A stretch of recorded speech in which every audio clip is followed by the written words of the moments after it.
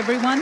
Thank you all so much for joining us here at the International Interfaith Conference, United in Liberty, the Rise of Spiritual Diplomats. My name is Olga Schmidt, and I am so honored to welcome to the stage a world-class opera singer, Miss Maria Maksakova, to perform the U.S. national anthem. Her performance will be followed by the Pledge of Allegiance, led by Chief Joseph Riverwind, the war chief of the Arawak Taino tribe of Puerto Rico and the U.S. Army veteran. And after, Bishop Leon Benjamin will give us the opening blessing. We'll follow it in that order. So please help me welcome Maria Maksakova.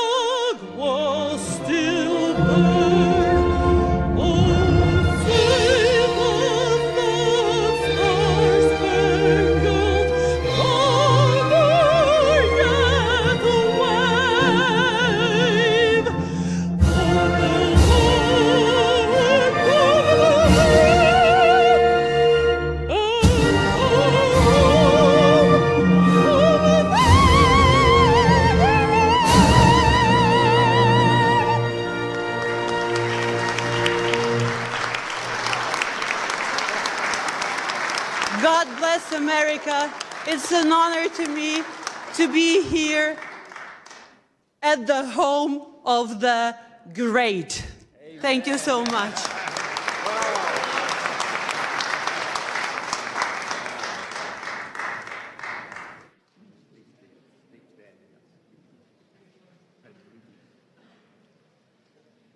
Chief Joseph Riverwind will join us next.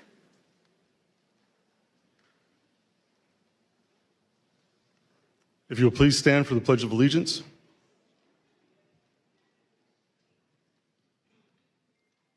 I pledge allegiance to the flag of the United States of America and to the republic for which it stands, one nation, under God, indivisible, with liberty and justice for all.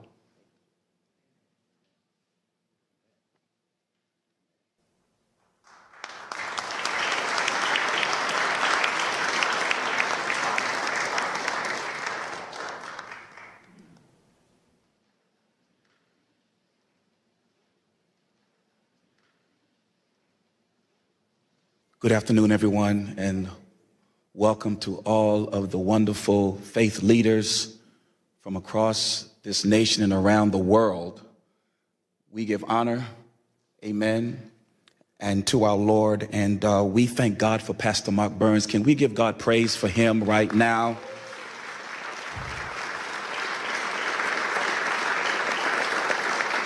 The rise of spiritual diplomats as we pray today.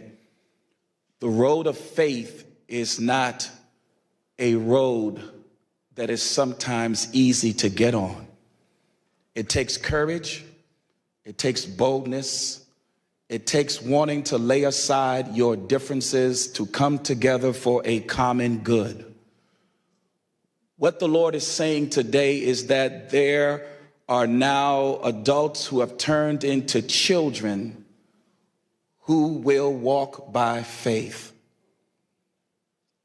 Adults sometimes want to have their way, but children say whatever the Father says. We want us to come together as children of God, to get on this journey together as Pastor Mark Burns has laid this out, that we need to solve the problems around this world. You are the solutionaries that have come together. Give yourself a hand for being the solutionaries. The psalm says, praise ye the Lord, in Psalms 133, as I pray this scripture.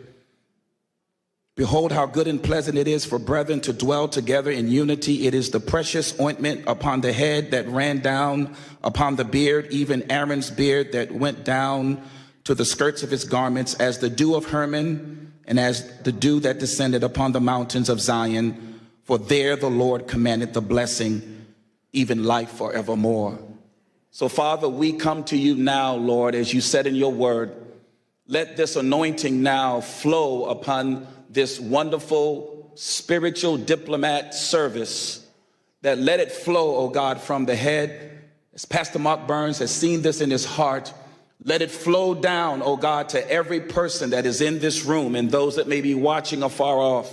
Let it flow so that, oh God, everything that is disjointed may come together in the spirit of unity. Let it flow until, oh God, every, oh God, type of defrailment and defragment, anything that cannot be joined together, let it be, oh God, put away and lay it aside so that the true unity can manifest in this room today. Father, we thank you, Lord, for a growing surge, oh God, of faith that is now rising in the hearts of men and women that have come together to solve the problems, oh God, that make for peace around this world. This whole globe needs, oh God, peace. And so therefore, Father, we command the blessing to come now, that every heart, every mind, every soul, every person gathered together here today will now begin to get a divine download because of the anointing. It'll come, and your solutions, your way of doing things will unite with men and women across this globe, and we shall solve the problems of this earth, and this earth will be blessed because of your faith. We thank you now. We thank you, Heavenly Father, that you chose us for such a time as this. Bless Pastor Mark Burns. Keep his heart, oh God, secure and safe in you, and allow these roads that have never met before. Now we are joined together, and the earth will be better for it because of us. We thank you for it now. It's in the name of the God of Abraham, the God of Isaac, and the God of Jacob, in Yeshua HaMashiach, the name of the Lord Jesus Christ, our Lord and Savior. We thank you for it now. It is so, and it is done. Let everyone in this room that touches and agrees say amen.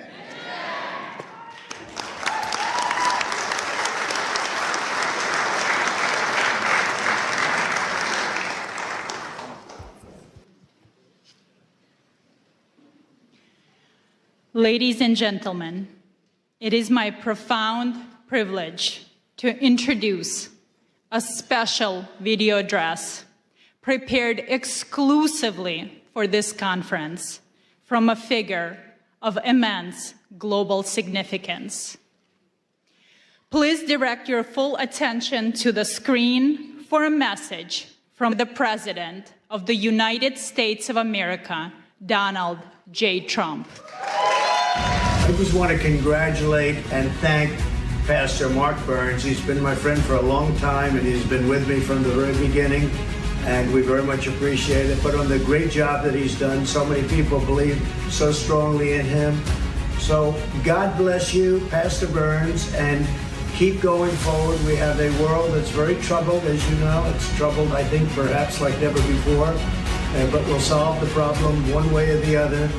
Thank you very much for the great job you've done, Mark, and keep it up.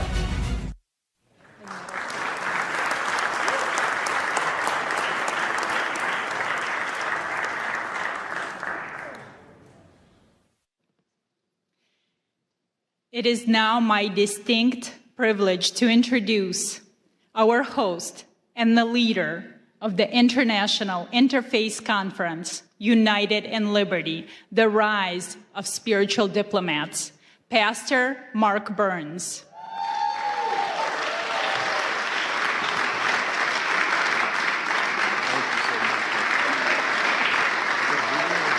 There's more. Pastor Burns serves as a spiritual advisor to President Donald Trump and is the chairman of the Spiritual Diplomats, standing at the vital intersection of faith, diplomacy, and public life. He's also the founder of the Harvest Praise and Worship Center and the co-founder of the Now television network, extending his influence across faith, media, and global engagement. Pastor Burns boldly promotes unity and justice. Through quiet diplomacy and principled leadership, he engages in spaces where traditional politics often cannot reach, building bridges, fostering reconciliation, and advancing peace. Pastor Burns. I love you. Wow, wow. Well, you may be seated, First of all, thank you all so much to all of you faith leaders that are here. Can you just give yourself a really big hand clap? I can't hear nobody. Now, I say this everywhere I go, whether I'm at the synagogue or whether I'm at the mosque. I say this everywhere. Can we pretend for a brief moment that you're at a Black Baptist church in South Carolina and just open your mouth? To all of you wonderful, wonderful leaders from around the world, it blesses me so much to see you that are here. To ALLATRA and to Creative Society and to all of the wonderful volunteers from around the world that has helped make this happen. I just believe that we are truly the answer to ending true wars in this world and bringing world peace. You that are in this room right now, your voice matters. And I believe that in a society where we are breaking down barriers, in a society where division walls are being drawn up, it is we, the faith leaders of this world, that don't carry weapons, we carry wisdom. We don't carry policies, we care about people. And that's why we are here today.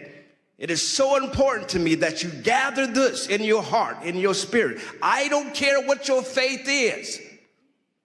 I know that regardless of what you believe, we stand in unity on peace and love. We are the advocates to speak for the voiceless. If you agree, say yes to that. Yes.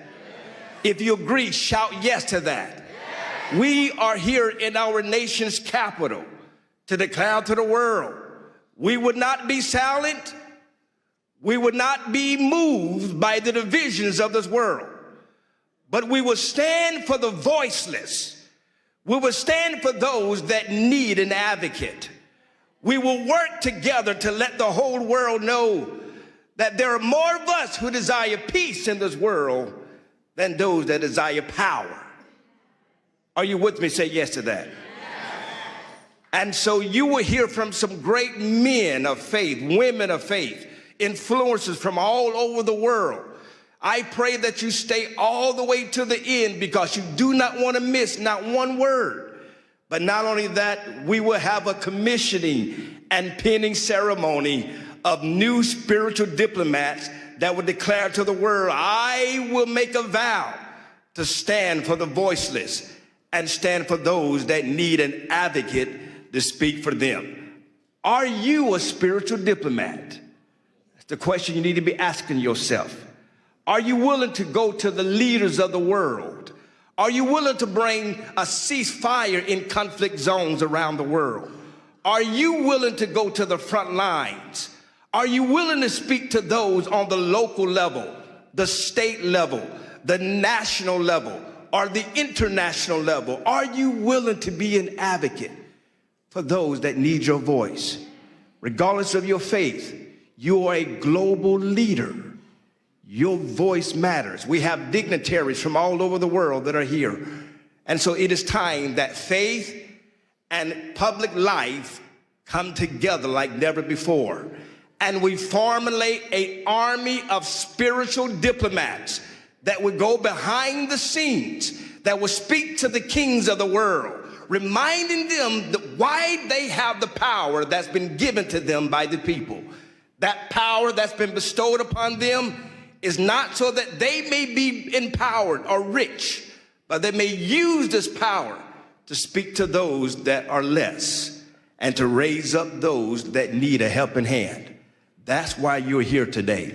And together with all the faiths that are coming from around the world, this is what the world should look like. We are the true representation of human life and human dignity. This is a charge that you will receive today, to be a true spiritual diplomat. That you would go to your Muslim brother, you would go to your Jewish brother, you would go to your Christian brother, whatever the faith is, your Hindu brother, your Buddhist brother, whatever your faith is, regardless of what you believe or how you pray, you would stand on the fact that we are united in peace and in unity and in love. That's why you're here. And I pray that you received a mantle, a charge to go out back to your countries, to go out back to your states, to go out to your provinces, to speak to the kings of your world, to speak to the leaders of politics and political world, and to remind them that you will be the voice of moral compass in their life, and remind them when they veer off and they start serving self-interest, you will be a voice to bring them back to the center and remind them who they are and why God has selected them in leadership. Let's bring peace to the world. Let's end the conflicts of the world. There's so much more that we're going to be doing together. This is not just a meeting. I need you to understand me clearly. If you're here just to be one of the number, if you're here just to take pictures, we don't need you nor want you. But if you truly here to roll up your sleeves and become the pit bulls of the world, and remind the leaders that you will not be silent, you will not be moved, but you will stand for those that are lost. You will lead the marches where there may need to be marches led. You will speak up for those that are being killed viciously. You would not be just keyboard warriors, but you would advocate for those that desperately need your leadership. If you agree with me, say yes to that. So that's why you're here. We're uniting the world together. And we started right here in our nation's capital. God bless you. Thank you all so much. There's much more to come. Please, please, stay to the end. You want to be commissioned. You want to be commissioned as a true spiritual diplomat, where you receive one of these spiritual diplomat pens that you wear with pride, that you're telling the world, I am a leader you could call on. I am a leader that will stand in the gap. I will always fight for those that need a voice and a helping hand. God bless you. Thank you all so much.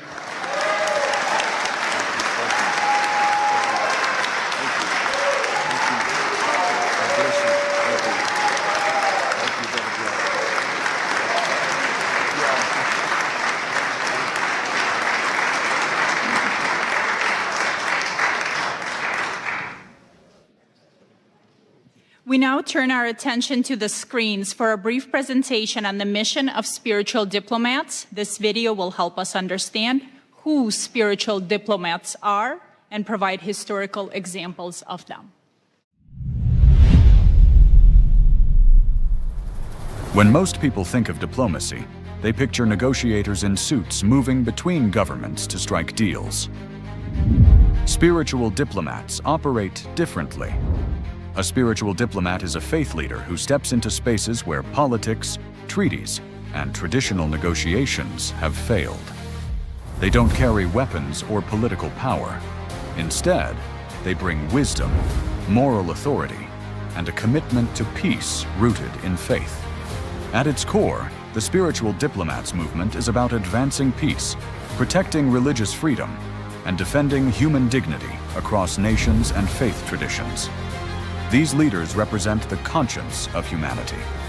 They include pastors, priests, imams, rabbis, and other faith voices who work together beyond political lines to foster dialogue and reconciliation. Their work is driven by shared values like safety for children, dignity and freedom for all people, justice, and the right to worship without fear.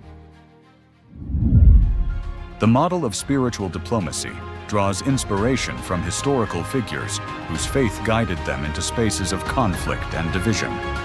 People like Reverend Billy Graham, who stood before world leaders with courage and conviction, Sheikh Abdullah bin Baya, who worked alongside Christian, Jewish, and political leaders to foster understanding and protect religious minorities, Archbishop Desmond Tutu, who fought apartheid with faith and moral clarity, Gandhi, whose nonviolent resistance reshaped a nation, Dr. Martin Luther King, who stated that he dreams of a day where you're not judged by your color, but by the content of your character, and other interfaith leaders, who showed that moral courage can change the course of history. But spiritual diplomats don't only focus on big symbolic acts. They engage in quiet diplomacy by meeting with leaders in sensitive contexts, create safe spaces for interfaith dialogue, stand with refugees and persecuted communities, and advocate for religious freedom in global forums. They also work in conflict mediation, helping calm tensions, rebuild trust, and open the door to reconciliation where political solutions have stalled. A spiritual diplomat is not defined by nationality, title, or political office. A spiritual diplomat is defined by moral authority, by the courage to stand in places of tension and say that peace, dignity, and freedom of belief still matter. This movement also brings people together across faith lines. Events like the International Interfaith Conference, titled United in Liberty, the Rise of the Spiritual Diplomats, convene religious leaders from around the world to talk about practical paths to peace, grounded in shared values and mutual respect. This movement is intentionally interfaith. It does not ask leaders to compromise their beliefs. It asks them to stand shoulder to shoulder around shared values: the protection of life, the safety of children, the freedom to worship without fear, justice rooted in compassion, peace built on truth. Ultimately, being a spiritual diplomat means working at the intersection of faith and public life to remind the world that real leadership serves humanity. It is a form of moral engagement that seeks to heal divisions, uphold freedom of belief, and show that peace is possible when faith leaders walk together, not as political actors, but as peacemakers and advocates for human dignity. This is the calling of a spiritual diplomat: to walk into difficult spaces with wisdom, to listen before speaking, and to lead, not with authority alone, but with good moral conscience. Are you a spiritual diplomat?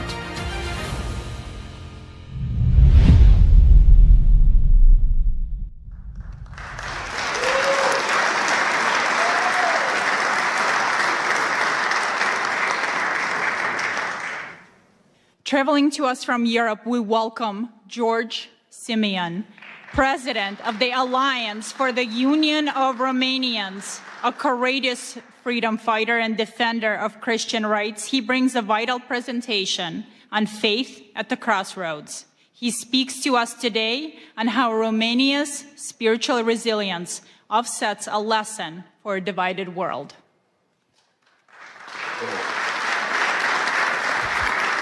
Thank you. It is with great pride that I am part of this movement. It is with great pride that I am the first speaker in this conference. And it is with great pride that I share the same values with Pastor Burns.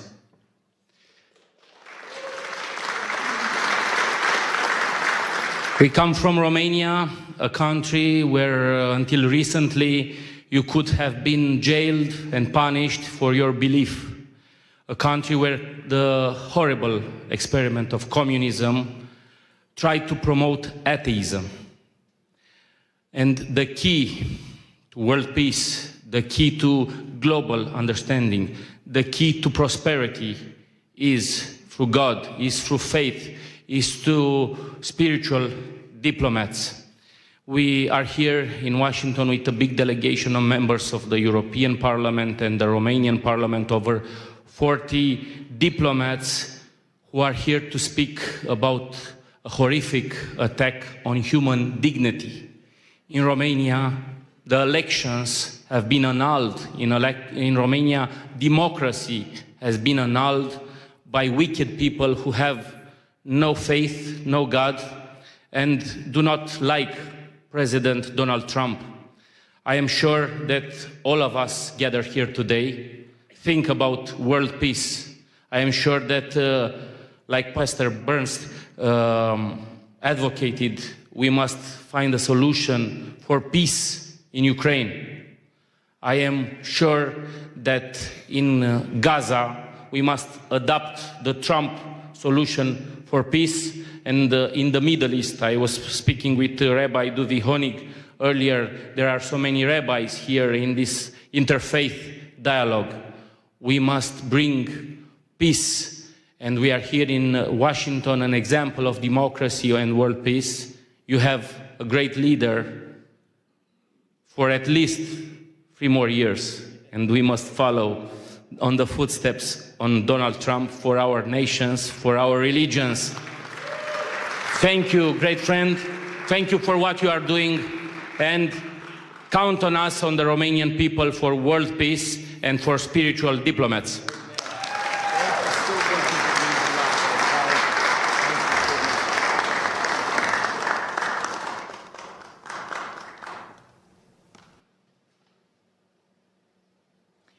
Our next speaker is Brock Pierce, a renowned futurist, philanthropist, and the co-founder of the Tether and the EOS ecosystem. He is a visionary who understands that in times of crisis, action cannot wait for the government. He will speak on the critical role of private citizens and technology in humanitarian aid.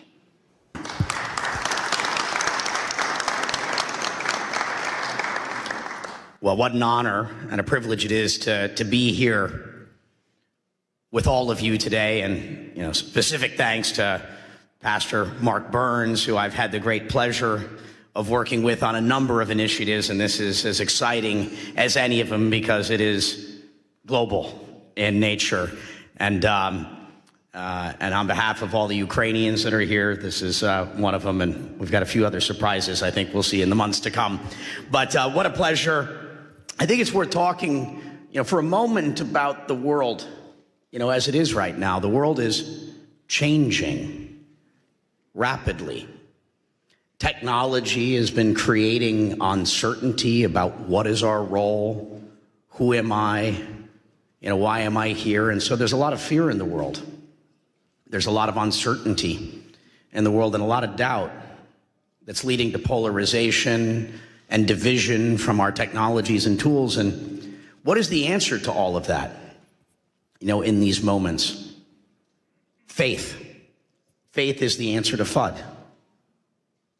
When you're feeling lost and you don't know where to go, faith is the answer. And that's what's brought us all together here today, is that we all believe in something more than our current moment, our present reality.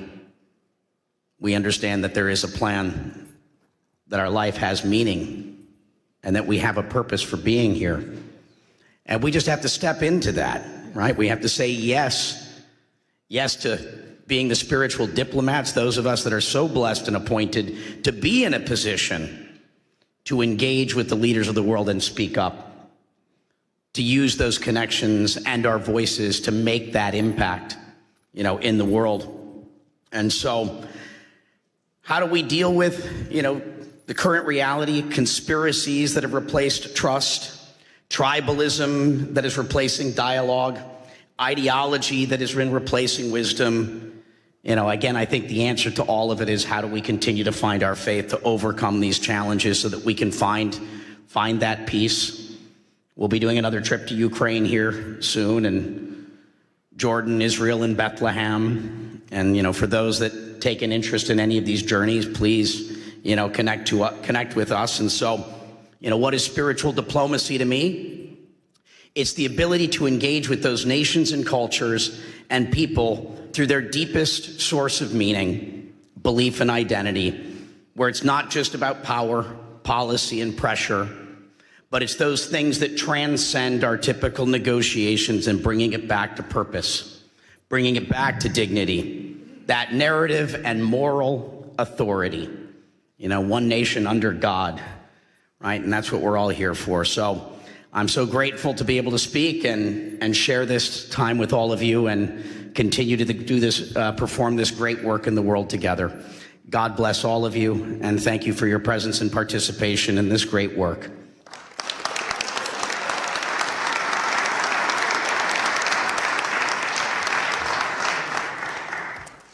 Now it is my distinct honor to introduce a video address by Rabbi Shlomo Moshe Amar, the former Sephardic chief rabbi of Israel and Jerusalem.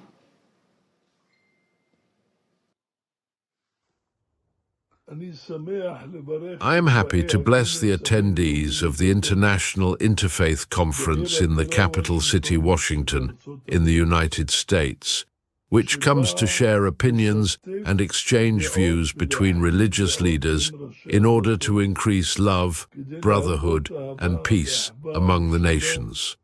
We see that America's been blessed with a dear and important president, the Honorable President Donald J. Trump, a lover of peace and a pursuer of peace. And I'm confident that this initiative also comes from Pastor Mark Burns, who President Trump appointed to lead this initiative. I met Pastor Mark Burns in New York, and his entire goal is to increase friendship and brotherhood among nations. This is a very, very blessed thing, to bring about understanding that will prevent wars and prevent great troubles and will increase good life among people, among religions, and among nations. May it be God's will that the blessing of the Lord rests upon you. Do correct things for the good of the entire universe and all inhabitants of the world. And may we hear and be heralded with good news, peace, and blessing. Amen. Amen.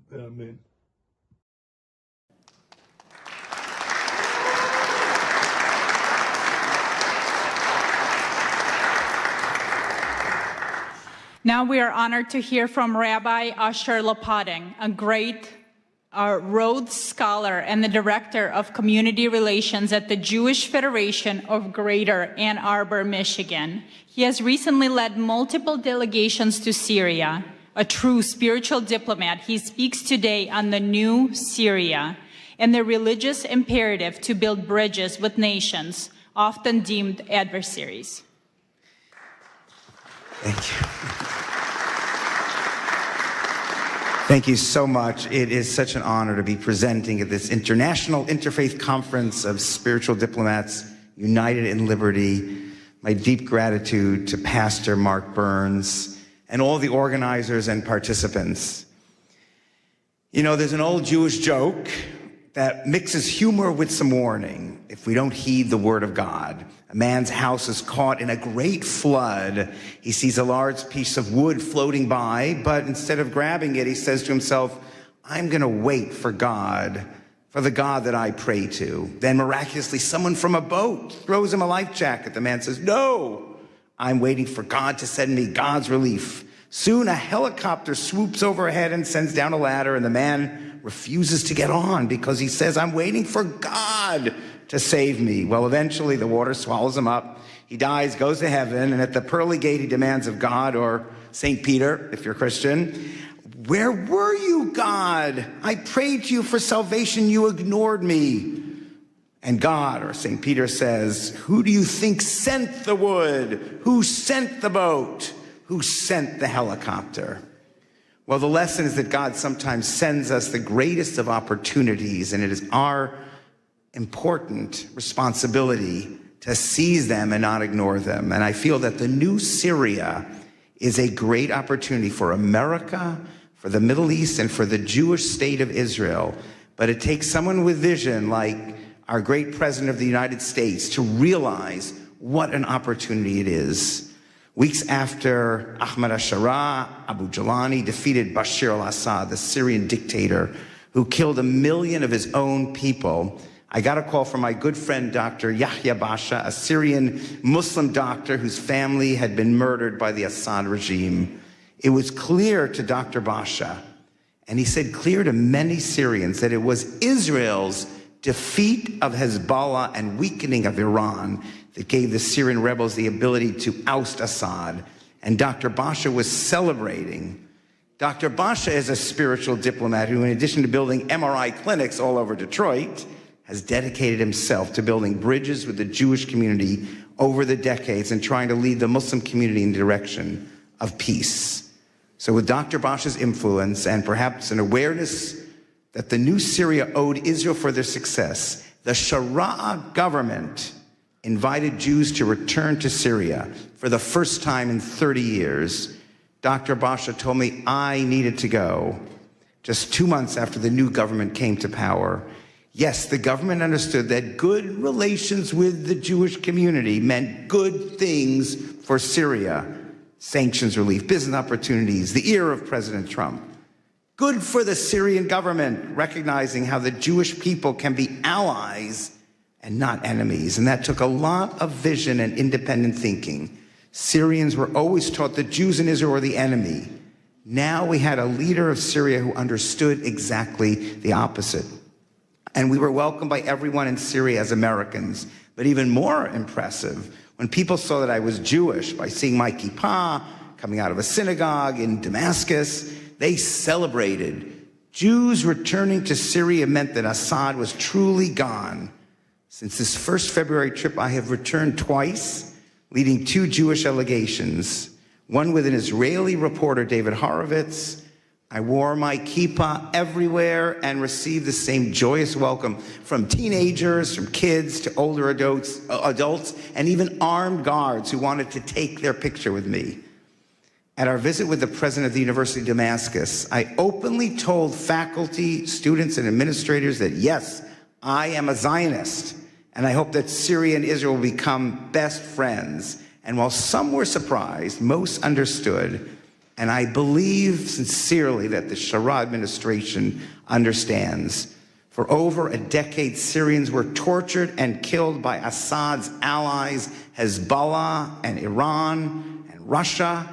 And Hezbollah alone killed tens of thousands of Syrians. So now Syria and its leadership understand that those who obsess with destroying Israel and America, Hezbollah, Iran, ISIS, Houthis, they are not friends. They are enemies of the new Syria, just as they are enemies of Israel and America. So after 3 trips, meeting with the Minister of the Muslim Waqf, the Minister of the Economy and Labor and Social Affairs, and many, many in the Foreign Office, I now am invited 2 more times to bring Jewish leaders, business leaders, and rabbis. And I can say with faith that a strong, unified Syria can be a great ally of America and Israel. God bless President Donald Trump for seeing this early on when he met with Sharaa in May.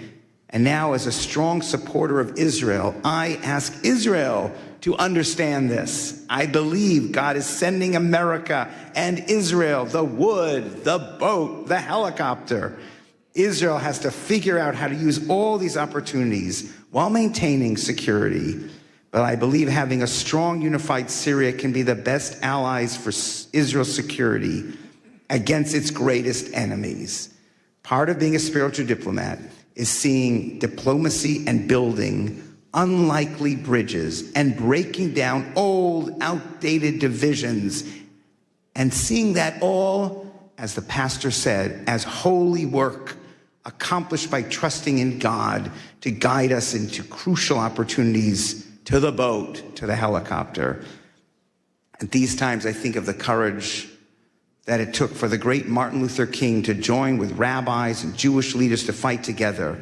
Folks with different religions and backgrounds, but united in spirit and understanding and a respect for all human beings created in God's image.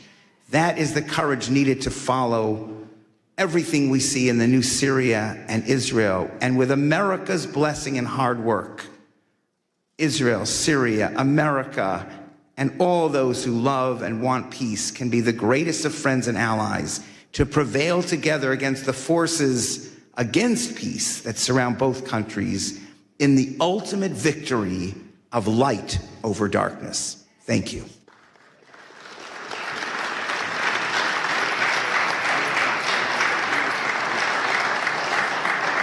Thank you. And next, please welcome His Excellency Sheikh Ashraf Effendi, a distinguished Sufi master from the Naqshbandi order and a global peace ambassador. Sheikh Effendi came here all the way from Germany. He brings us wisdom from the Sufi tradition on the theme, "In God We Trust," emphasizing the key role of rope of God and divine blessing. And we will have a translator. Thank you very much. Assalamu alaikum wa rahmatullahi wa barakatuhu. Möget ihr alle im Namen des Herrn gesegnet, gegrüßt und von seinem Lichte geführt sein. In the name of Allah, the most gracious, the most merciful. In the name of the Lord, may you be greeted and blessed and guided by His light forever. Zweifellos ist dies eine himmlische Zusammenkunft und das Werk göttlicher Inspiration. This is a divine meeting and standing under divine inspiration of God.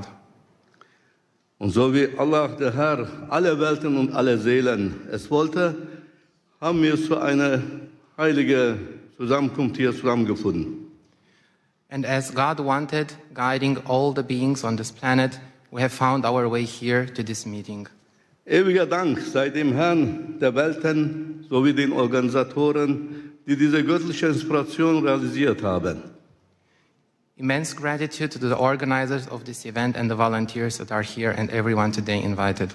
Wir werden uns noch später bei Ihnen bedanken, ausführlich bedanken noch. Doch wir haben jetzt nicht die Zeit. Bevor die rote Karte gezeigt wird, müssen wir zum Thema kommen.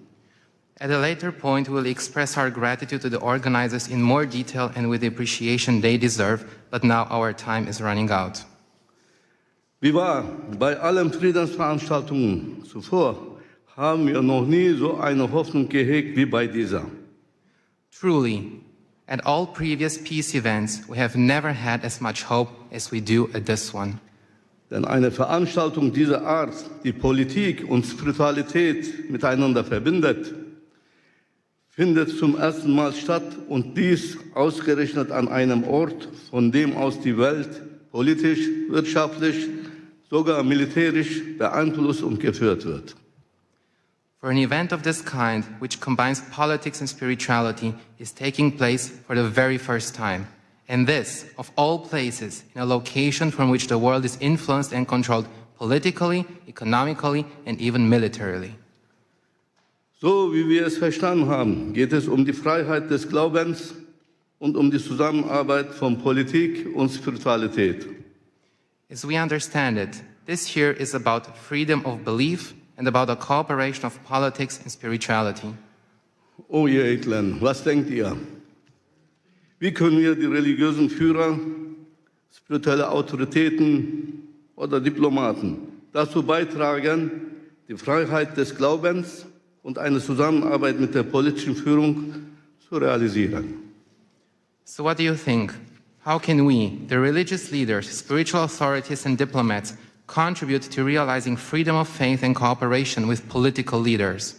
Müssten wir dafür nicht zuerst selbst in unsere eigenen Reihen die Ketten des Extremismus sprengen und unseren Glauben von jedem Extremismus befreien? Don't we have first to break the chains of extremism ourselves within our own ranks and free our faith from all extremism? Wie wahr, Keine Glaubensgemeinschaft ist frei von Extremismus, dem Satansvirus. Truly, no religious community is free from extremism, the virus of Satan. Wie können wir als Menschen des Glaubens dann Frieden und Glaubensfreiheit schaffen unter den Geschöpfen der Menschen? How can we, as people of faith, create peace and freedom of belief among the Lord's creatures? Um Extremismus im eigenen Glauben zu bekämpfen, müssen wir selbst, also wir, die Vertreter unseres Glaubens, konsequent an den goldenen Regeln, dem göttlichen Kodex festhalten. So in order to combat extremism in our own faith, we ourselves, we, the representatives of our faith, must consistently adhere to the golden rules, the divine code. Zum Beispiel im Islam. Wer einen Menschen tötet, ist, als hätte er die gesamte Menschheit getötet. For instance, in Islam, whoever kills a human being is as if he has killed all of humanity. Zum Beispiel im Judentum. Du sollst nicht töten und du sollst nicht begehren, was dem anderen gehört. For example, in Judaism, thou shalt not kill, thou shalt not covet what belongs to another. Zum Beispiel im Christentum. Liebe deinen Nächsten wie dich selbst. For instance, in Christianity, love your neighbor as thyself. O ihr edlen Diener des glorreichen Herrn, wisset, nur wenn wir die Kodizes der Religion des Glaubens ernst nehmen, sie an höchste Stelle setzen, achten und als das Seil Gottes festhalten, können wir eine gute Beziehung zu unserem Schöpfer aufbauen, dem einen und einzigen Herrn. O noble servants of the glorious Lord, know that only when we take the codes of the religions of faith seriously, put them first, respect them, and hold tight to them as to the rope of God, can we build a good relationship with our Creator, the one and only Lord. Ohne Zweifel, nur er kann uns den Frieden schenken. Moreover, only He can gift us peace. Denn nur er, der Glorreiche, ist der Herr des Friedens. Natürlich bedient er sich stets eines Werkzeuges für alles, was auf Erden geschieht, auch für einen wahrhaftigen Frieden in der Welt. For only He, the glorious one, is the Lord of peace. Of course, He always uses a tool for everything that happens on earth, including for true peace in the world. Möge Präsident Trump derjenige sein, der dazu berufen ist, Frieden in die Welt zu setzen, da er auch die Macht besitzt, dies zu realisieren. May President Trump be the one called upon to bring peace to the world, as he also has the power to make this happen. Möge er dafür mit einem himmlischen Friedenspreis vom Herrn des Friedens selbst gekrönt werden. Eine Auszeichnung, die niemandem zuvor zuteil wurde. And may he be crowned with a heavenly peace prize from the Lord of peace himself, an honor that has never been bestowed upon anyone before. Mr. Trump, don't need Nobel Prize. Doch zurück zum Thema. Für die Freiheit des Glaubens müssen die Religionsgemeinschaften zunächst in Aufrichtigkeit zusammenkommen und füreinander Sorge tragen. But back to the topic at hand. For the freedom of faith, religious communities must first come together in sincerity and care for each other. So dass wir innerhalb unserer jeweiligen Gemeinden Buddhisten, Juden, Christen, Muslime, Indogene und so weiter sind, uns jedoch in der Öffentlichkeit nicht entlang dieser Zugehörigkeiten voneinander abgrenzen. So that within our respective communities, we're Buddhists, Jews, Christians, Muslims, indigenous peoples, etc., but in public, we do not separate ourselves from one another along these lines. Nein, für uns selbst sind wir die Buddhisten, die Indigenen, die Christen, die Juden, die Muslime. Doch in der Öffentlichkeit müssen wir uns zeigen, Hand in Hand als Allianz der Gläubigen. No. For ourselves, we are Buddhists, indigenous people, Christian, Jews, Muslims. But in public, we must show ourselves hand in hand as an alliance of believers. Titel und Namen der Religion in der Öffentlichkeit, wie Judentum, Christentum und Islam, werden uns nur voneinander trennen und entfremden, und das darf auf keinen Fall mehr geschehen. Titles and names of religions in public, such as Judaism, Christianity, and Islam, will only separate and alienate us from one another. This must not be allowed to happen again. Lass uns daher laut und deutlich dieses Verständnis der ganzen Welt zu erkennen geben und stark betonen, wir sind die Rabbaniun, wir sind die Gottergebenen. Let us therefore make this understanding known loud and clear to the whole world and emphasize strongly, we are the Rabbaniyun, we are the God-devoted. Und mehr noch, erheben wir von diesem Ort aus unsere Stimme, von jenem Ort, von dem die Geschicke der Welt politisch, wirtschaftlich und militärisch gelenkt werden. Wir richten unseren Ruf an die politischen Führungen und Regierenden, alle Länder und Völker dieser Erde und sagen, and more than that, let us raise our voices from this place, from the place where the fate of the world is controlled politically, economically, and militarily. We address our call to the political leaders and rulers of all countries and peoples of this earth and say, so wie auf dem US-Dollarschein die Worte in God we trust geschrieben stehen, möge auch das Gebäude der United Nations jene Worte tragen. Worte, die das Vertrauen der US-Bürger geprägt und ihre Währung zur wirtschaftlichen Weltgeltung geführt haben. In God we trust. Just as the words, "In God we trust," are written on the US dollar bill, may the United Nations building also bear those words. Words that have shaped the trust of US citizens and led their currency to global economic significance. In God we trust. Und mehr noch, im Gebäude der United Nations sollte unbedingt ein House of Believers errichtet werden. Ein Ort, an dem die religiösen und spirituellen Autoritäten der Welt als vereinte Gemeinschaft der Gläubigen zusammenkommen, um bei den Entscheidungen über die Zukunft der Menschheit mit der politischen Führung, mit geistiger Stimme der Menschheit mitzuwirken. And furthermore, in the United Nations building, a house of the believers should definitely be established, a place where the religious and spiritual authorities of the world come together as a united community of believers, where they come together to participate in decisions about the future of humanity with political leaders as a spiritual voice of humanity. Denn wir haben gesehen, dass Politik allein nicht ausreicht für Frieden und für eine glückliche Menschheit. For we have seen that politics alone is not enough for peace and for a happy humanity. Wenn die Politik der Körper der Menschheit ist, so ist der Glaube die Seele der Menschheit. Der eine kann ohne den anderen nicht existieren. If politics is the body of humanity, then faith is the soul of humanity. One cannot exist without the other. Möge Allah der Herr alle Seelen, diese Konferenz und ihre Organisatoren, Teilnehmenden segnen und mit seinem Licht führen. May God bless this conference and all the participants in this conference and hear all of us with his ears. May Allah Almighty bless and guide you. Assalamu alaikum.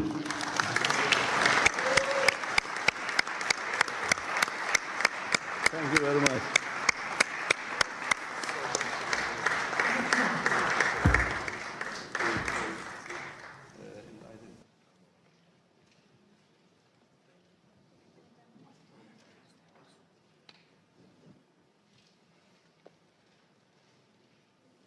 Thank you very much. I'm pleased to introduce Rabbi Duvi Honig, founder and CEO of the Orthodox Jewish Chamber of Commerce. He has dedicated his life to uniting communities through economic cooperation. Today, he speaks on commerce as common ground, exploring how business can protect religious freedom and democratic integrity.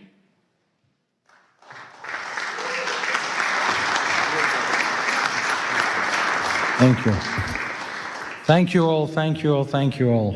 Before I begin, I want to thank Pastor Mark Burns for his leadership, partnership, and tireless efforts in bringing today's International Interfaith Conference together.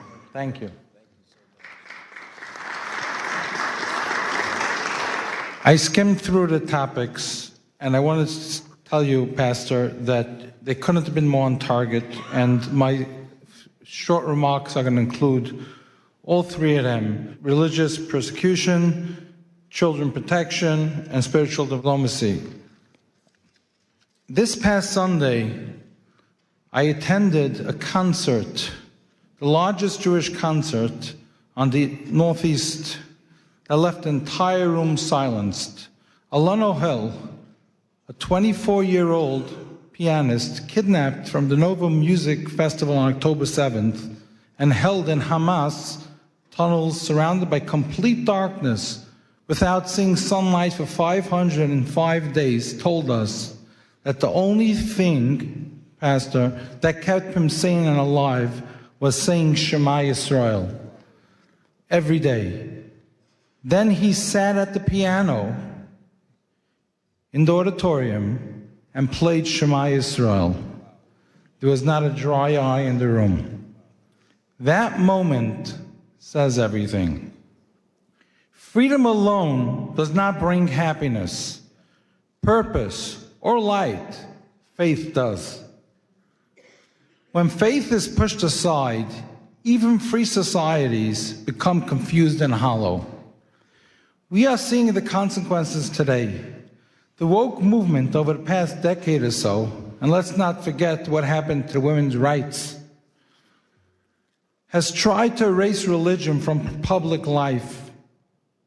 They ridicule moral boundaries and punish those who openly live by their faiths and basic truths, leaving a generation unanchored, divided, and increasingly hostile to one another, all in the name of democracy. That means all us religious leaders, we were absolute with the woke movement because we kept the Shabbat. We didn't want to go to work, so we had to file those briefs to protect religion. Christians on Sunday, all those things. A man, a woman, who's a man, who's a woman. Would you believe that today the Supreme Court's using our taxpayer dollars to decide if a man's a woman's a man? Come on. And I want to go on a little more over here, okay? The woke movement, anti-Semitism, confusion, anger, is not how it was during the Holocaust. It's very different. We have simple, confused children in the next generation. Imagine if you're told two men are your parent. Imagine if you taught, follow the science, follow the biology, follow science. Okay, I'm following it. COVID, follow science. Okay, I'm following it. So how could you tell me in school that a man's a woman and a woman's a man? That brings inner anger. That brings frustration. That brings confusion to the next generation. That destroys our country, our nation, our values. They are hijacking democracy. We are here today to claim it back. Thank you, Pastor. We owe gratitude to President Donald Trump for taking a clear stand against the woke movement. And we all know the lack of stories, people saying he's abusing women. He's the one who's standing up to protect women. There's another issue I want to discuss, and I'm over here, by the way, I'm not wearing any gloves. I'm here, I told the pastor when he spoke, whoever's here for pictures, please leave.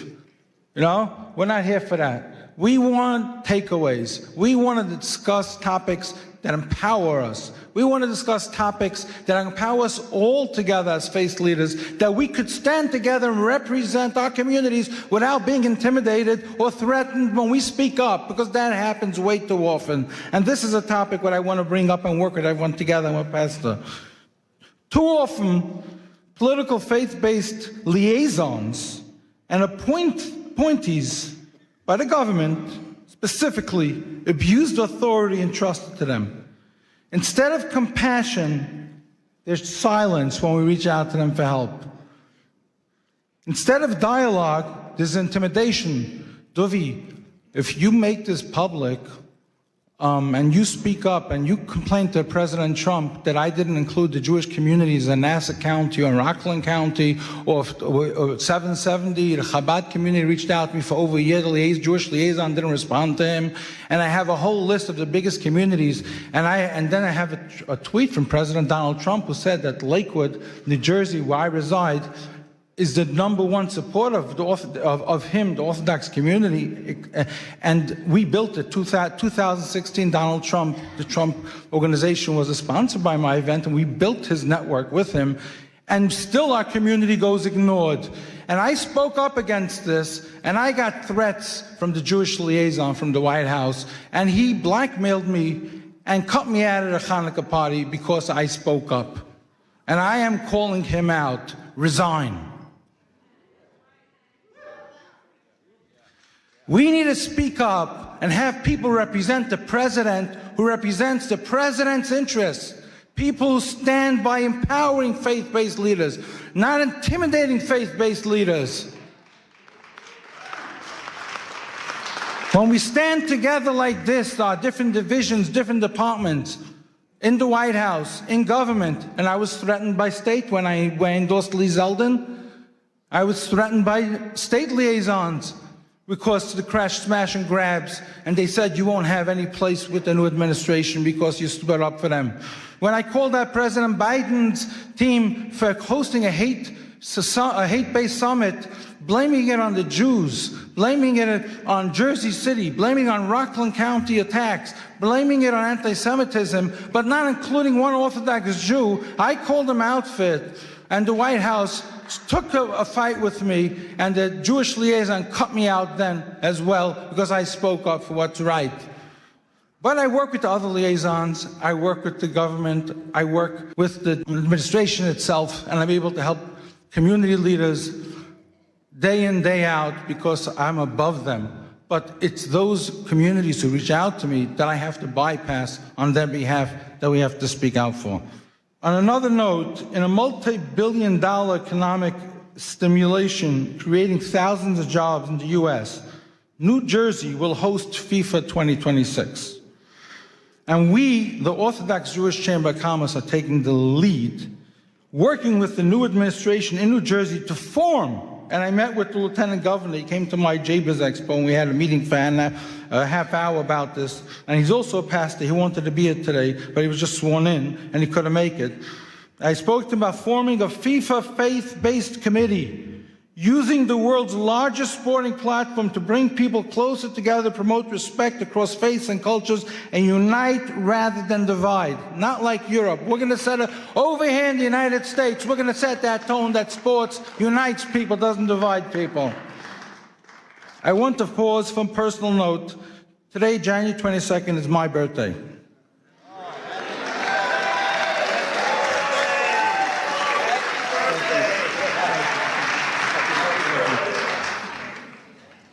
And it is also the 21st wedding anniversary of President Donald Trump and First Lady Melania. On behalf of our community, the Orthodox Jewish Chamber of Commerce, Pastor Burns and his team, we extend our warm congratulations and wishes and continues strength and leadership. Our chairman, J. Morton Davis, who couldn't be here today, he's close to 100, the close friend of the president, for half a century sends his congratulations to the president. And final, I also want to announce today, as the founder of the Morris Katz Foundation, together with my partners, Alan Dershowitz, Elon Carr, former U.S. Special Envoy and Monitor to Combat Anti-Semitism and CEO of IAC Today, Malcolm Homeline, Mayor Izzy Spitzer of New Square, and the Morris Katz Foundation Committee, that we, the Jewish community, have nominated President Donald Trump for the Morris Katz Presidential Legacy Award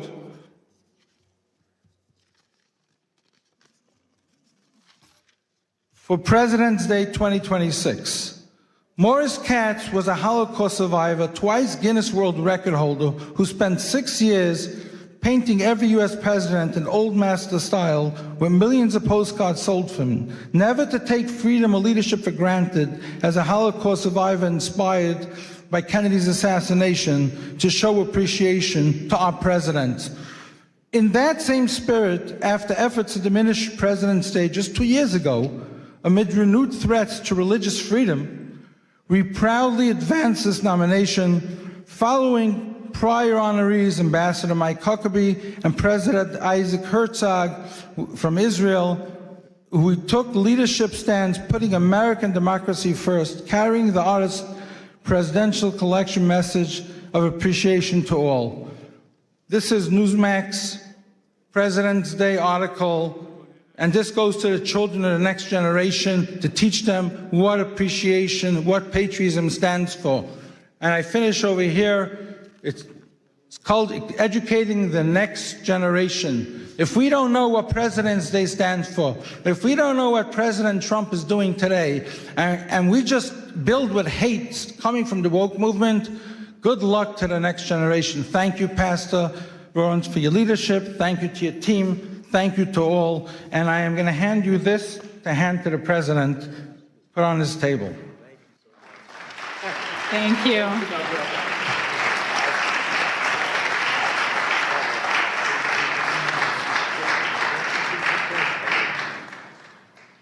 Our next distinguished speaker is Sir Professor Dr. Gabriel Paupe Andreoli, President of the Institute for Advanced Studies and Cooperation and an ethical AI leader affiliated with the Vatican. A polymath in medicine and ethics, he addresses the shift from law to conscience, discussing the future of global governance.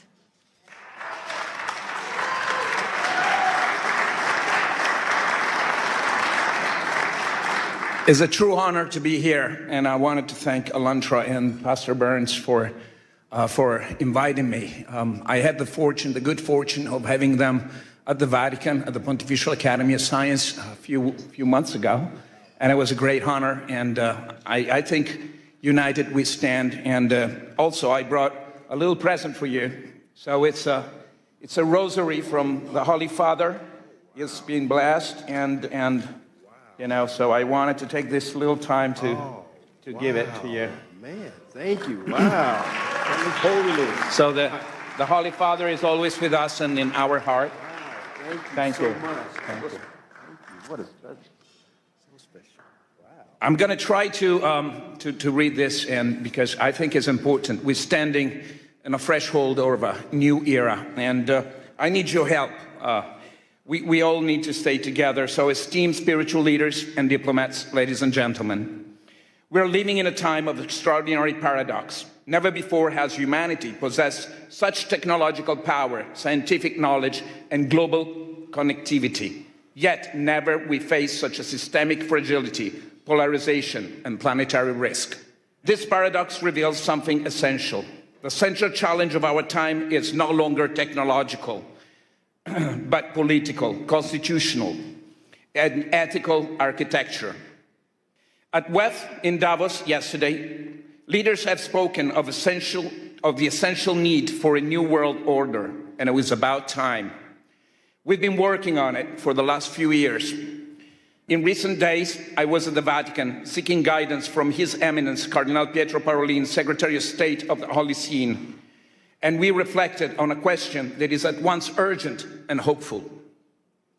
How can humanity move beyond fragmented effort and begin to shape a shared constitutional pathway for peace, for human dignity, and for regeneration of our Mother Earth?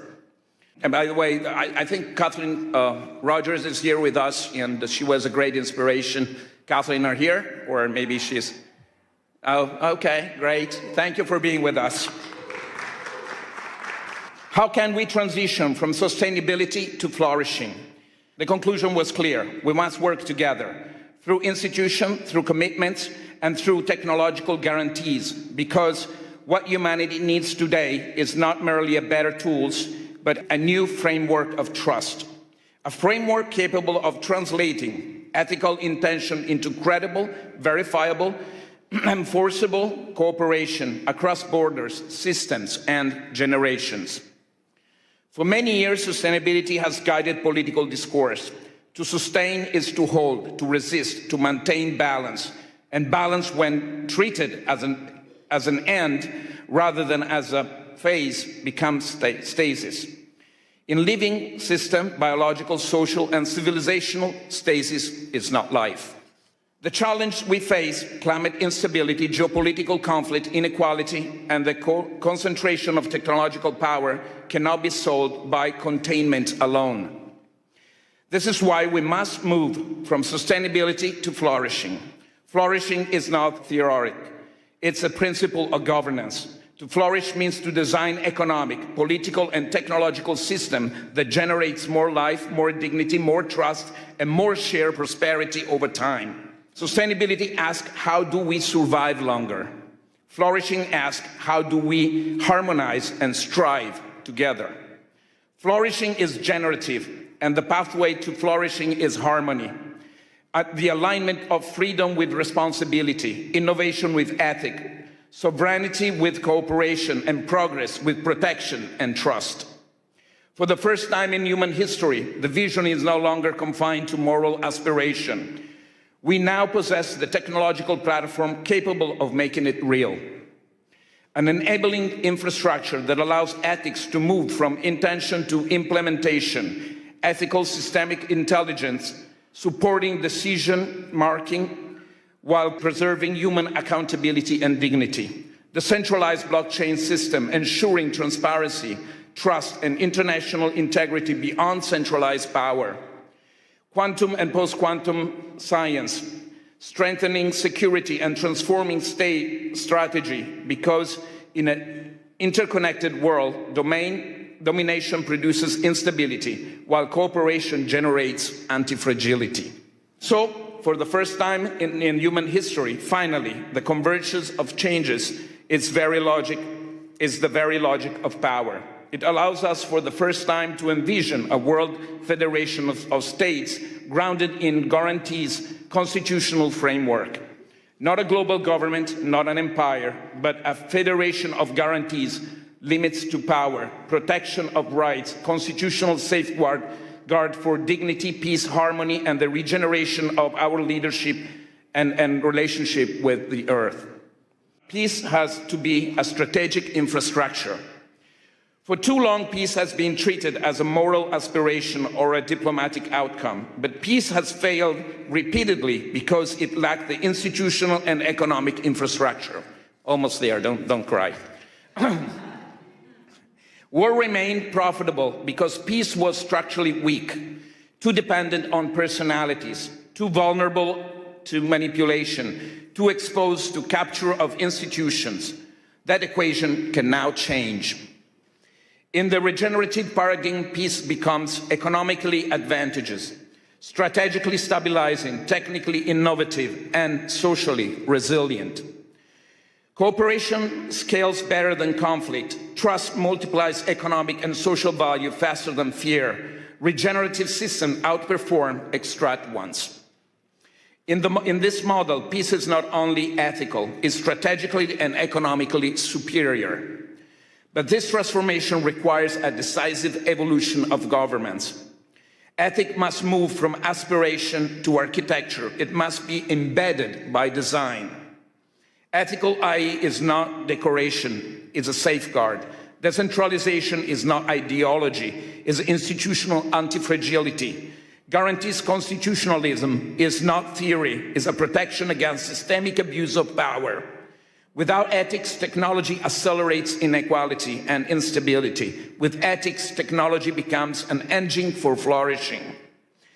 We're building a platform for scientific technological diplomacy, a space for spiritual dialogue beyond ideology, constitutional and policy proposals aligned with emerging technologies and practical frameworks where peace is treated as a system, not as a slogan.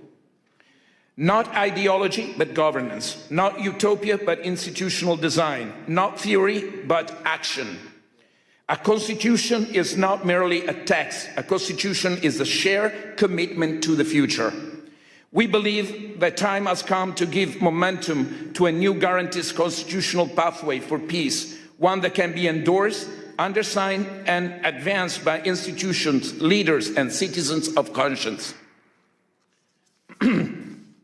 I therefore invite you all to engage, to follow this work, to contribute to it, to undersign it, and encourage others to do the same, because the future is no longer something we merely debate.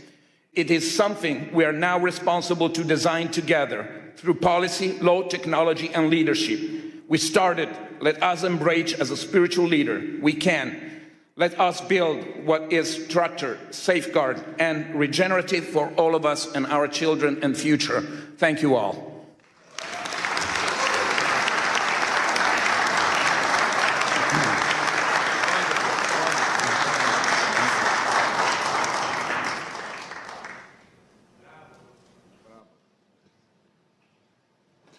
From Nigeria, we welcome Reverend Biodun Fadoyinbo, the Global Senior Pastor of the Commonwealth of Zion Assembly, impacting millions across Africa and the globe. He will share his experience on using spiritual diplomacy to end conflicts, drawing from his vast experience in Nigeria and beyond.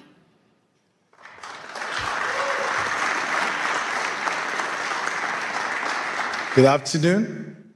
Such a joy to be here all the way from Africa. And I really appreciate Pastor Mark Burns for this privilege to speak with you. I want to thank you for this privilege, and I want us to know that it's very important for us to be here. And we are here because, not just because we've been invited here, but because God has brought us together and given us the kind of influence and affluence that we have to influence our world and to help our community and to experience peace.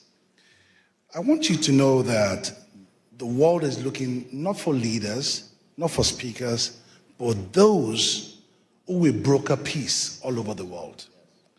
In this age where a sentence from a faith leader can shape hearts, move markets, and also topple governments. I'm not a diplomat by training, but I have witnessed negotiation where treaties have failed. But I've seen prayers accomplish what political pressure could not do. This is not a call to replace politics with religion. But religion does not compete, but it completes diplomacy. We speak not of ourselves, but we need to know that we are messengers of God. I have been a pastor for 27 years. I found out that faith leaders are the only people that speak for 1 hour plus, and nobody stands up to say, excuse me, I want to contribute. Even in the court of law, people can say, my Lord, I want to speak. But in religious gatherings, religious leaders just speak and influence people. Their words are looked upon as the words of God. With this authority and this place of authority that God has given to us, we need to learn how to influence people. Because sometimes the way we speak, let's be honest,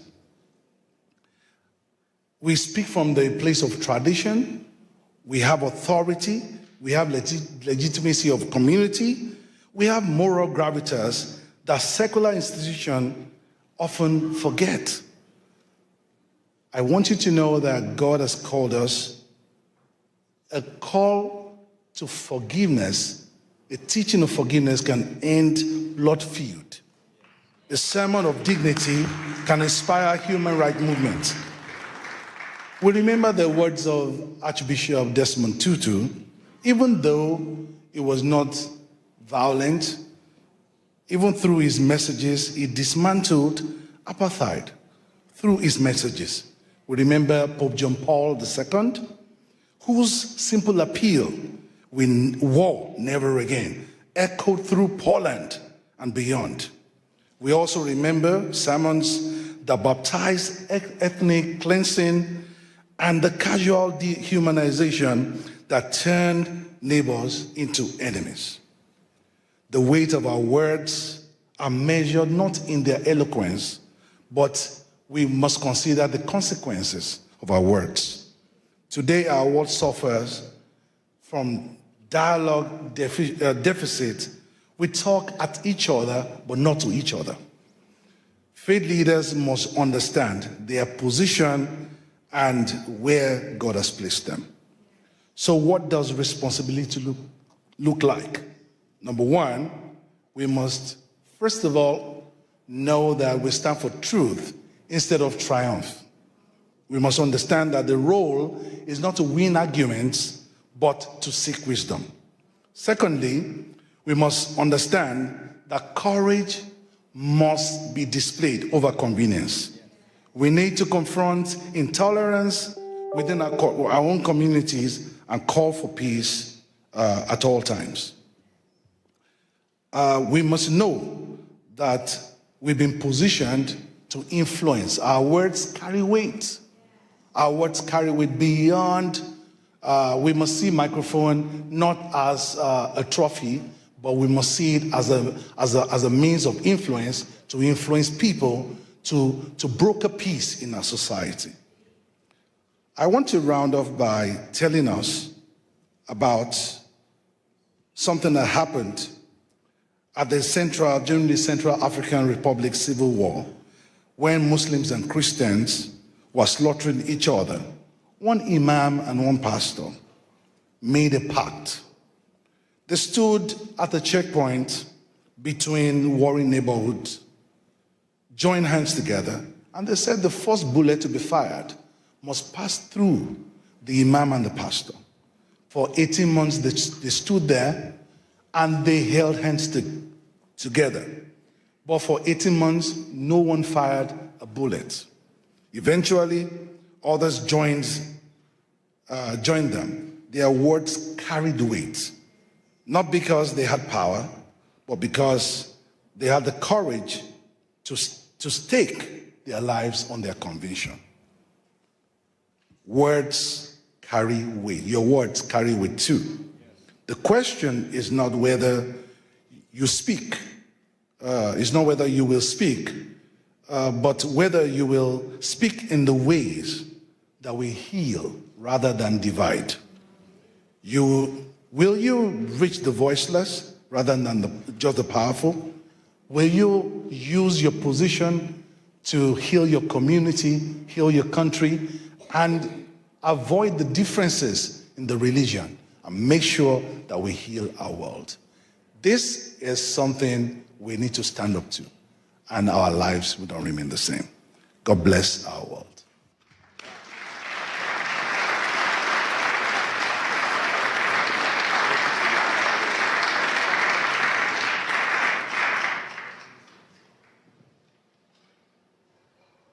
It is my honor to welcome Ms. Marina Ovtsinova, the president of the ALLATRA International Public Movement, and a specialist in global risk strategy who pursued her studies at Harvard University.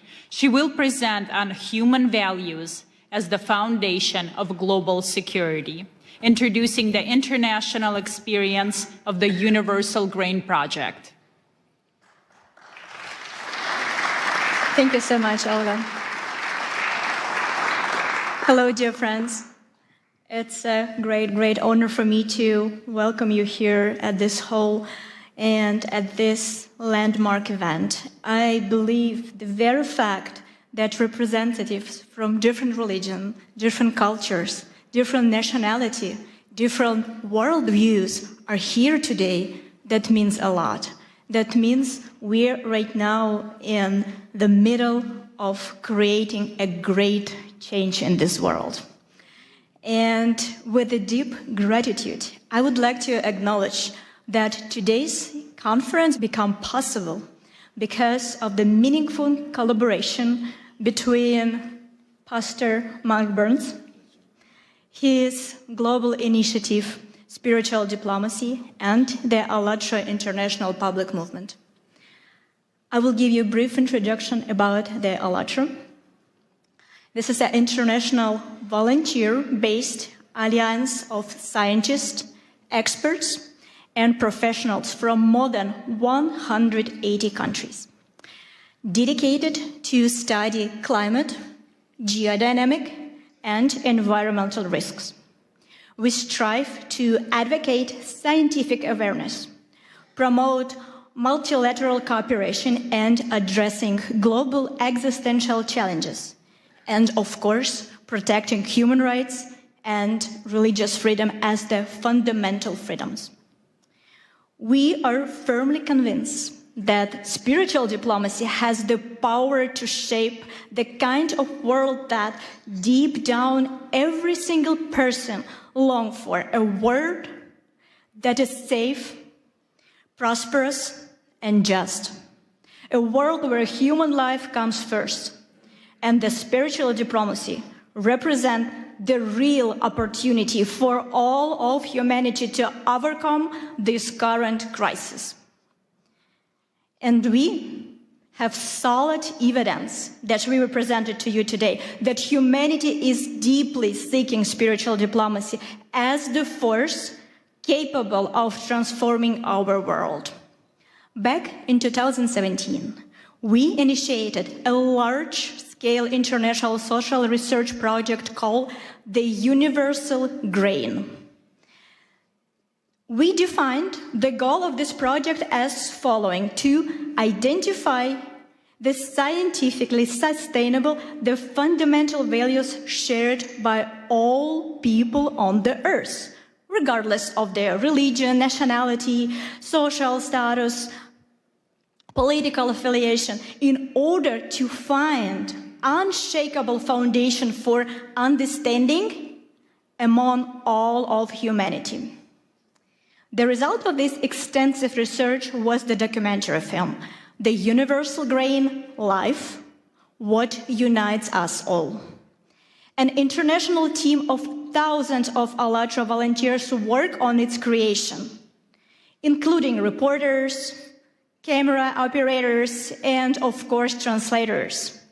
An unprecedented global public survey was conducted. Our volunteers went basically everywhere, into the streets of major cities, and they also traveled to the remote settlement of indigenous community. They spoke with a leading expert across scientific discipline, with representatives of different religion, tradition, with community and the ethnic leaders also, as well with the public figures and politicians. Around the world, we ask people one simple question: what unites all people on the planet, regardless of their religion, political views, skin color, or place of residence? Then, of course, we had to sit down and analyze thousands of responses. And what emerged was the holistic pictures. People in every culture aspire to the same thing: peace, safety, justice, and the opportunity to live a dignified life. This is the universal grain that lies at the foundation of all world religions and humanistic teachings. Why is this knowledge important today? Because we are living in an era of global climate and geodynamic and environmental change. The challenges facing our planet know no borders. Nature does not ask which religion we follow or what kind of passport you have, right? In the face of growing threats, we are all simply people, residents of one shared home, the Earth.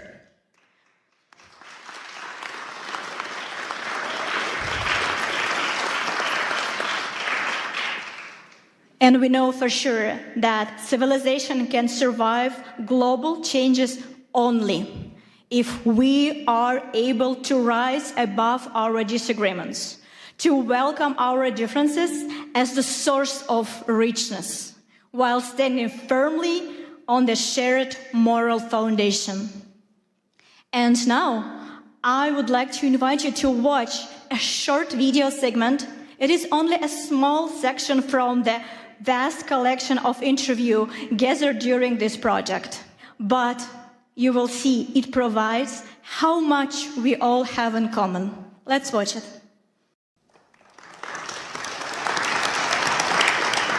Life on our planet manifests itself in an amazing diversity.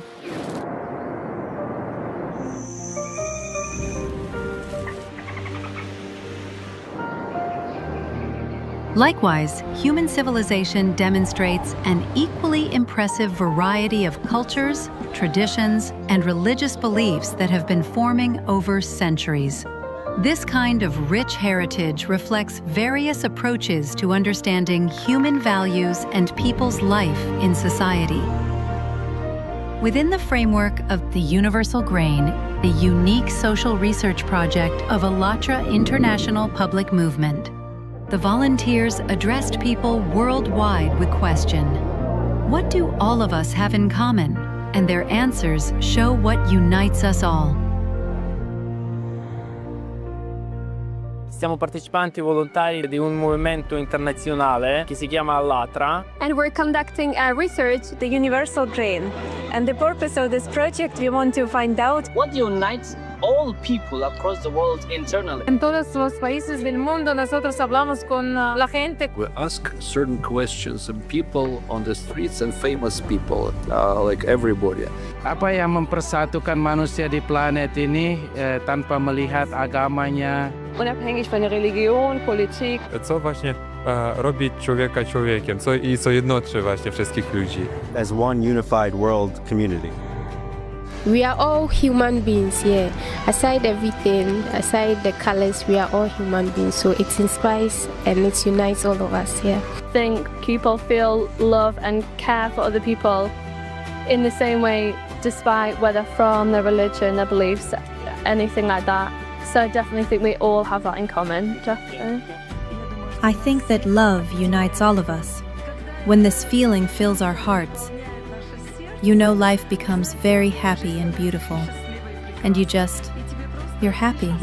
Love is something what connects us. Love to other person, love to everybody. Everyone feel it. I think everyone feel it. We are all human beings. We are all made by the one Creator. So we have to live in harmony with each other. We can change the world by giving love to others, so that as each one of us receives love, then we have more love to give the next person. You deposit love in yourself, so you can give that love. Humaneness is the most important thing, because people shouldn't do evil. A human being should do good. It is love for life in all its manifestations. God has endowed us with many qualities. We need to be able to fill them with our hearts. Humaneness, mercy, being caring towards everything that surrounds you. We should all be like this. The greatest commandment is love. Love your God with all your heart and all your mind. And then he said the second of this is to love your neighbor as you love yourself. I live my life not based off of theology, but based off of the greatest example of Jesus Christ. And that's love. So when you do that, it doesn't matter who you pray to. I will still feed you. It doesn't matter who you call God. I will still love you. I will still come to your aid if you have been persecuted for your religious freedoms. Does that make sense? And that's become my rallying cry to the world. I just want to see people have a right to do what they have a God-given right to do, and that is to worship God in freedom.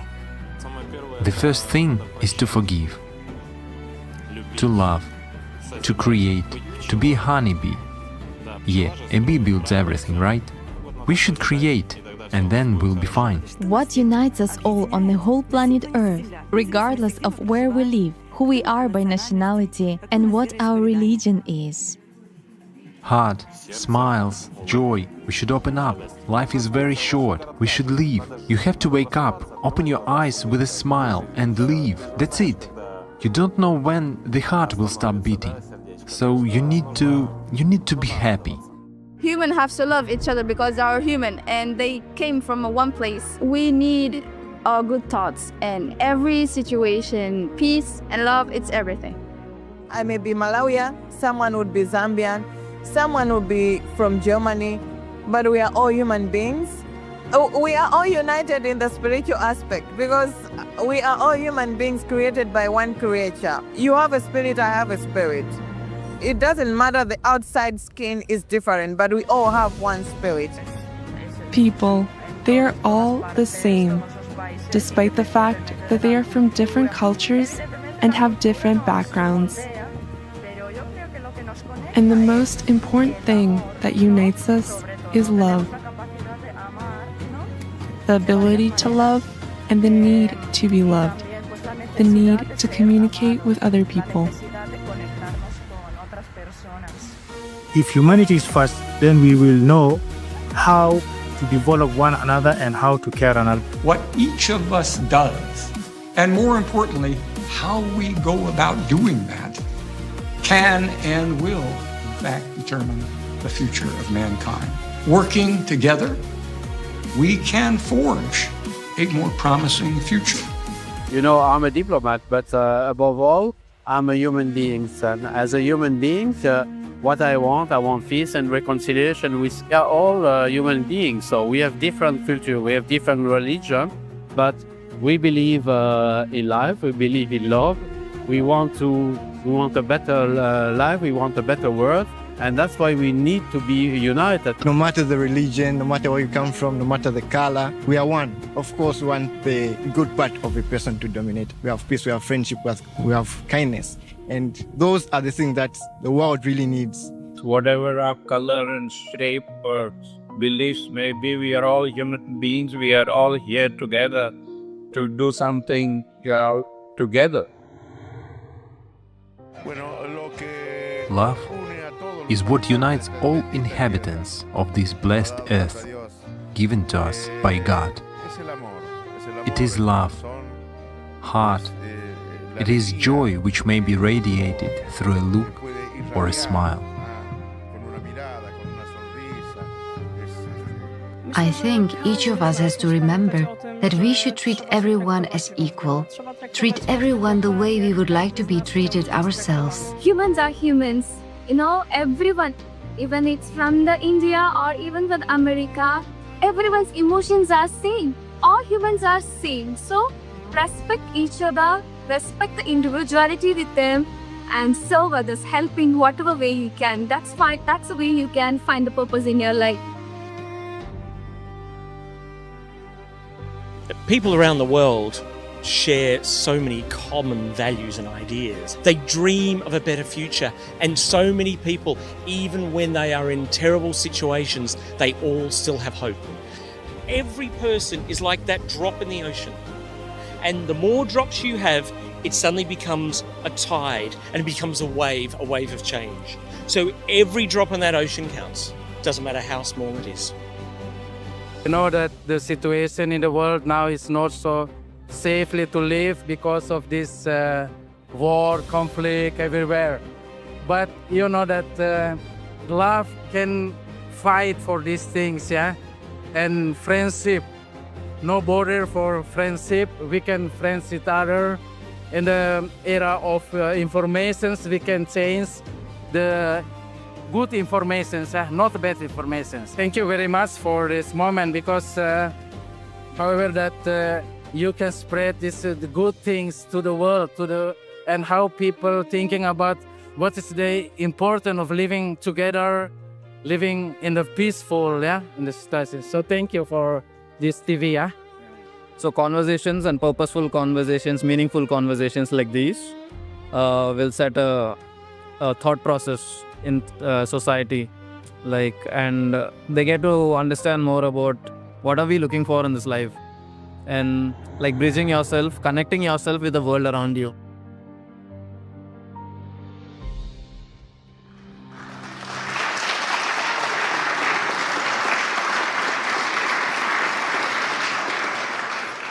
And remember, this is just a short excerpt from the huge work that our volunteer did for the benefits of the entire humanity. And what you have seen is the powerful evidence that the spiritual diplomacy is not an abstract idea, but a vital necessity, capable of answering humanity's shared demand for a world where goodness and humanity prevail.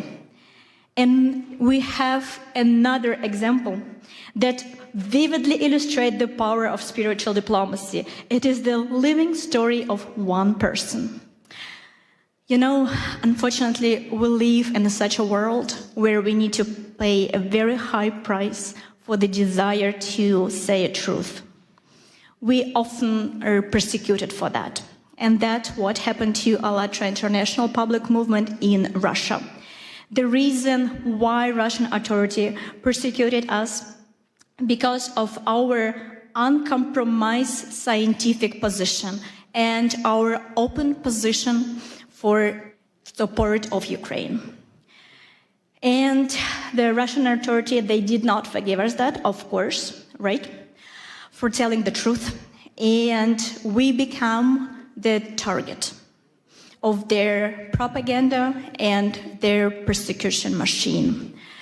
Our participant, in order to have the ability to continue their work, continue to spread the truth, had to leave their homes and leave very, very rapidly. So, sorry.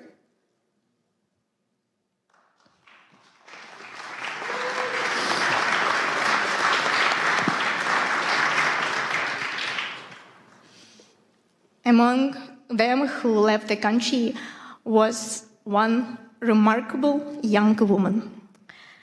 She is a very, very talented scientist, geophysicist, and she has a unique ability to present a very dense scientific information and present it this way that millions of people are able to comprehend the very difficult topic.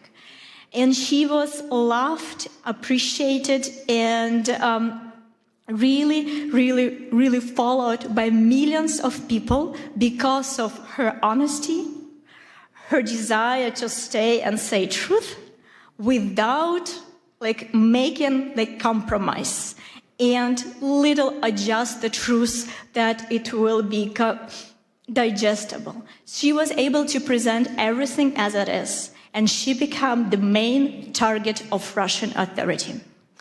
So, and her way was very, very difficult. Immediately after the threat, she had to leave the country with one suitcase of her, pack her entire life there, and leave the country. And we were not able to communicate with her for several years. So, and she was not able to present publicly her scientific research, of course, because of the understanding that she needs to protect herself and, of course, protect her family. But today, she is here.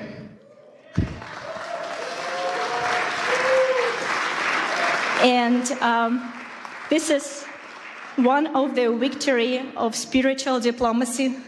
And she is here because she wants to express her gratitude to Pastor Burns because of his support, his guidance. She is here to present him personally with the book that she wrote about Pastor Mark Burns. Ladies and gentlemen, please welcome Елизавета Кромова.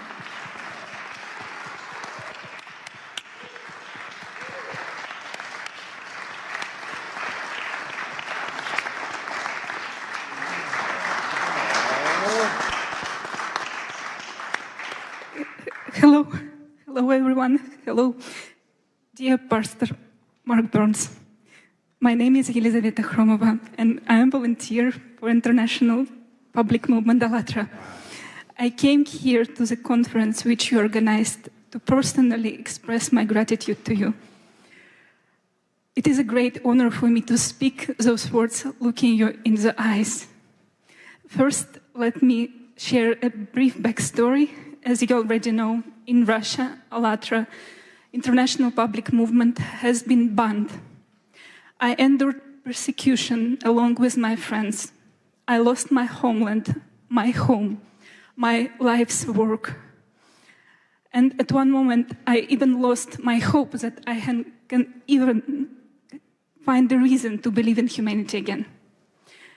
Then one of the darkest days of my life, everything changed when I saw your interview. I didn't know you, but when I watched it, I felt as if we had known each other forever. And in your interview, I didn't saw judgment or desire to lecture someone. It was just disarming sincerity. You said, I am neither left nor right. I stand for human rights. Wow. And you spoke of a God who loves people. And your words reach the deepest part of my soul.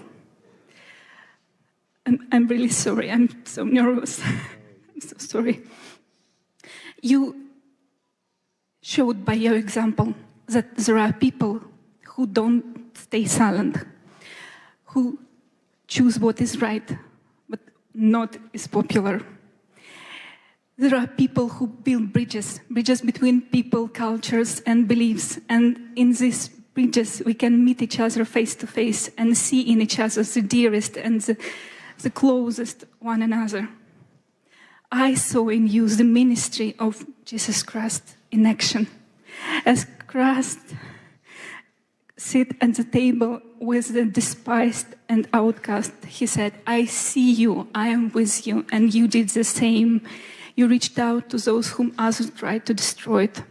And your words reminded me that our rights, granted not by people or laws, it come from God. Yes. And we have protected in every corner of this world for all people and for all faiths. And this is why I wrote this book about persecution, about my path back to home, to hope and faith, and I dedicated this for you because you became a voice for me in the darkness. And this book is called Pastor Mark Burns, The Man Who Restored My Faith. You didn't just help me find my faith back, but you also showed me that faith can unite, heal, and lift us up. My God.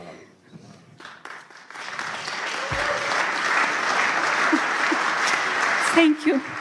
Thank you, dear Pastor Mark Burns. Thank you for who you are. Thank you for your courage, for your bravery, for your love, for your service to people. Thank you for your sincerity and truly for your inspiration, which your faith in action gives all of us. This book is for you and for all of us who believe that one honest voice can change everything. Thank you so much.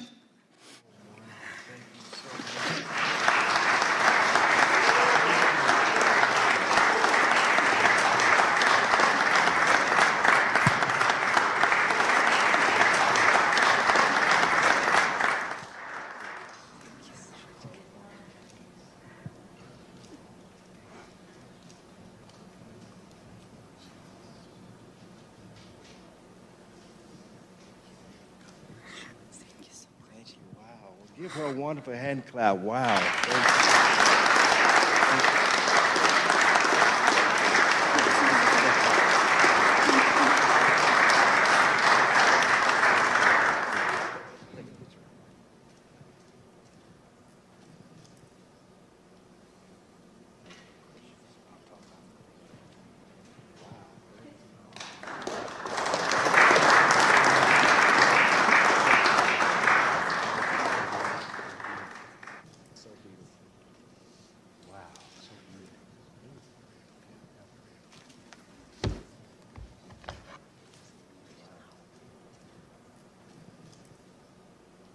Thank you, Elizaveta, for sharing your sincere testimony. We're so happy you're here with us today. It's definitely an honor and a surprise.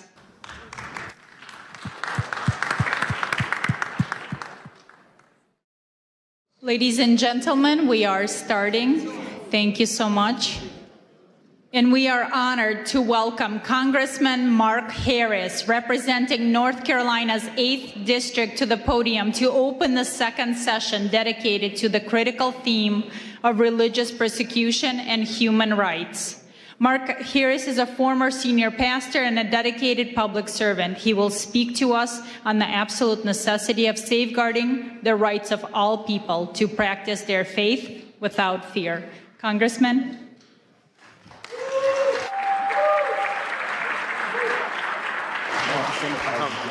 Thank you so much for having me.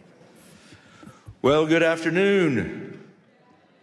It is great to see you. I'm sorry for being just a little bit late, but I literally just ran out of Judiciary Committee meeting today that we were holding, and we had a pretty big hearing going on today with a special guest there that we were dealing with. So, but I am so honored to be invited to be with my friend Mark Burns and to have the opportunity to address this International Interfaith Conference.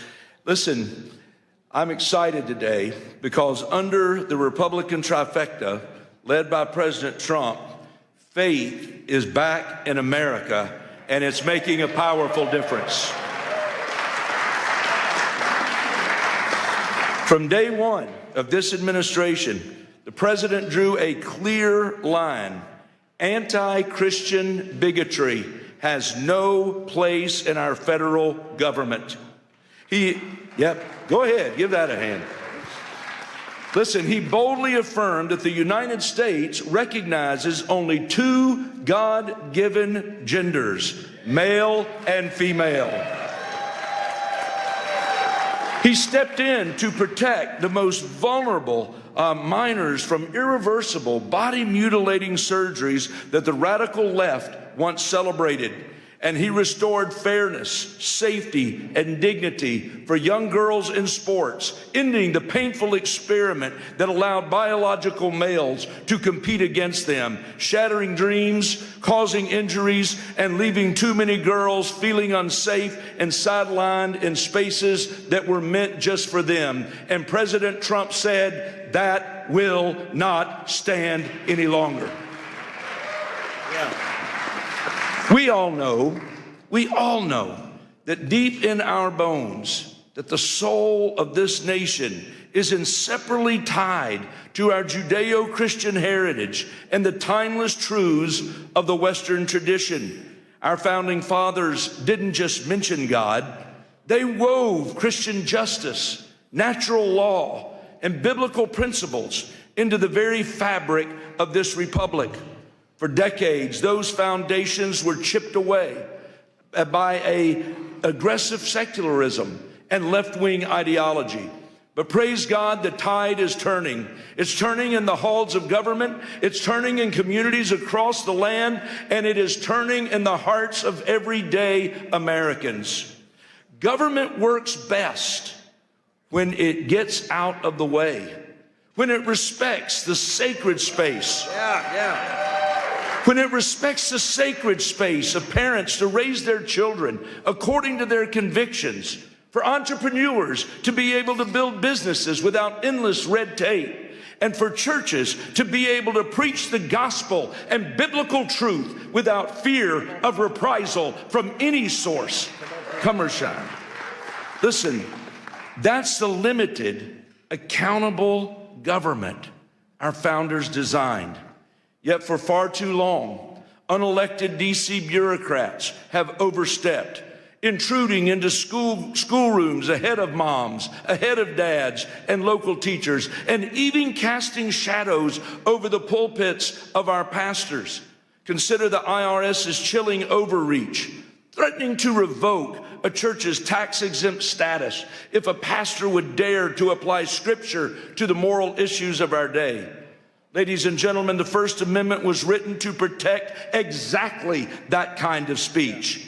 That's why I am so thankful to have been able to introduce in this 119th Congress the Free Speech Fairness Act, which is legislation to shield pastors and churches and nonprofits so they can speak freely according to conscience without the constant threat of IRS intimidation.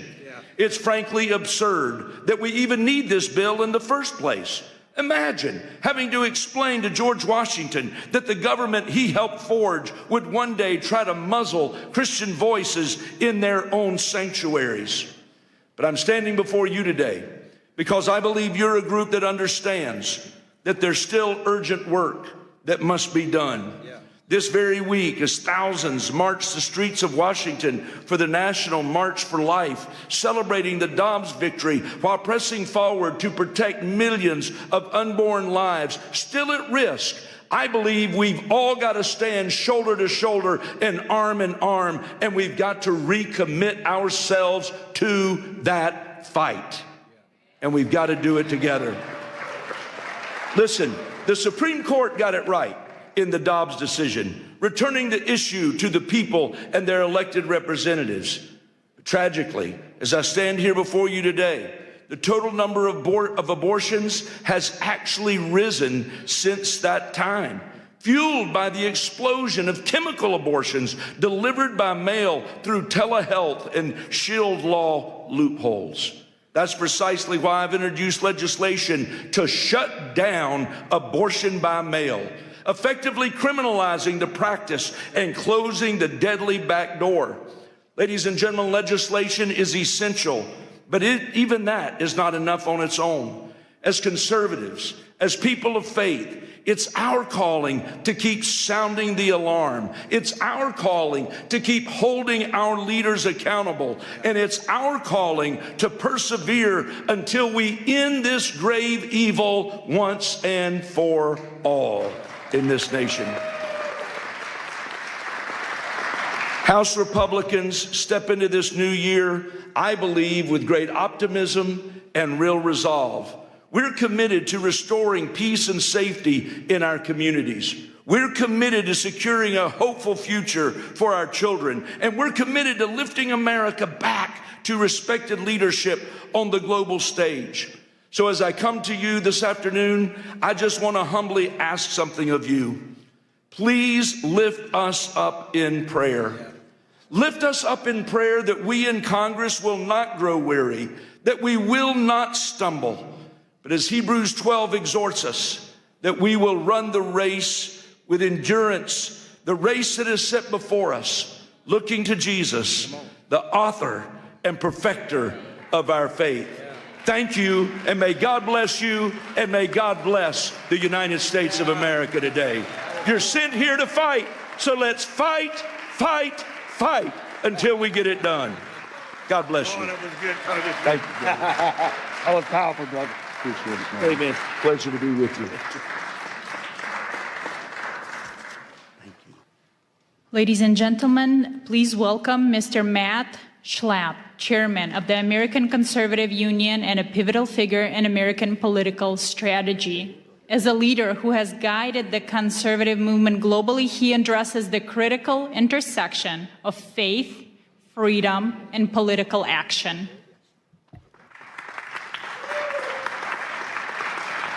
Thank you. Hello, everyone. Hello.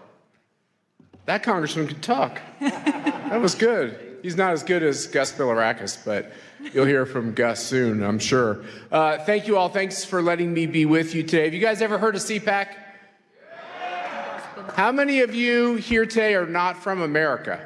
Could you raise your hand? It's a lot of people. Welcome to a great country. Welcome to a restored America, where you can walk down the streets and be safe, that you can wear a yarmulke and be safe, that you can have a Bible in your hand and be safe. Yeah. This is the America that we have to recapture.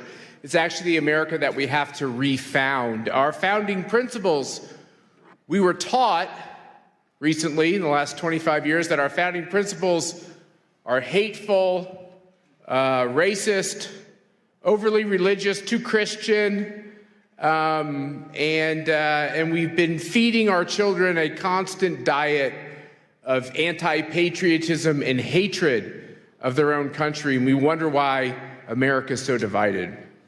And we now have CPAC events in over 12 countries and 5 continents. So if we're not in your country, we're near your country. And what we're seeing is common themes in all these countries. In each one of our countries, we see the problems of the basic persecution of religious freedom, the persecution of political speech, and we wonder where it's all coming from. And then many of us were watching the World Economic Forum in Davos, and we can see that maybe that's where a lot of it is coming from, or coming from the UN, or coming from these global institutions, which know better. They have more fancy degrees than most of us have. They're trying to tell you that your values are old-fashioned and counterproductive. And the most wonderful thing about Donald Trump's victory, kind of like resuscitation, revitalization, there's another R word we could use, political resurrection, it gave hope to all of us. We have a renewed sense that it's okay to live the life that God put us on this earth to live. But I think our time is short. In basketball, they have a shot clock. In football, they have a clock. You only have so many quarters to score and everything else. There's an end time to all this. We don't know when it is. The Bible tells us we don't know that exact time. But America also has an end time, and freedom has an end time. And maybe we can extend that time. You all know how many times in the Bible God is mad at people and he wants them to turn from their wicked ways, and they don't want to. And then he finds a good man, and that good man negotiates on behalf of the people who are kind of mediocre to bad and tries to earn them more time. And, I fear that we're in this kind of a situation where we're trying to get more time. And so what I say to all good people, and boy, it sure gives me great joy to be with all of you because you look like just a room full of good people, is think about the time and the days you have left and how you can impact the situation that we're in your country, in America, around the globe. Like I said, I run this group called CPAC, and we have an event, Pastor, with a lot of talkers. There's a lot of talkers. The conservative movement is so good at talking. Guess what? It's time for the conservative movement to do some doing. Yeah. And Donald Trump has showed us that. By the way, he's a good talker, too, so there's nothing wrong with being a good talker. Being a good talker is great. It's just not sufficient. It's not enough. So our theme at this CPAC is going to be actions, not just words. And there's only so much time, as I said, to make a difference. So my wife, Mercedes, and I, we think a lot about this. As I comb gray hair, less and less gray hair, by the way, and as I watch my kids who used to be little, now they're like all getting old and even doing things like getting married and such, I realize that time goes fast. And all of us have to rededicate ourselves to our purpose, to our reason. Why are we here? Why have we been put on this earth at this time in history? It can't be an accident. There are no accidents with the creatures that God puts on this earth. It's for a purpose. And I think all of us are trying to work together to figure out what that purpose is for ourselves or to execute on that purpose. And we know that we're stronger when we do it together. And so what you have from all of us at CPAC, and I have two of my colleagues here who are with me today. Stand up, guys. Where are you? There we go. Spencer, Ernesto. They're doing great work. I feel like a grandpa at the office because everyone's so young. But they're the non-woke kind of young people we have in the CPAC office, which is great. But we decided to dedicate ourselves to a couple of important lines of action. The first thing is we believe passionately in your freedoms. You have the right to practice your religion, not practice a religion, practice the religion you want. You have that right. There's something so special and sacred. I think that's the most foundational right that God gave us. And we see both this freedom of religion and freedom of political expression, both of them, under attack. We just did a review of all the countries on the globe on political speech. There are some countries where you can be put to death for simply saying something against the leader of the country. Think about that. You can be put to death for that. Look at what's happening in Western Europe, where you can be put in prison if you put up a Facebook posting that's overly pro-Jesus. Think about that. This is what's going on in, quote-unquote, the civilized world.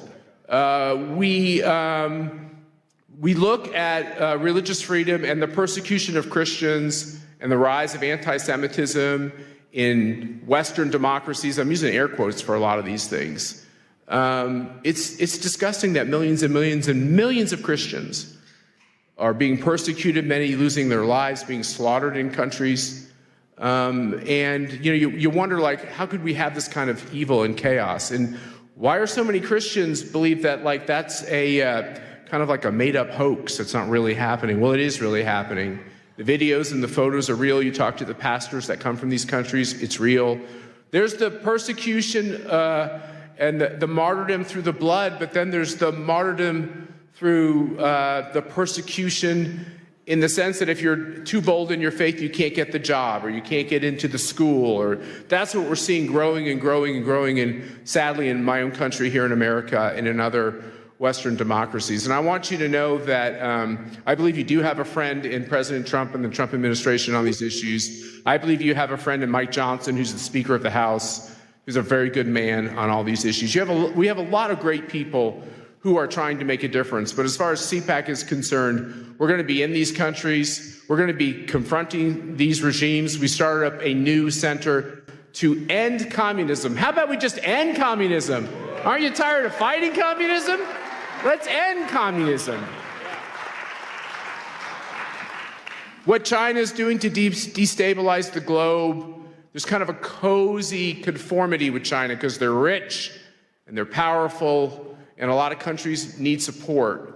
It's a dangerous game they're playing, because really at the end of the day, what a communist totalitarian regime wants to do is they want to take away all of your freedoms, your promise and your hope, and really turn you into a slave of the state. And it happens every time, everywhere, always. My wife's father tried to stop the Castro regime in Cuba, which looks like the end of that regime could be coming pretty soon. That'd be good for the world.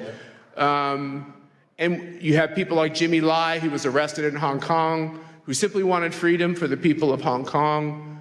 What you're seeing around the globe is really disgusting. And what we're going to do is take our voice, our team, our message, confront all these regimes. It's amazing. I don't think those of us who believe in freedom have all the money. I don't think we have all the power, but man, sometimes we look like we do. And I think we got to be like bears. Bears in the forest, sometimes they growl, or like the little dog that barks really loud because they're really little and they got to bark loud so you think they're bigger. We have to recapture this idea that if God puts you on this earth for a purpose, and the purpose is now, why would he put you on earth for this purpose to just be humiliated and lose? Why did Donald Trump get off that canvas? Was it to lose that race? No, I think he got off that canvas with the help of angels to win that race and to give people hope all over the world. And I think we're in the same position. I think the reason why it seems like all the money against us and all the power is against us, and that it's an impossible fight, the reason why we have to look at that every day is because of one simple thing. We are small, he will be large. He will have the victory. We just have to ask for it, and we have to be true to it. And that's the moment that we're in. We have to believe that God put people on this earth to prosper and have freedom, right, and to live their purpose. And that it's our job right now in these dark times to make sure that that can continue. So that is our motto. It's about action. The action is now. You all are welcome. We have to get out of this idea that the only way conservatives will come together is if you agree on everything I agree with, and you have to sign a piece of paper that says you'll never disagree with me. That's a bad way to build a movement. What we ought to do is say, hey, is there one or two important issues that we agree on? Can you agree that someone should be able to practice their faith as they choose? Yeah. If you do, we should be able to work together. Do you think that people should be able to get in politics and vote for the candidate that they want to? If you believe in that, that's something we can work on together. Do you believe that communism fails every time for every people, always? If you do, we can work on this together. And I think that if we can stitch this together and get out of our orthodoxies and instead focus on our commonalities, I think we can reshape the face of the earth, and I think we're going to do that. And God bless you, and thank you for letting me be with you today. Thanks, Pastor. That was awesome. Was all the time? No, you perfect, brother. Now it is an honor to introduce Congressman Gus Bilirakis of Florida, recognized as one of the most effective lawmakers in Congress. He's a steadfast champion for international human rights and will speak on the importance of protecting religious freedom against discrimination worldwide.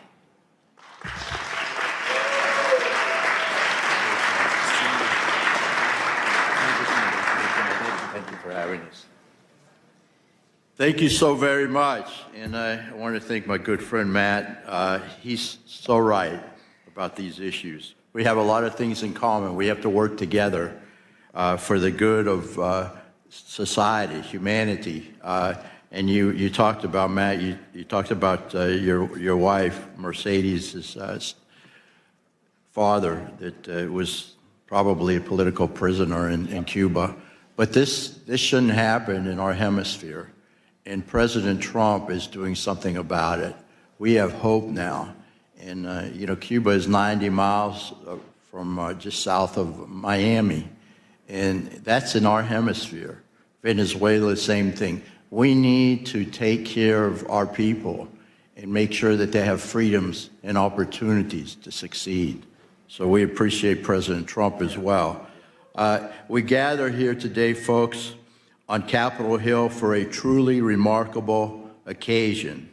The International Interfaith Conference, the Rise of Spiritual Diplomats. Thank you so much for attending. Please, again, before I begin, I want to extend my deepest gratitude, Pastor Burns. Pastor Burns, thank you for your vision and for your tireless leadership in organizing this great summit.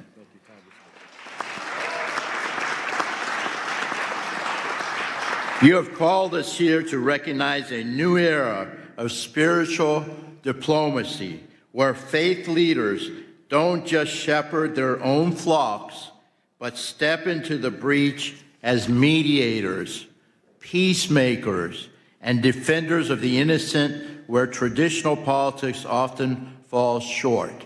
And I will tell you, people like Matt and the Speaker of the House, who's not here right now, but Mike Johnson, he cares so much. He really does. And he's genuine, he's sincere, he's a godly man. And we are making a difference, folks. We are making a difference. We're making a lot of progress. So I chair the Congressional Caucus on International Religious Freedom. I see the first freedom not as mere legal concept, but as the heartbeat of human dignity. Yet as we meet on today, January 22nd, that heartbeat is under threat, folks. So again, I've got to tell it like it is. The data from this year's 2026 report is staggering. We are witnessing government restrictions on religion at their highest global levels in decades, unfortunately. We are so very fortunate here in the United States of America. And I know there's some bumps in the road, but we have religious freedom. And we should never, ever take that for granted.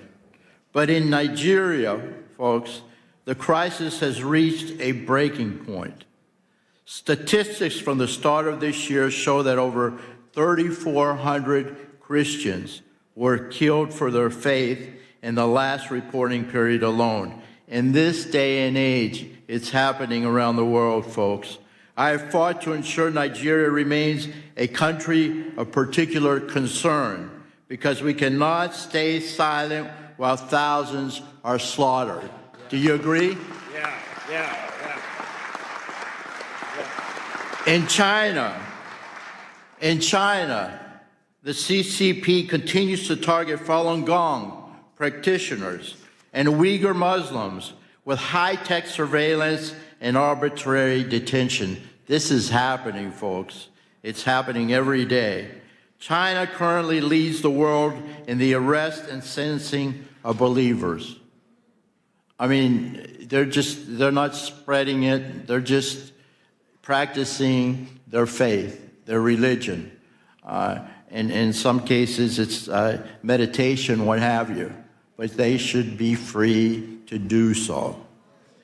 In Pakistan, The shadow of blasphemy laws still hang over Muslim minorities.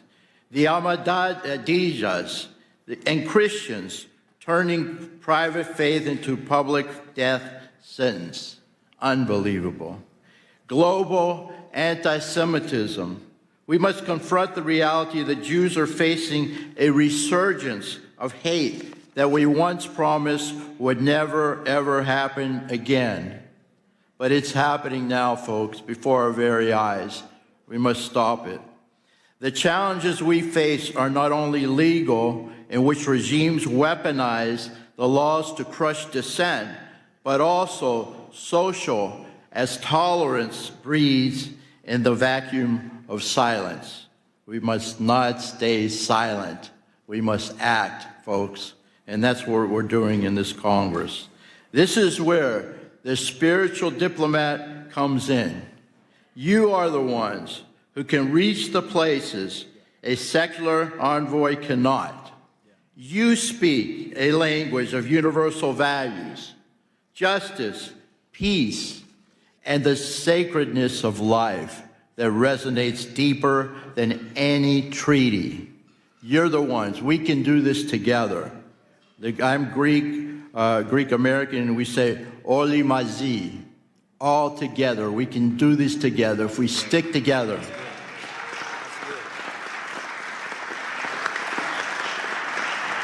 Effective advocacy requires more than just thoughts and prayers, folks. It requires diplomatic engagement with teeth. With teeth, I have to emphasize that. We must continue to use the global Majesty Act, I know how to pronounce it, but I'm sorry about that, to target those who profit from persecution. We must elevate religious freedom. This issue must be a permanent pillar of our foreign policy. Do you agree? Yeah. It has been under this administration and under Marco Rubio as Secretary of State. And we must always be present. When faith leaders and members of this caucus speak up for the persecuted, it sends a message. We are the greatest country on the face of the earth. People listen to us. We must take advantage of that. The world is watching, folks, and you are not alone. You are not alone. Pastor Burns, you often say that spiritual leaders, and I quote, carry no weapons, they carry wisdom, right? I'll repeat that. Pastor Burns says, spiritual leaders carry no weapons, they carry wisdom.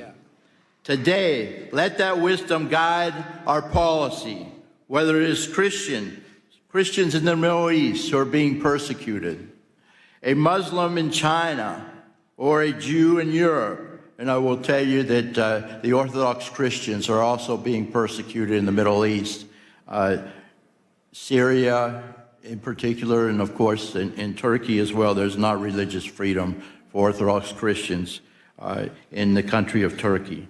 We must speak up, folks. We must not be afraid.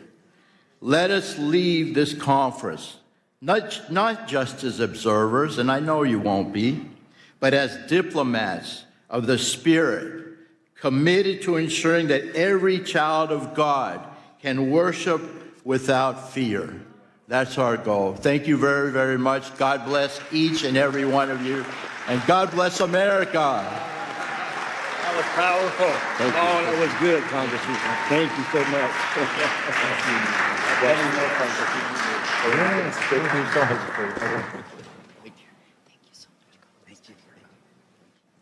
Well, you know, I'm thinking I'm about to speak again. But before Matt Schnapp leaves, this man, again, you all know who he is. He does so much for America. He does so much for the conservative movement in America.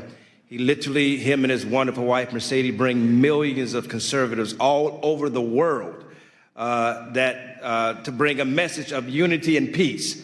And it's a great honor for me as he have to slip out.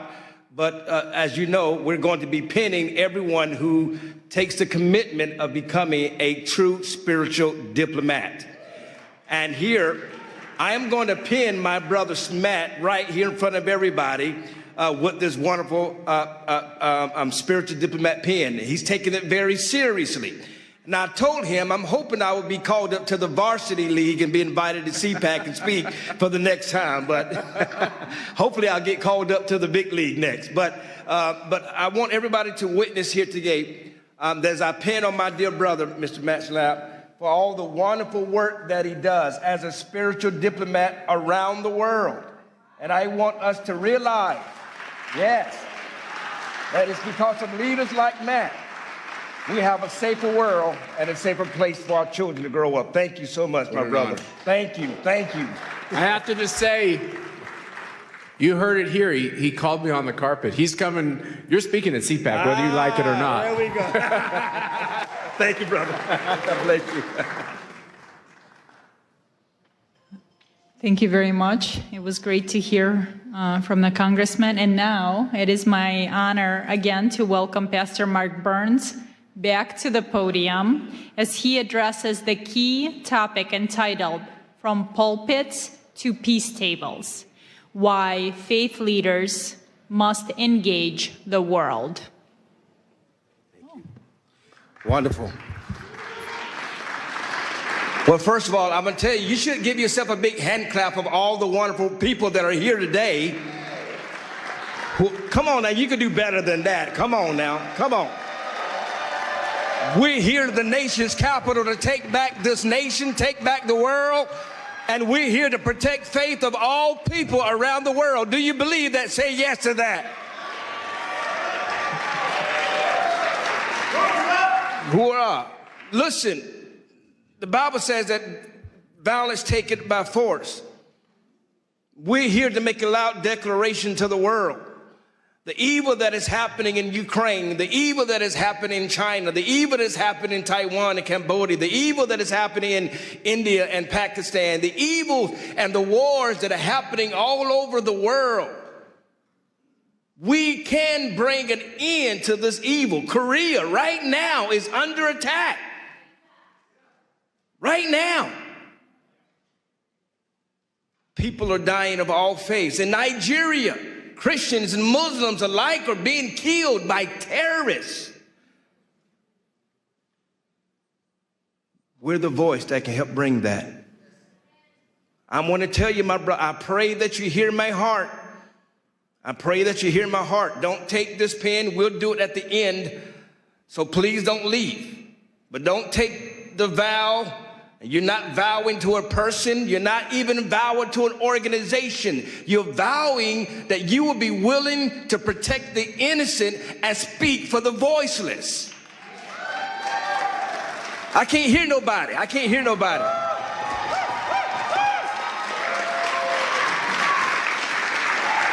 That's why you're here. And so many of these great leaders that are on this podium that you're hearing from, these are thought leaders. These are real spiritual diplomats. These are people working behind the scenes that are working to to protect children, to protect religious freedoms. We're going to talk about it a little bit later about the young girl that was raped in Tanzania. We have His Excellency that is here right now, all the way from Tanzania to talk about it, to discuss about it. It's not always about the things you see on CNN. I'm not here to play games with you. I was recently at an embassy, and I'm not going to mention the name of the embassy, but I was sitting down with the ambassador, and we were sitting down, and everybody was eating, and everybody was loving on each other and patting each other on the back, and I put my hand down, and I said, don't you understand why we're here? I said, I'm here because people are dying right now in your country. We don't have time to be sitting here drinking champagne. People are dying. We're coming and assembling ourselves to bring peace, to be willing to speak to the kings of the world, to speak to the leaders of the world, Brother Jack, to speak to those that are voiceless. I'm going to keep repeating it. I want you to get up and leave and exit yourself out of this room if you just want to get a lapel pin, just to say, I was there. I don't need you, nor do I want you. I am not here to play games. There are too many people that meet in this building, and all they do is talk, talk, talk, and nothing ever happens. I need people who are going to go to the front lines with me. I can't hear nobody. I can't hear nobody. I am in a room full of leaders, am I not? I am in a room full of real warriors. I can't hear nobody. I dare you to open your mouth up and say, I'm one of the people. I'm ready to go to war. Somebody say yes to that.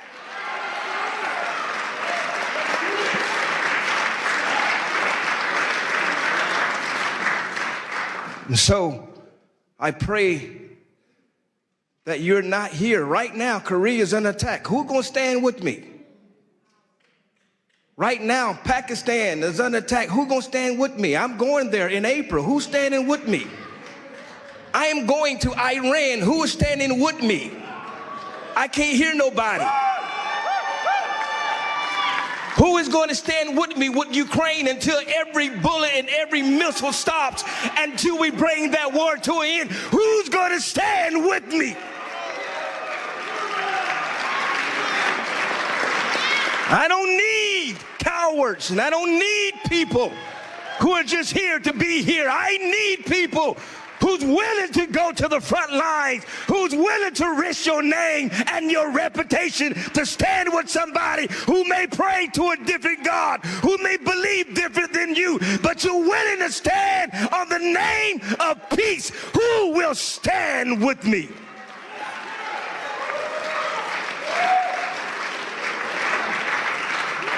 Who will stand with me? Who will stand? Who will stand? Who will stand? You're going to be charged today.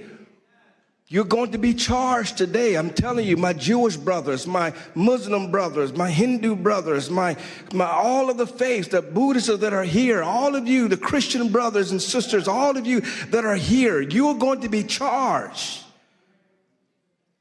Please take it serious, because somebody's life depends on it. Are you hearing me? Tragic that even happened in your own family, happened in your own life.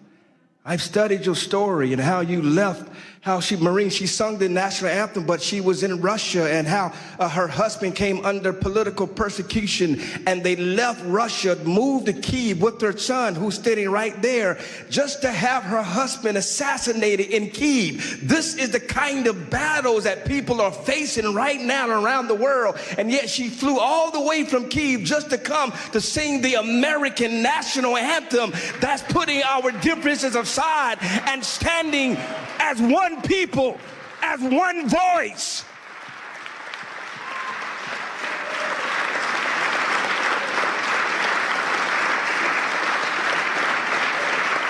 ALLATRA, even right now, who is under attack by Russia, by Ukraine, and yet they're standing. Creative Society of Russia is attacking them for standing with Ukraine. But yet they got volunteers all over the world. I'm telling you right now, every faith leader, you need the organization of ALLATRA and Creative Society. You need them. You need people like them that will go to the trenches. They are not just talkers, and they don't do it. They don't do it. And I'm talking about Olga here and Marina here. Olga is the head of a Creative Society, and Marina is the head of ALLATRA. And they have volunteers all over the world. When I'm at the Vatican, they got volunteers that are there. When I'm in Korea, they got volunteers that are there. When I am in Africa, they got volunteers that are there. These people don't just talk the game, they do it. And they don't need no presidential invitation. Quit waiting for the White House to invite you. You don't need an invitation. I can't hear nobody. You don't need an invitation, Valerie. You show up and fight. You show up and fight. You do it faithfully, consistently. So these leaders that are up here, they're not here to waste your time. They're not here to be famous. We have real serious issues, Marquetta, real serious issues. that we're going to solve.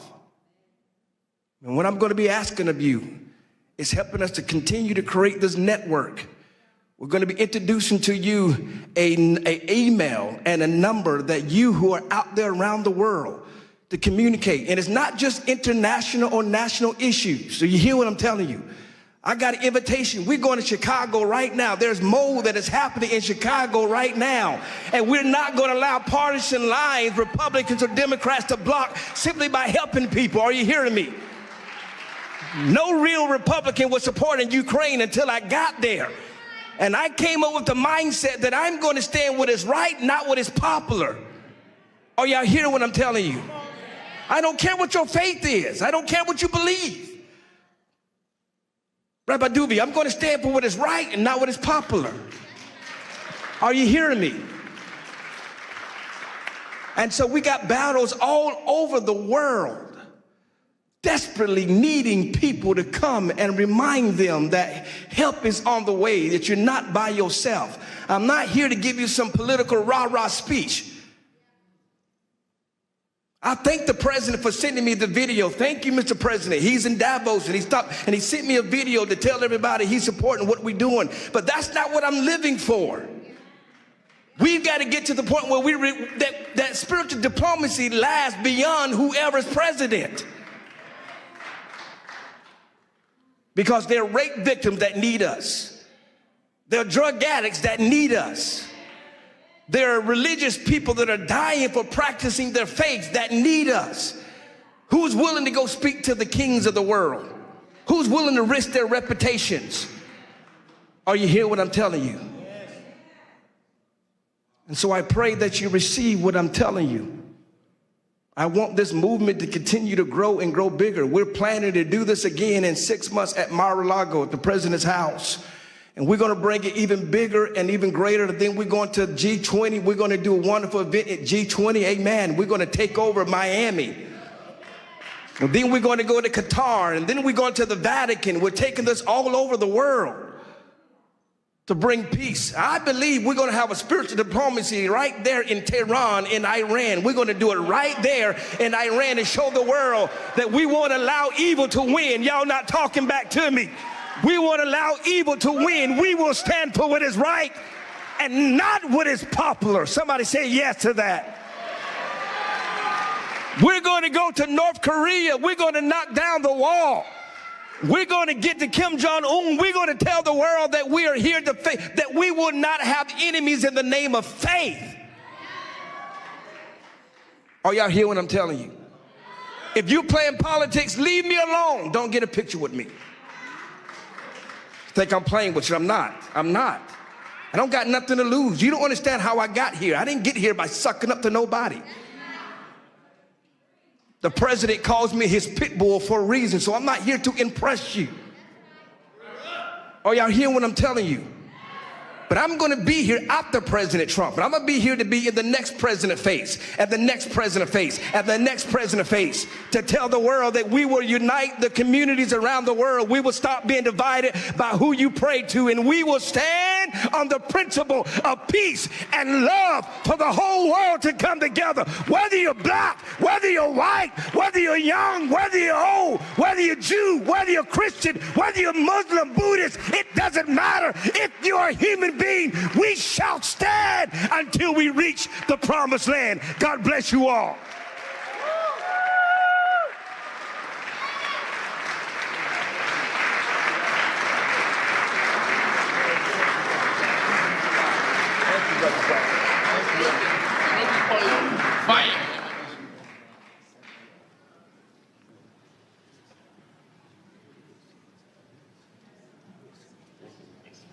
Thank you, Pastor Mark Burns. Wow, who's going to follow that speech? We are honored to hear from Rabbi Eli Abadi, medical doctor, a senior spiritual leader and member of the Council of Sephardic Sages. He speaks on building bridges of faith and peace in a post-Accords world, examining how the Abraham Accords have opened new paths for coexistence in the Gulf. Rabbi?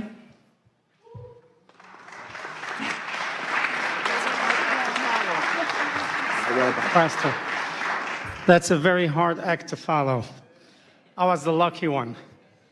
First of all, Pastor Burns, I want to thank you very much for the privilege and the honor that you bestowed on me in coming and addressing this illustrious audience. And secondly, for pinning me today and inducting me in the cadre of spiritual diplomats. I shall carry this with great honor and duty. Together, inshallah, God willing, we will fashion a better future for the next generation of humanities. Thank you. And now I start my official speech. Your Excellency, Pastor Dr. Mark Burns, President Marina Otsenova, honorable congressmen and parliament members, honorable ambassadors, esteemed rabbis, imams, pastors, reverends, bishops, and religious leaders, distinguished speakers, and dear audience. The great Mahatma Gandhi once noted, if we were to respect others' religions as we would have them respect our own, a friendly study of the world's religions is a sacred duty. We are gathered here today as global faith, political, and thought leaders from many areas of human endeavors to find a path toward a peaceful coexistence between all religions, nations, and all people, especially the world's three Abrahamic religions, Judaism, Christianity, and Islam, and few others. As Edmund Burke said, religion is essentially the art and theory of remaking of humanity. And therefore, we as leaders ought to embark in remaking mankind to cherish, protect, and foment a peaceful coexistence.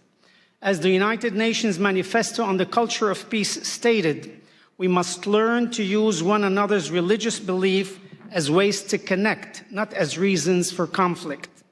For 800 years, Judaism, Christianity, and Islam were inextricably intertwined in medieval Spain, the era of convivencia. Each had a common ancestry, similar values, and holy scriptures. As Genesis 42:13 states, we are all brothers, children of one Father. Living together side by side in Spain, very often in close quarters, the people of these religions flourished. They naturally found a way of understanding and respect for each other's culture, bringing forth an enlightened culture. Thus, the seed of Renaissance had been planted. Remarkable individuals of different faiths made lasting contributions to civilization. However, and unfortunately, gradually over the next 3 centuries, large forces vying for power gave way to puritanical judgments, absolutism, and religious extremism. Ultimately, these exclusive policies and the conflict they unleashed extinguished the shared learning that had flourished. The fragile unity between the three faiths was lost.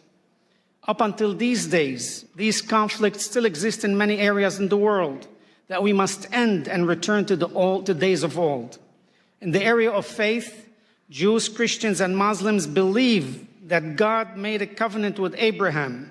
It was to keep faith in one God and to worship him and to teach the practice of worship to his children down through the generations. In return, God would preserve, protect, and multiply the children of Abraham. This covenant became the legacy or trust for the children of Abraham to continue.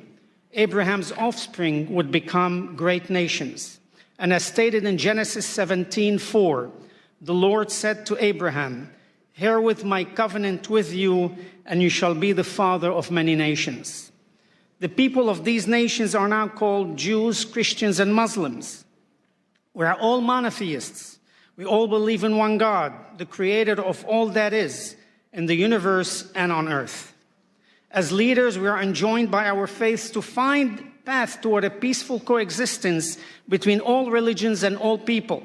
Therefore, in order to establish a channel of communication and cooperation on an international level, we must continually ask of ourselves what we insist from our own people, the acceptance of diversity in religions. First, as leader, we must lead by example and communicate to our people that peace is a basic human right. Scriptures in Leviticus 19:18 teach us to love thy neighbor as thyself. It is a directive that teaches each one of us here today to love one another through peace, acceptance, and understanding. Second, as each of us takes enormous pride in our own religious history, culture, and strength, so too must we pride ourselves on the level of understanding and tolerance our people have of other religions and cultures. As we encourage our people's pride in our own religions, we must castigate our congregations should intolerance and ignorance of other religions and cultures arises. Third, it is our responsibility to guide our people towards looking for the inestimable value of peace and not in conflict. Yes, the world is made up of different races, colors, ethnicities, religions, and political ideology. However, the seeds of peace begin to grow when people of all faiths and backgrounds are encouraged to communicate, tolerate, accept, and ultimately love each other. Today, ordinary people from all three faiths share a deep desire for peace and justice, and from many other faiths, not just these three. They all aspire to seek, to encourage a model friendship and respect for each other. We as leaders of our respective faiths and people do also share a deep desire for peace and justice. We will work towards it, and we pledge our time, efforts, and wherewithal to the implementation of being spiritual diplomats between people, nations, and religions. Our aim should be threefold. One, to stand together should any of our communities suffer harassment or attack. Two, to respond together to events, local or global, which have an impact on the relationships between all of us. And three, to overcome some of the misrepresentation, demonization, stereotyping, prejudice, and lack of awareness in the world through an ongoing educational process that teaches peace and respect for each religion, ethnicity, race, and nationality with a goal of a peaceful and respectful coexistence. It is time to take the initiative without waiting for more ignorance, hatred, and war to occur. It's time to actively bring peace where there is conflict. It is time to seek the good instead of evil, hope instead of despair, and love instead of hatred.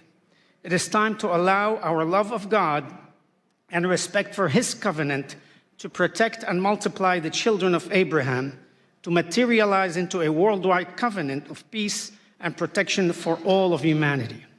Given the many examples in history, as well as some conflicts which are so recent that they continue to take place as we speak, they demonstrate the need for leaders to speak out and preach against religious intolerance, ethnic persecution, and race superiority. The core of these conflicts stem from the idea that one's religion, ethnicity, and race is the superior one, giving a person or group of people the religious duty to impose their religion on others under penalty of death, or to persecute other ethnicities and nationalities. Terminology such as infidels or heretics ought to be eliminated from our vocabulary.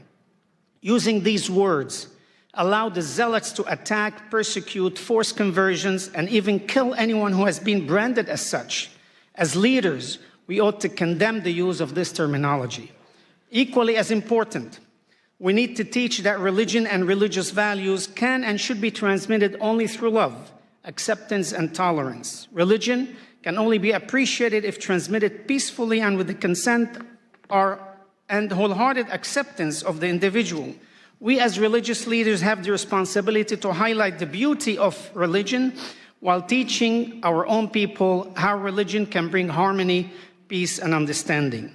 On 5 occasions in the Bible, 1 in Leviticus, 3 in Ezekiel, and 1 in Nehemiah, each state that the religious statutes given by the Almighty are, quote, so mankind can live through them. And our sages in the Talmud expound on this announcement, saying specifically that by obeying the religious statutes, we are to live through them and not to die through them. In Psalm 34:15, King David exhorts us to search for peace, and pursue it.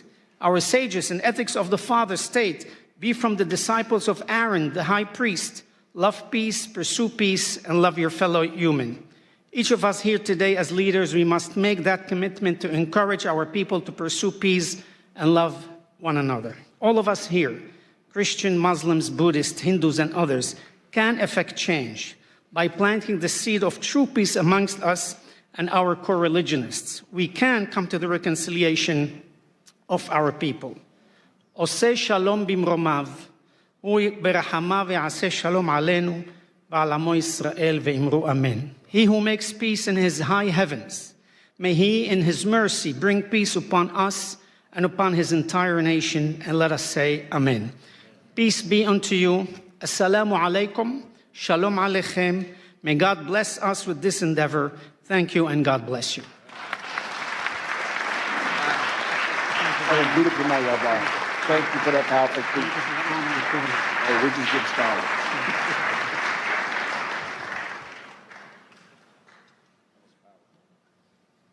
Very much. Returning to the podium is Ms. Marina Ovtsinova, President of ALLATRA International Public Movement, bringing her expertise in counterterrorism and global security. She addresses a grave threat to democracy, from stigmatization to repression, focusing on the danger of anti-cultism. Thank you so much. It's a really big pleasure to have the opportunity to address you once again. Thank you so much for that, Pastor Burns. And the energy in this room feels really huge, right? It feels like a really strong. And it's because we all, every single person in the room, we gathered to defend human freedom. A person's dignity. We all, every single person here understands what that means. And we're here to protect the right to believe, to speak the truth, and to live without fear. These freedoms are the very fundamental on which true security in human society is built. But we need to acknowledge something very clear. That foundation, that really important foundation for the human freedom is now in danger. Because today there is a well-organized structure at work, deliberately attacking that very foundation. And many of the deep, tragic stories that you will hear today from our speakers from this stage are direct result of the action of this transnational structure and its destructive manipulative techniques. So let me educate you a little bit. So what is that, and why does it pose a threat to every person and to society as a whole? The transnational anti-cult network is the highly coordinated international system made up of individual organization, activist, pseudo expert, and biased journalist. Their goal is to systematic dehumanization and destruction of targeted group of people and the incitement of hatred and hostility within the society. What this network does is often described more simply as anti-cultism. But in reality, anti-cultism is the technology of dehumanization and repression. Let me be clear right away. The anti-cult network can target absolutely any group, not just religious one. They can target social organization, hobby club, or even political party. And no matter who they choose, anti-cult agents follow the same well-practiced playbook. First, they slap the label on the targeted group in the media, calling them sect, cult, or simply a dangerous group. Then, the step number 2, they launched an aggressive media campaign to smear that group using fake discriminations, false testimonies, and distorted information. Through these dirty media campaigns, they dehumanize the people in the targeted group. They strip them out of their humanity. And as a result, Those exposed to this manipulation stop seeing the targeted group as equal, as neighbors, as co-workers, as parents, as children, or fellow citizens. Instead, they begin to treat them as outsider or enemy. And after this stage of dehumanization, society is effectively giving, quote unquote, permission to persecute. People are fired from their jobs, pushed out of the public life, silenced through the pressure and intimidation, dragged into court, and even subjected to violence. And in the end, the very foundation of democracy collapses. Freedom of consciousness, the right to speak freely, the rights one's face, and the right to human dignity. If these step-by-step patterns feels historically familiar, you're not mistaken. This is the very same mechanism Nazi Germany used to dehumanize the Jewish people, one step at a time, through the language of hatred, lies, and systematic propaganda. That process led to the tragedy of the Holocaust. And while the Holocaust itself is condemned by the international community today, the method that made it possible never truly disappeared. The tragedy of our time is that the world unequivocally condemned the outcome, genocide, but did not eliminate the tool itself. The technology of hatred survived, and it is still being used by the anti-cult network to this very day, in a different form, but with the same destructive consequences. This is why the use of anti-cult tactic always, without exception, leads to real violence, from persecution and repression to mass killing, forced organ harvesting, assassination attempts against political leaders, and school shootings. Today, you will hear the real stories, lived life experience that reveal the brutal reality of anti-cultism. These are testimonies from those whose friends become a victim of forced organ harvesting and were killed simply because they held different beliefs. These are the story of mothers whose sons died in the school shooting. These are the voices of people whose loved ones are being held in prison right now under harsh conditions simply because they practice a different faith. And our international movement has practical experience with how the anti-cult mechanism fuels hatred. Many of you ask me about the persecution that I mentioned in the first speech. So let me give you that story. So beginning in 2015, a coordinated discrediting campaign was launched against the ALLATRA movement in the Russian Federation. It was carried out by the anti-cult network and coordinated directly by the FSB, the Federal Security Service of Russia. The reason we became a target was simple. We tried on a scientific level to warn the world about the geodynamic risk associated with the possible activation of the Siberian magma plume located on the Russian territory. A potential eruption would threaten not only Russia, but the entire world. Our warnings were ignored. The economic interests of powerful groups profiteering from Siberia's natural resources matter more than human lives and safety. As a result, a network, anti-cult experts, and structures affiliated with FSB was deployed against us. Their mission was to destroy our reputation and drown out the very substance of our scientific warning.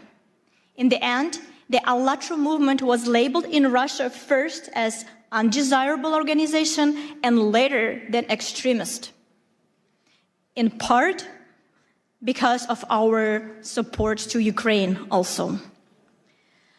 In Russia, anti-cult actors use their full arsenal against us.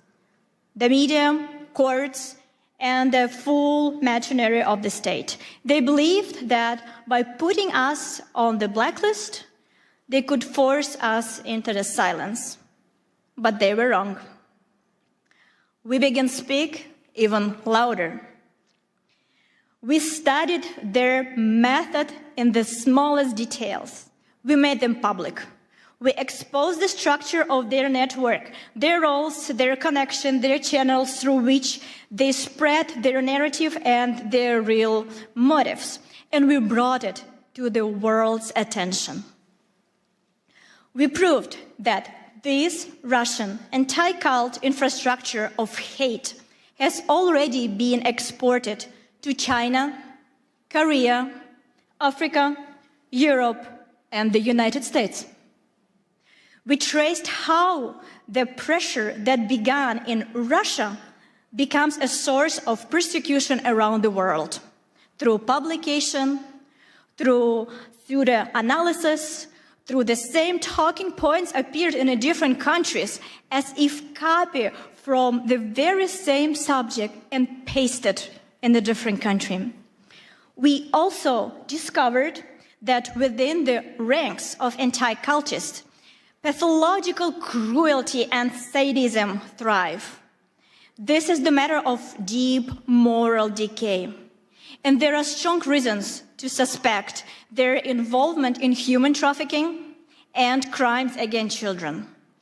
One of these stories we will share today with you. It is a real case that will show you the true brutal face of anti-cultism. You need to understand that anti-cultism is the global assembly line of crimes against humanity. It runs on the same playbook everywhere, and we have exposed it for what it truly is. Anti-cultism strikes at the most basic rights: freedom of religion, freedom of speech, independent media, the right to a fair trial, and the principle of the presumption of innocence. So today, I want to deliver one simple and clear message. As long as anti-cultism exists in this world, true democracy and human freedom are impossible. And if we do not eradicate anti-cultism as the phenomenon, we will not be able to secure a future, safe future, prosperous future for our children. And I would like to note a particular that you, dear Pastor Burns, play a special role in the countering the destructive anti-cultism. Through your spiritual diplomacy initiative, you are uniting leaders of different countries, different religion, different worldviews, who has stepped forward to defend human dignity and freedom of conscience and the right to live with dignity. And we all know, and we can say it, that you, Pastor Burns, act as the true leader. You build unity where others saw division. You give a voice back to those who are being pushed into silence. And you offer protection to those who are in need, who cannot protect themselves. And it's because that initiative, like yours, extremely important right now. And we understand that thanks to you and this initiative, humanity will inevitably prevail. And for all our participants of ALLATRA International Public Movement, it is a great honor to stand shoulder to shoulder to you. And for decades, the anti-cult network acted with impunity. But today, thanks to you, Pastor Burns, the situation has been changed. And we can say with the full responsibility and confidence, for a final victory, only one thing is still missing: the unity of everybody, especially the unity of those who has been targeted by that group.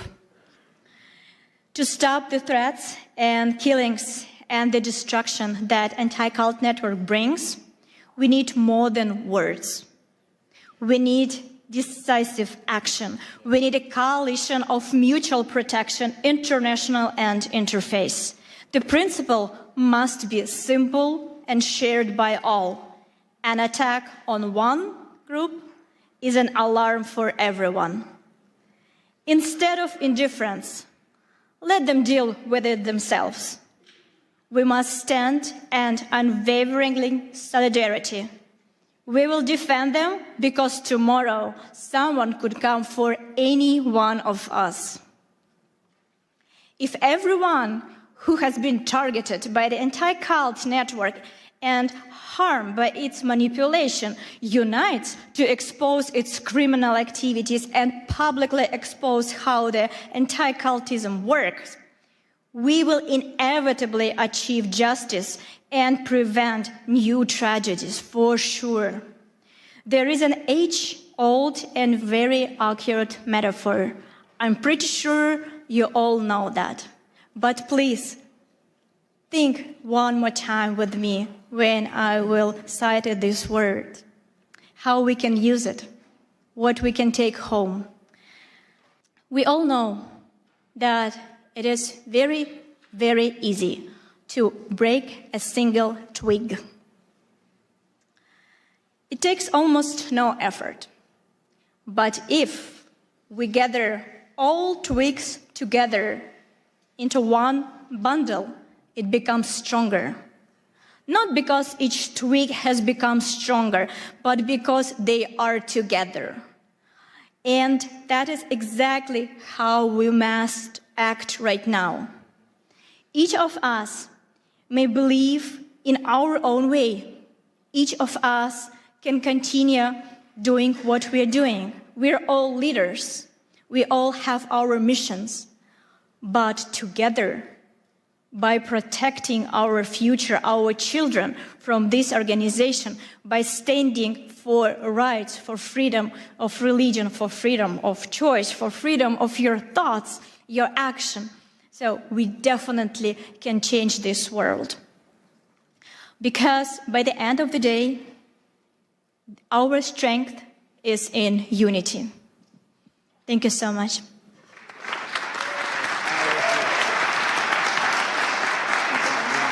Wonderful. That's so powerful.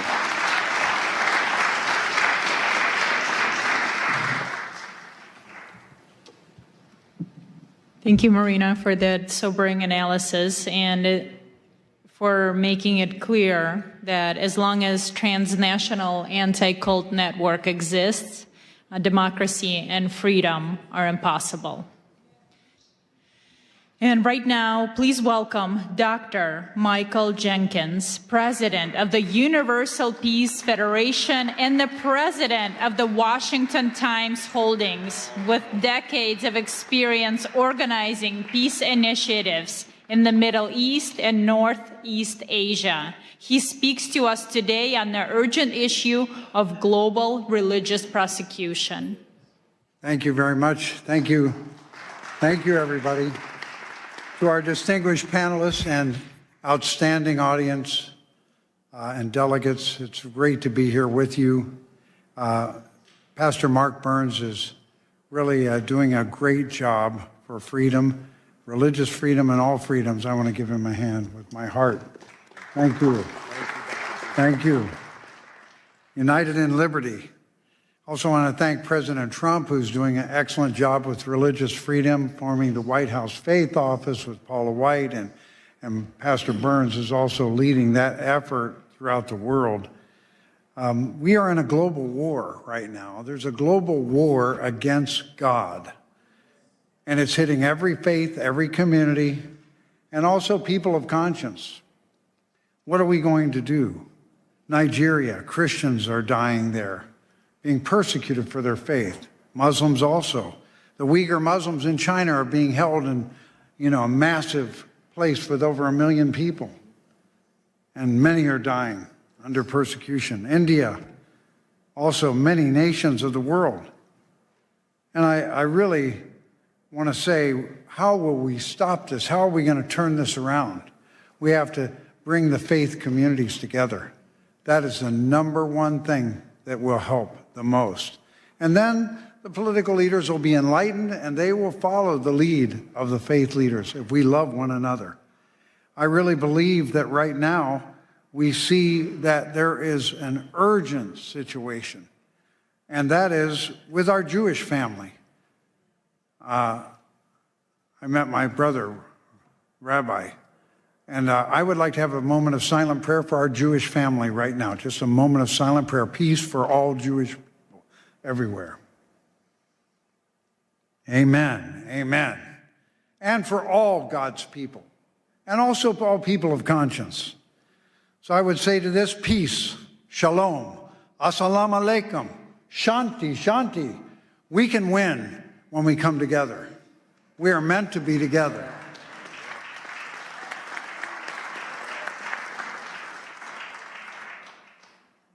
I was fortunate to be called for the Middle East Peace Initiative for many years, and I went over there dozens of times to Gaza, to Jordan, also to Lebanon, all the countries around that area. And I found interfaith dialogue can do more to heal divisions than anything else. Other things are important too. Economic development, all kinds of friendship, education, economic investment. But interfaith dialogue can bring hearts together. Suddenly, your Muslim brother or your Jewish sister or whoever it is, your Christian friend, are no longer strangers that we have images about. They become family. They become family. So even as miserable as it has been for the people of Gaza and Israel, interfaith dialogue has to rise, Pastor Burns, right away. Right away. You need to lead it too, because you're so much fun to be with. This man loves everybody. One thing about interfaith dialogue, if you love people and you really appreciate how God is working through their faith, it changes you. That's why America has such a central role to play, because there is an understanding that all faiths are welcome here, even though we mess up a lot of times. All people are welcome in America, all faiths. How are we going to make that happen? We need leadership. We need the spiritual diplomats. Spiritual diplomats are not political leaders, but they can help lead the way for political leaders. Our congressman who came here, how great it is that they support. But they're also, the lead of spiritual diplomats is something that's not restricted. We don't have to worry about a lot of protocols, right, Doc? That's right. You just go and start engaging with love and wanting to heal. So I just want to highlight a couple areas in the world that are shockingly going the wrong direction. We usually see countries that are unstable, or countries where there's kind of a strong leader, a strong man leading that oppress other people. But how about democracies? How about democracies? We never imagine democracies. No, they really follow the will of the people. When Japan, a terrible thing has happened. Matt Schlapp talked about communism. Why is communism a problem? Fundamentally, it denies the existence of God, and it sees religion as the enemy. So earlier on, Father Moon and Dr. Han developed a movement in Japan in the late 70s, and it was so effective at stopping communism. Prime Minister Kishi brought him in together, and then Prime Minister Abe, and they all worked together. And communism did not take over Japan. They were trying very hard in the 70s. It was possible it could happen. But then those same communists formed lawyers' groups that have been against this movement of family federation. And they've been against it for years and years and years. And then finally, a more liberal leader came as the Prime Minister of Japan, and he kind of caved into them and said, we got to get rid of this group. And he announced, we can't. They haven't broken any law. So somebody came up with the idea, we don't need a law. If they've just made some disturbances or they've had lawsuits, we can use that. So they used that. Fortunately, there's a new prime minister now, so I think a new history is about to be written. But why do we bring this up? Because when a democracy like Japan goes the wrong direction, a domino effect occurs. So last year, Rwanda and Kenya cited Japan's example of closing or dissolving a religion without breaking any law. They got excited about it. This happened in 23 and 24. Rwanda has now closed, shut down, or destroyed 10,000 Christian churches in 2 years. And they cited Japan's example. They're a world democracy. And then also Korea. Now the leader of Korea is really not supporting the faith traditions. He's more of a left-leaning person. That's why President Trump challenged him when he came to the Oval Office. He said, "What's going on in Korea? Looks like some kind of a revolution or purge. You're persecuting churches." They went after Yoido Full Gospel Church. They went after Billy Kim, who was the translator for Billy Graham. On July 18th, this last year, they raided thousands of organizations, or thousands of people came out and raided many churches, including the Family Fed. And they went to Sagero Church, a Presbyterian church, and because that leader is standing up for family values, marriage in the image of God, and freedom of speech, he's now in jail now. He's been in jail for almost 137 days, right? And Mother Han of the Family Fed, she's been put in jail now for 125 days. She has not been convicted of anything. So we're just calling your attention to that, because when you come together, we can move our faith communities together, and then the nations can move. God bless you all from your nations, your faith. God bless your family, and God bless America. You're so good. You're so natural, man.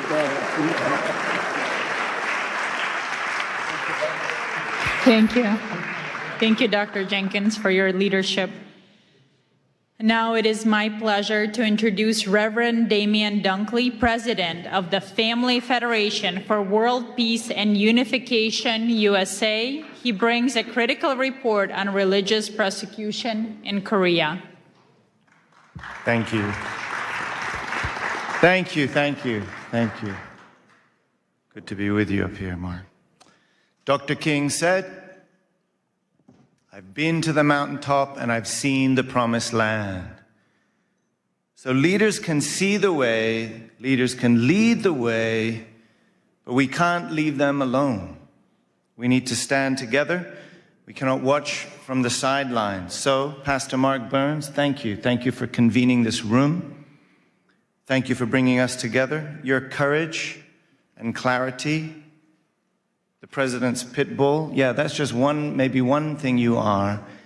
The image, as you spoke, came to mind of those, those huge logs they used to use in the medieval times to break down palace doors. That kind of power, your word brings that kind of power. So, I mean, get out of the way. Better to stand with this man than stand against this man, I say. Thank you, Pastor Burns, for bringing us together. Bless you.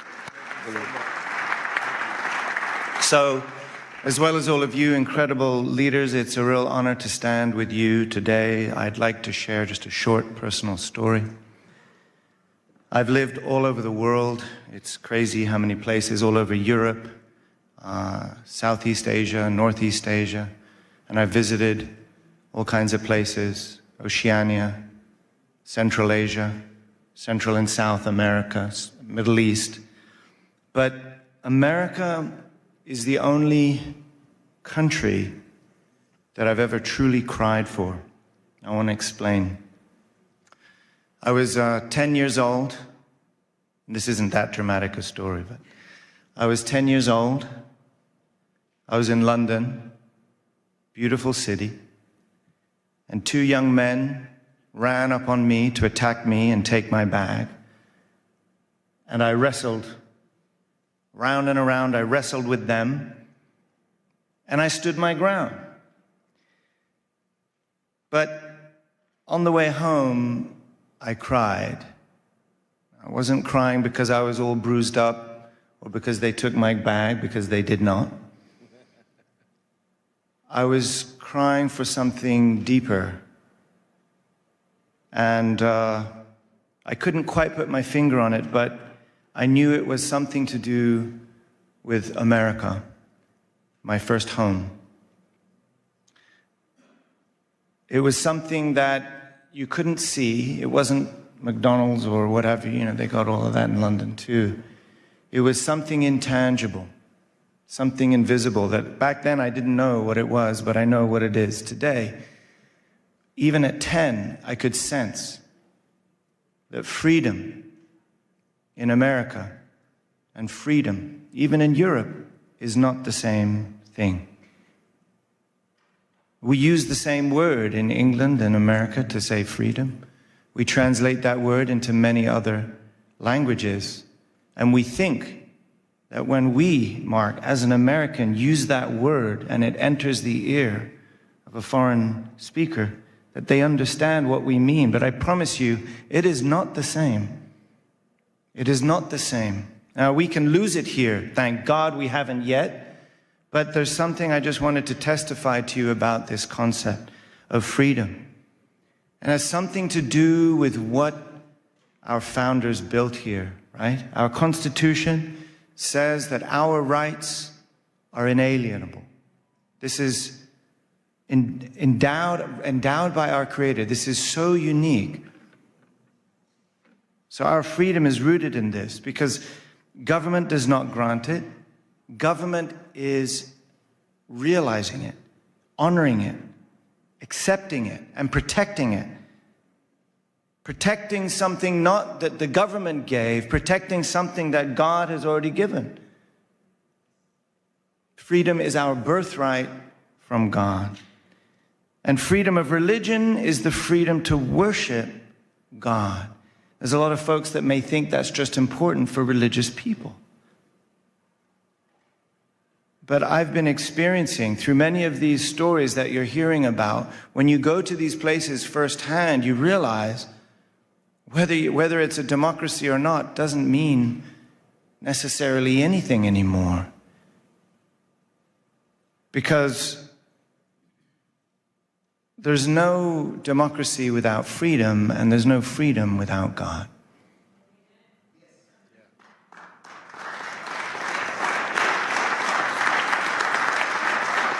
I really believe God invested in this nation, not just for these people, but to be a shelter for all religions and all people.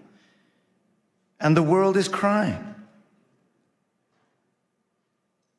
Liberty is everyone's birthright, which is why America must stand to protect and serve the freedom and liberty of all people on the planet. I believe that by putting God first.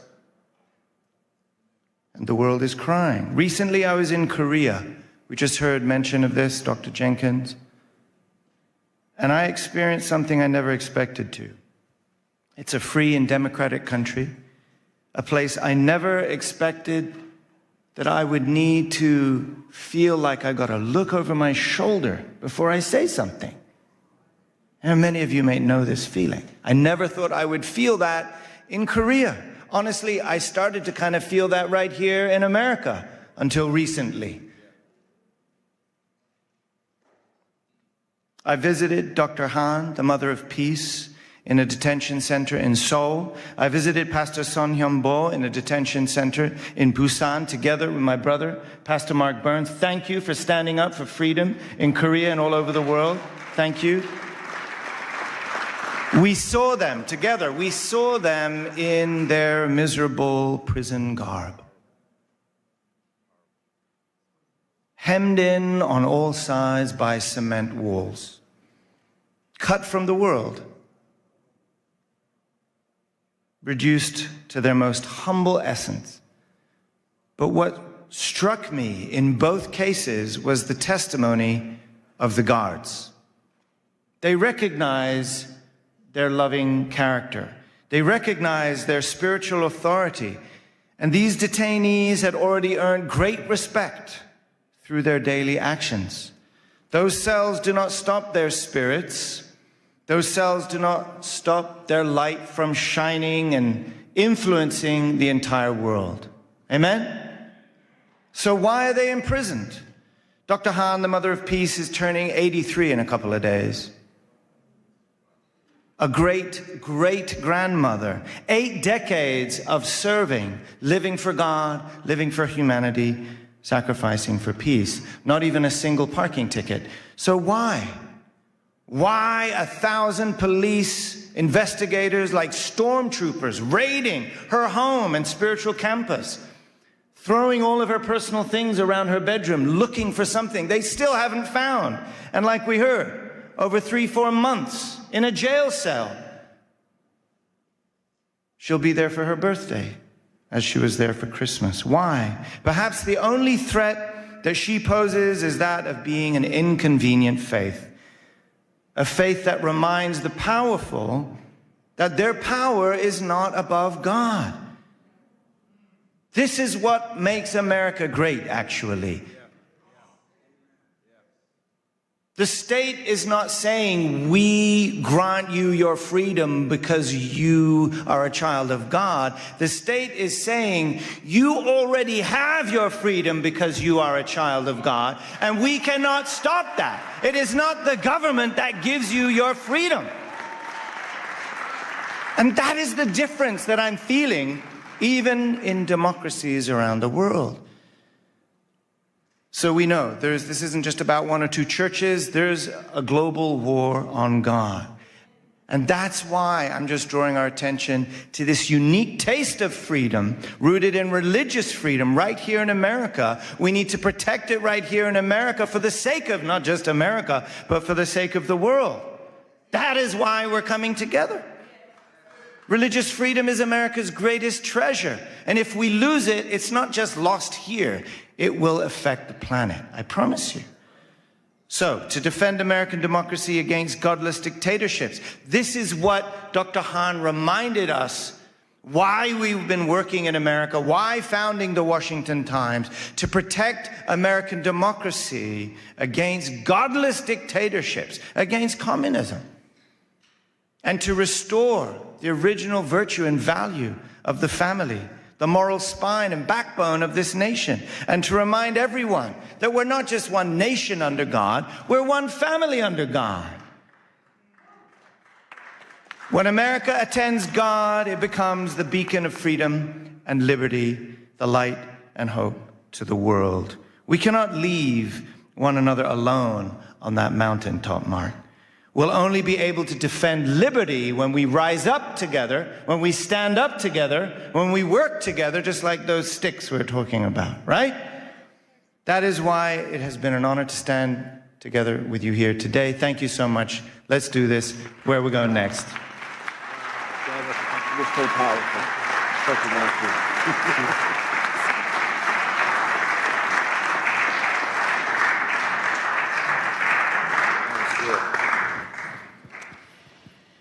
Our next speaker is a courageous voice for truth. Ms. Janice Trey, board chair of the Epoch Times and NTD TV, a survivor of forced labor herself. She understands the machinery of the repression firsthand. She addresses a vital connection in her speech.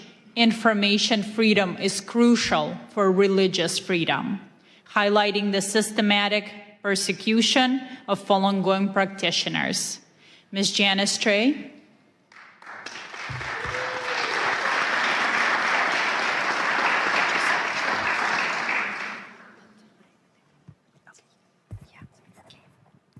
Thank you, Pastor Burns, for having me here in this magnificent Canon building, congressional buildings.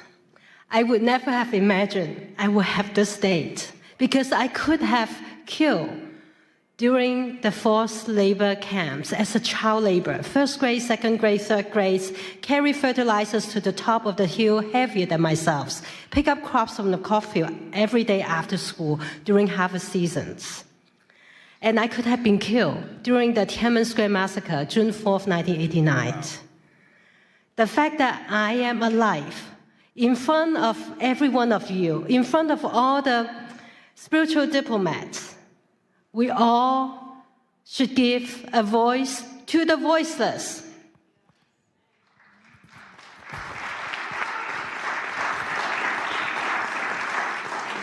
Next slide, please. Today, we honor the Creator. We speak for the voiceless. to share life-saving actions, to unite as spiritual diplomats, to end communism once and for all, to counter information censorship, to restore humanity's freedom to connect with the divine. For 5,000 years, China was a land of the divine. But since 1949, the atheist communist regime has sought to erase faith, eliminate God with communism. And since 1999, 70 to 100 million people practicing a peaceful meditations have been brutally persecuted. And even the crimes against humanity, forced organ harvesting, was being used as an instrument for religious persecution, and it still goes on today. Next page. The repression does not stop at China's border. Under Xi Jinping's order, transnational repression has spread globally through subversion, deceptions, unrestricted warfare, and the erosion of moral and religious traditions abroad. Chinese Communist Party's propaganda, misinformation, disinformations have been amplified through coordinated online campaigns, films, legacy media. Next slide. Let me give you an example. New York Times reporter Nicole Hong published over 10 articles in a short 8-month period attacking Shen Yun. Without disclosing, her father worked for the United Front Works Organization. That is the Chinese Communist Party's spy organization overseas. And Nicole Hong and New York Times misleading articles were artificially amplified by thousands of inauthentic social media accounts appearing to be widely read, even make it to be most read New York Times articles in election year 2024. You know that cannot be true. But that is how information warfare operates. Next slide. What New York Times recycling the propaganda of the Chinese Communist Party on Shen Yun. What is Shen Yun? Shen Yun is the beauty of divine beings dancing. Shen Yun brings to life 5,000 years of China's divine traditional culture, nearly destroyed by the past several decades of Communist Party rule. Shen Yun Performing Arts is actually a U.S. company based in New York, founded 20 years ago. It's the fastest growing, successful American companies, and with 8 touring companies reaching over 20 countries, 200 cities every year, and it has inspired more than 10 million audience members. If you haven't seen it, go see it yourself. It's so beautiful and inspiring that you may feel connected to the divine. Next slide. Shen Yun also tells the true story of the peaceful civil resistance by as many as 100 million people. They are persecuted simply by living the universal principles of truthfulness, compassion, and forbearance. Why? Next slide. This spiritual practice includes 5 gentle exercises and meditations. Falun Gong is practiced in over 110 countries, recognized by tens of thousands of proclamations around the world for its significant health benefits, spiritual clarity. And its founder, Mr. Li Hongzhi, has been nominated for Nobel Peace Prize 4 times. Next slide. The Chinese Communist Party responds with defamation, torture, killing, because truth exposes lies, compassion reveals brutality, faith defies tyranny. Falun Gong practitioners lead a very healthy and disciplined lives because they don't drink, they don't smoke. The Chinese Communist Party see them as the targets for organ transplants, benefits by killing them on demand. When humans become spare parts, the moral red line has been crossed. We must do something. We must do something now.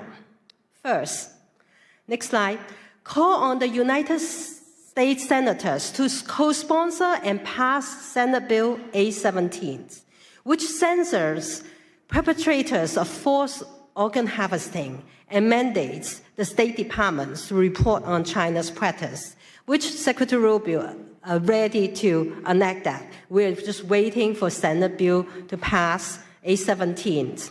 And the companion bill in the House, 1540, has already passed unanimously.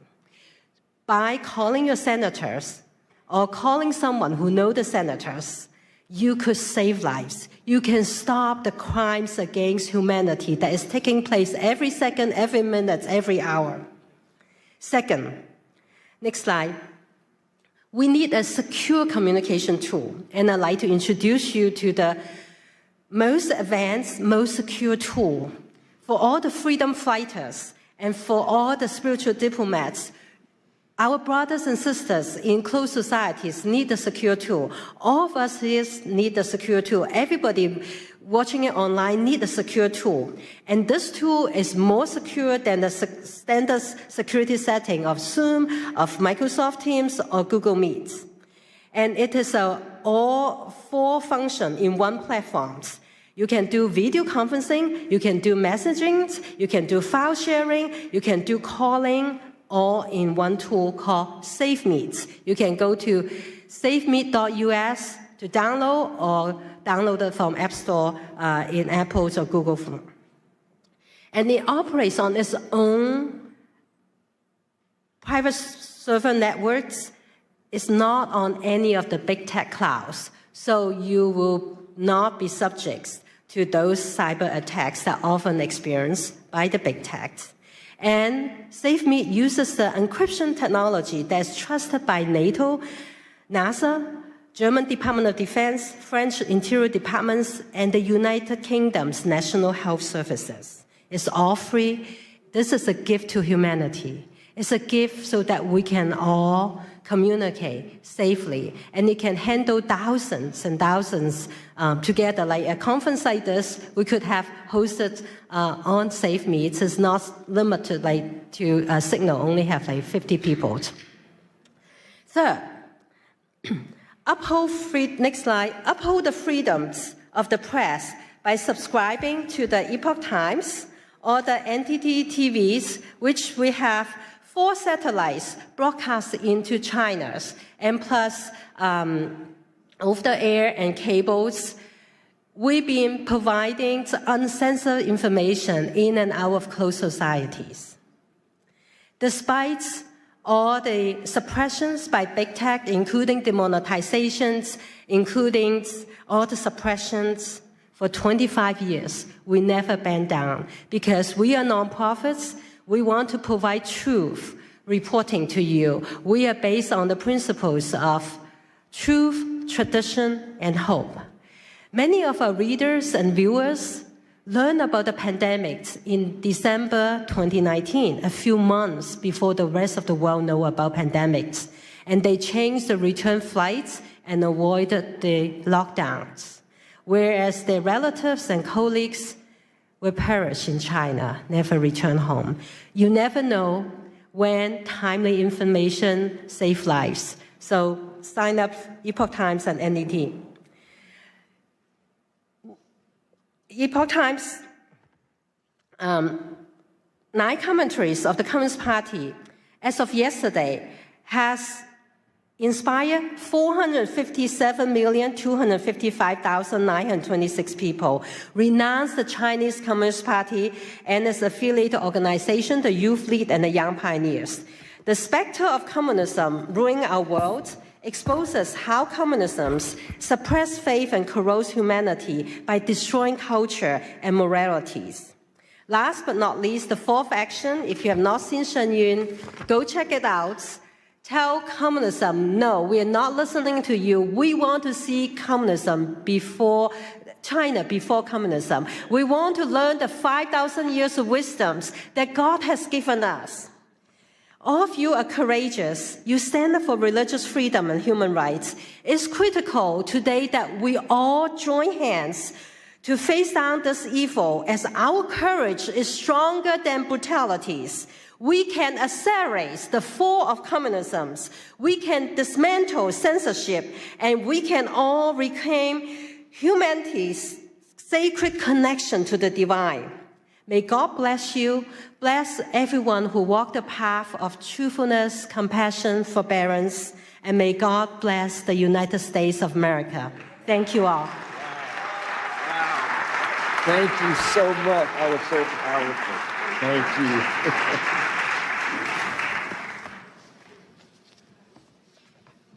Thank you. Next, I'm honored to introduce Ms. Rushan Abbas, founder and executive director of the Campaign for Uyghurs. With her own sister unjustly imprisoned by the CCP, her advocacy is personal and unrelenting. She presents unbroken Uyghur voices calling for a united interfaith response to the atrocities facing the Uyghur people.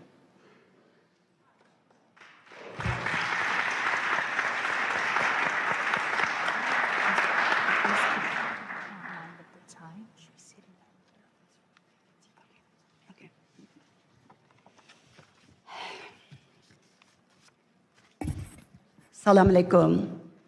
Good afternoon, everyone. It's a privilege to join you all here to this wonderful conference, an extraordinary initiative led by brave Pastor Burns to advance peace, dignity, and the freedom of belief.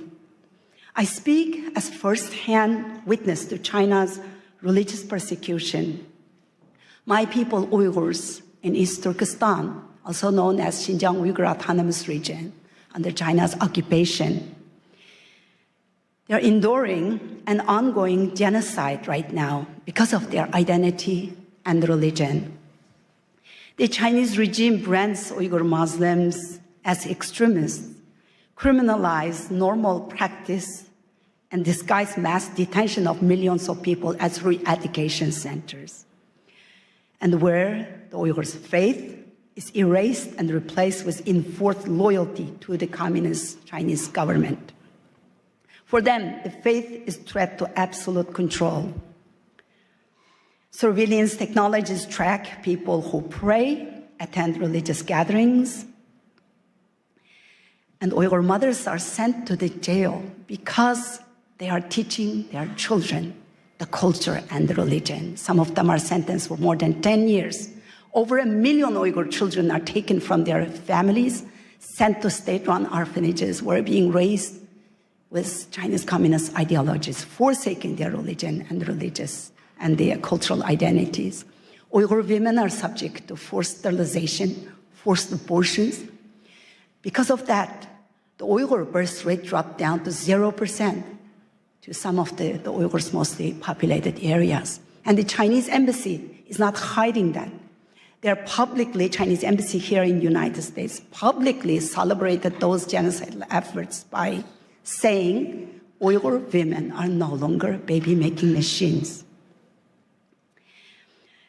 And this persecution is not just limited to the Uyghurs. As my sister Janice just reminded everyone, they started in our homeland with surveillance technologies and they using our homeland as a testing ground. And then Tibet, Southern Mongolia, Falun Gong practitioners, they all endured the same fate. The democracy in Hong Kong demolished in front of all of us and our eyes, and the world stood silent. Now Taiwan is under threat. Next, it will be all of us, unless if we speak out and hold the CCP accountable. If we don't speak now, the only voice left will be one of regret. CCP has destroyed churches, removed crosses, jailed pastors. Beijing publicly announced that they are going to rewrite the Bible and the Holy Quran to make it compatible with Chinese communist ideologies. How in the world any religion can be compatible with Chinese atheist ideology? Just the last months, right before Christmas, over 100 pastors were detained. And also Pastor Ezra Jin from Zion's Church is still in detention. The same machinery of repression is long used against those who speak the truth, expose China's crimes, including China's transnational repression Janice just explained. And I am one of them.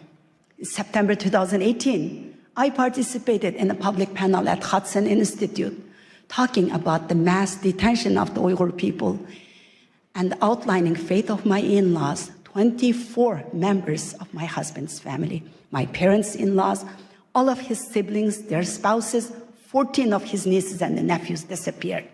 And when I talked about that, as an American citizen, practicing my freedom of speech in the land of the free, in Washington, they took my sister, a retired medical doctor, non-political person, just an ordinary mother and grandmother living peaceful life. They took her just 5 days after my speech to punish me. She's still in jail.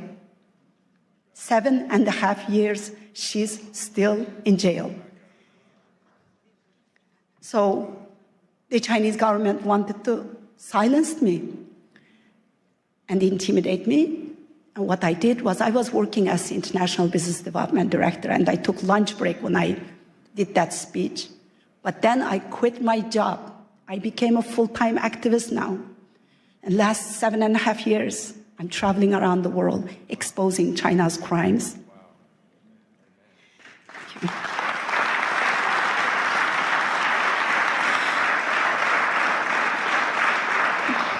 Our religion, our language, even our names, our identity, our faith, everything is being erased. And that's why I'm so grateful today for Pastor Burns to giving me this platform and all these wonderful people, all the staff who made this great conference available for me, providing me this platform. It's not just giving me the voice, but you are giving millions of Uyghurs, 20 million Uyghur Muslims a voice here at this platform. So thank you so much. The CCP has protected the system of total control. I know I'm short on time. Just give me 2 minutes, I'll be finished. The CCP has perfected the system of total control in my homeland, and they're exporting it to the authoritarian regimes worldwide. They have the vision, strategy, and the means to spread the system of oppression far beyond its borders, undermining national security and the eroding democratic foundation that your parents, your grandparents worked so hard to build and to defend. This is not just the Uyghur issue anymore. It's China's war on faith, war on freedom and democracy, war on the women and the children, and a war on humanity itself. We stand at the turning point here. Silence is the oxygen for the tyranny. Unless we hold China accountable, it will be your children and the grandchildren who will pay the consequences of an illiberal world. Our faith, our hope, our courage, and the support for each other, and all of you here, is what we have left to fight onwards. And do not allow China to make this genocide a profitable venture with forced Uyghur labor. Your cotton, your tomatoes, the parts of your car that you drive, and everything you use is made by Uyghur slaves. Blood, sweat, and the tears. The shirt on your back could have been made by my sister, Dr. Gulshan Abbas. Our faith should let us speak out for the Uyghurs. I thank the couple of the doctors here mentioning the Uyghurs. I really appreciate the people who are bringing the Uyghur issue up, and I am so grateful for Pastor Burns. Freedom survives only when we stand together against those who would destroy it. We are all responsible for what happens next. Thank you. Thank you. I want to give this book to Pastor Burns. so much. We stand with you and your sister. Thank you so much. Sorry. Thank you. Next, I would like to introduce a delegation from Ukraine, Vitaly Arlov, co-founder of Ukrainian Week in Washington, D.C., and Alexander Ilash, Ukrainian Week in Washington, D.C. Committee, founder and chairman of Share Your Bread with the Hungry One charity in Ukraine. Good afternoon, everyone. It's a pleasure to be with you, and we just arrived yesterday to be here at this very important event, and we heard a lot about Ukraine today. A lot of those of you who support Ukraine and who are really concerned, and we really believe that spiritual diplomacy, this very important subject, and this is what we all have to be united for, to do and to change the world together. Thanks to Pastor Mark, who has been with us in Ukraine not once, and who really stays strong for Ukraine and for peace and for just peace in Ukraine. Thank you, Pastor Mark, for what you're doing for our country. Yeah, Pastor Mark, thank you very much for your support Ukraine, visiting Ukraine. Thank you for your passion. Сьогодні ми хочемо пару слів сказати саме за духовні причини тої страшної війни. And while we're here, we would love to share with you just a couple of words about spiritual reasons for that horrific war in our country.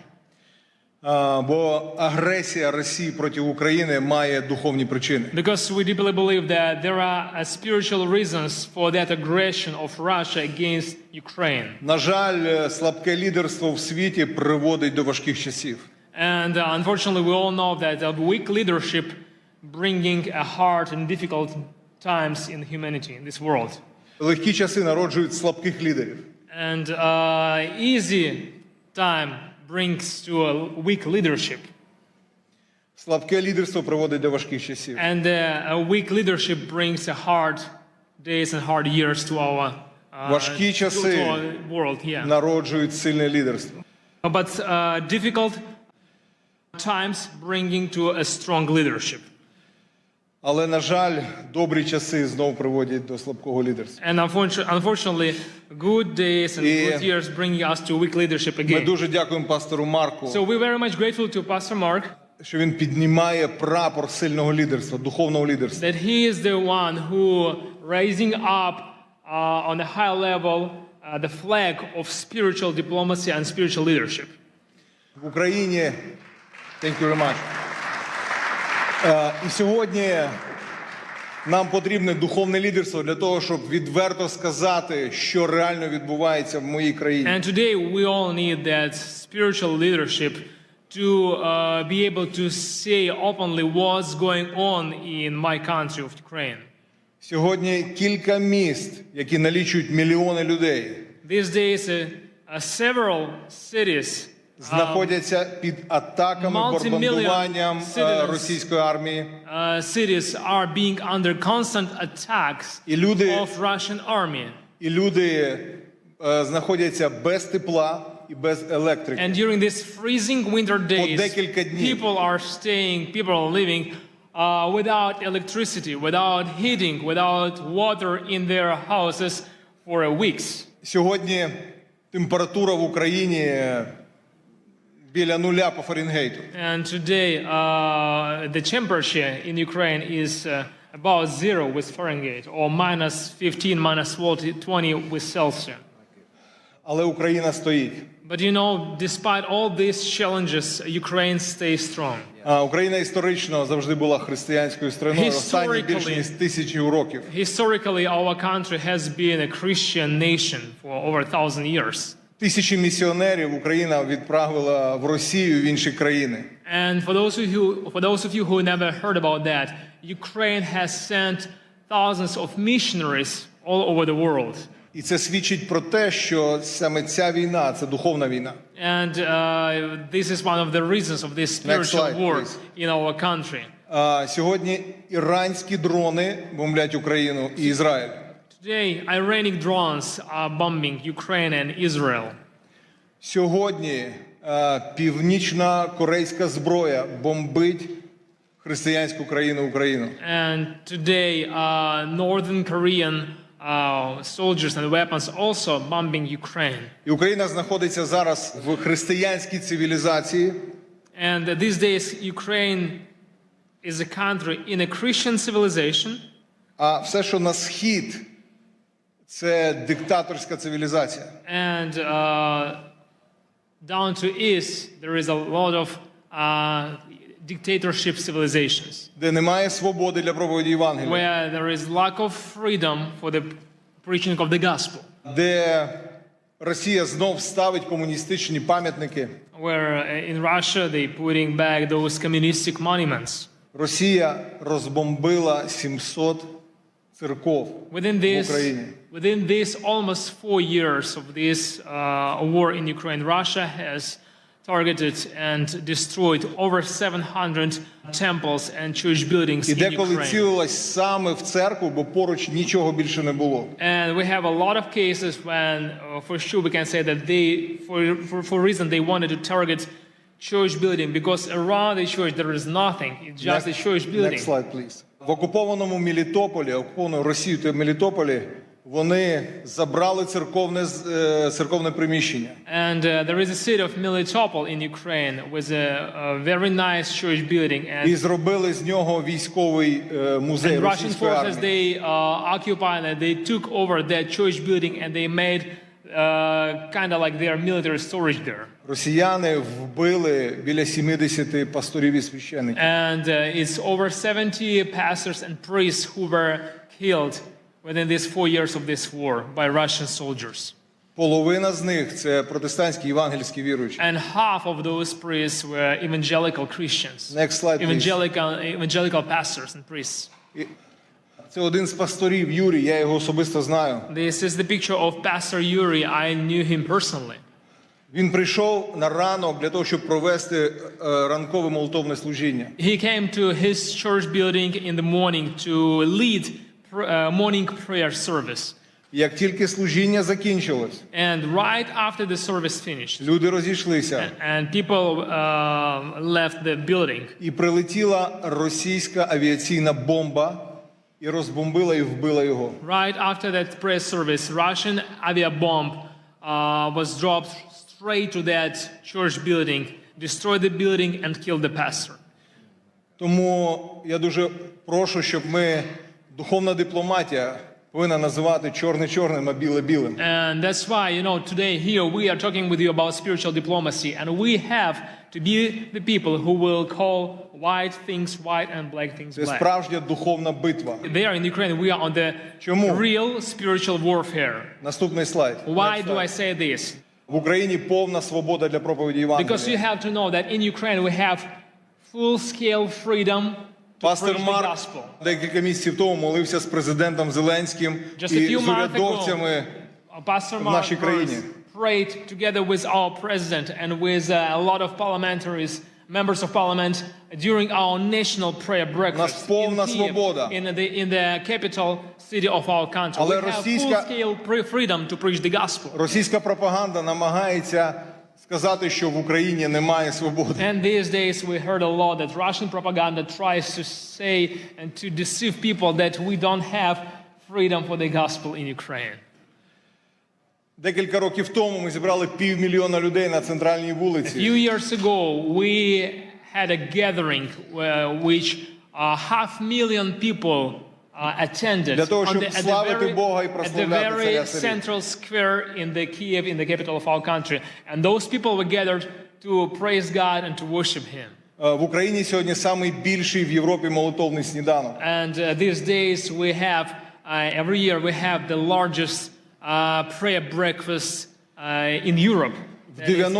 В 90 офісах державних проходять молитовні сніданки і читання Біблії. And during the year we have prayer breakfast in over 90 locations all across Ukraine.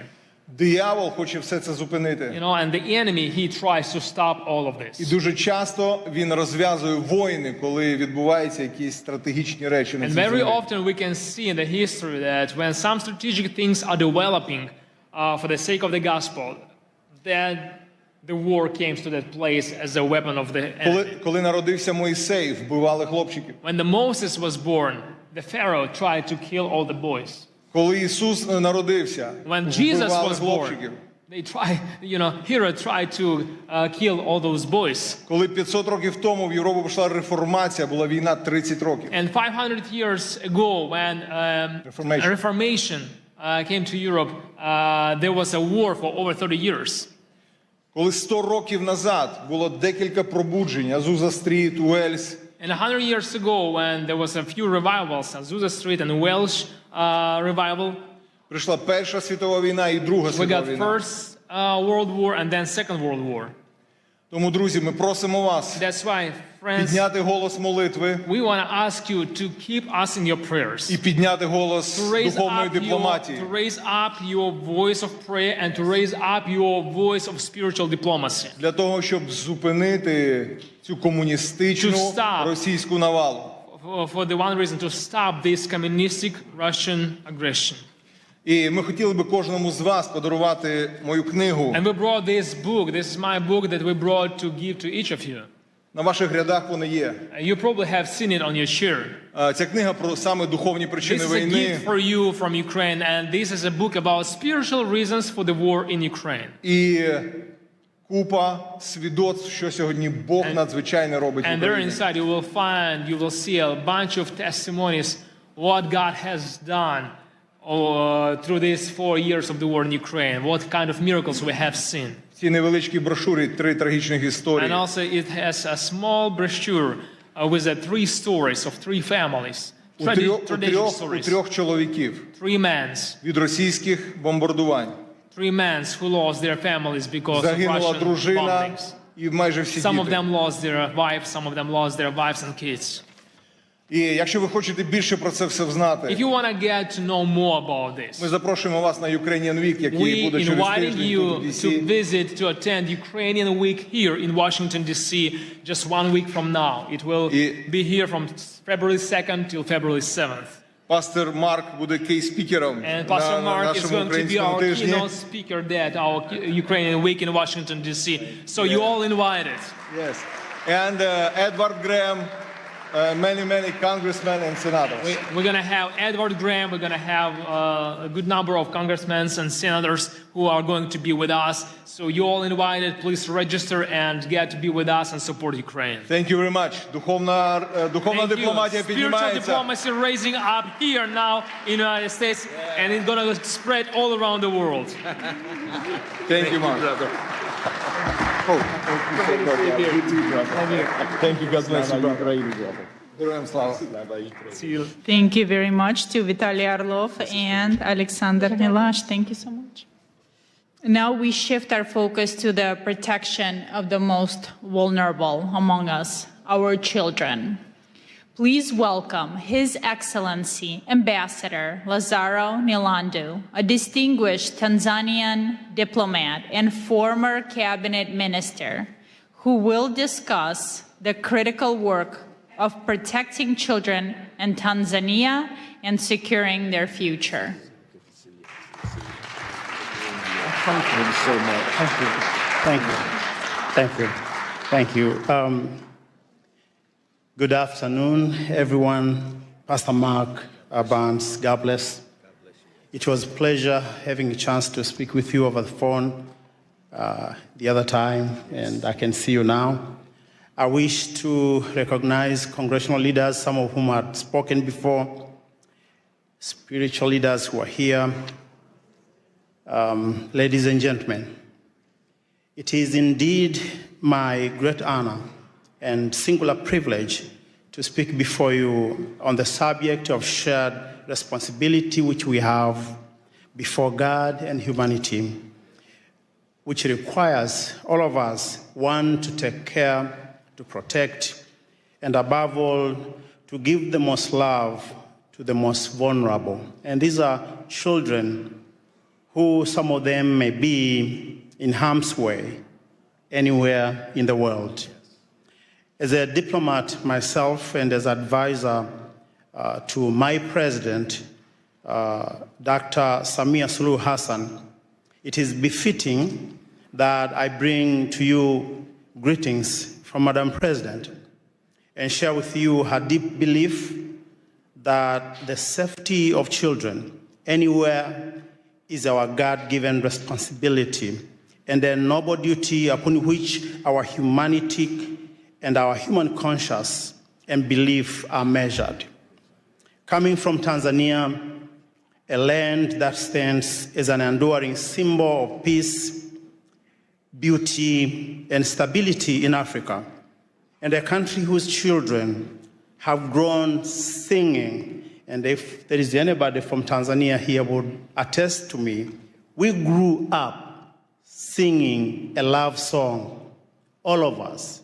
It said, Tanzania, nakupenda kwa moyo wote, ninapokwenda safarini kutazama maajabu. And it was speaking rather about people and children who had no home, who had no place to go. Tanzania would be a country that welcomes them all, give them home, give them refuge.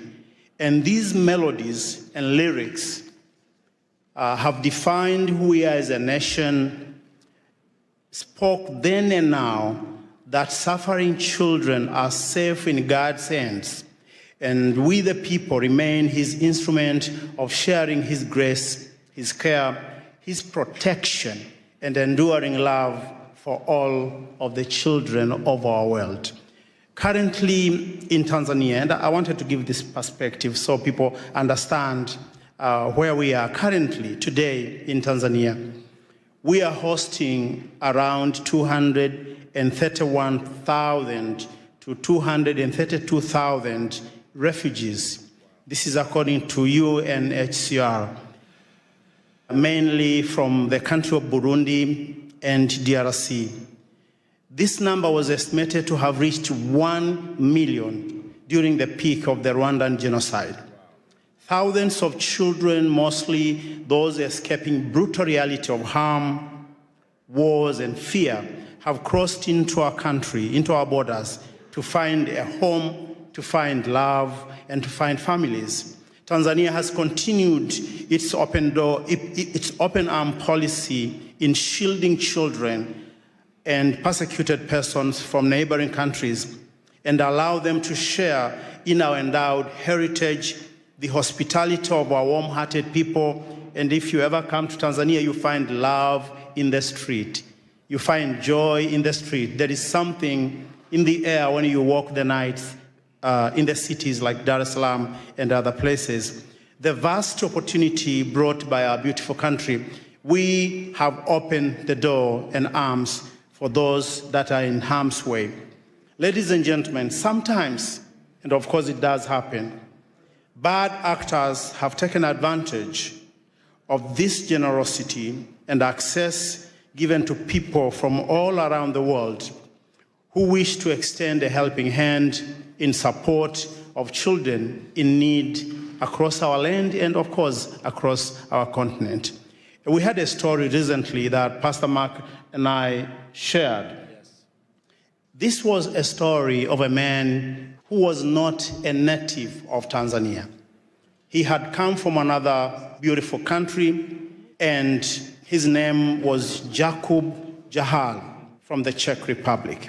This man, whose infamous actions represents a modern-day cross-border criminal rings targeting children, is alleged to have abused children and misappropriated charity funds meant to support those same children in need in an orphanage somewhere in Moshi, just beneath the beautiful foot of Mount Kilimanjaro.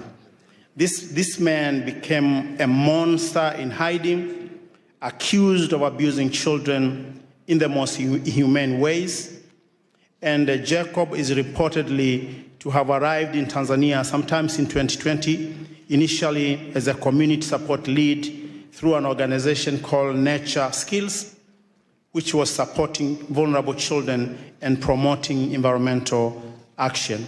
Such actions are abhorrent and contrary to international laws and to the laws of the United Republic of Tanzania, and hence a coordinated due process to bring the perpetrator and his associate to justice is warranted, and regardless of where they may be hiding today in the world.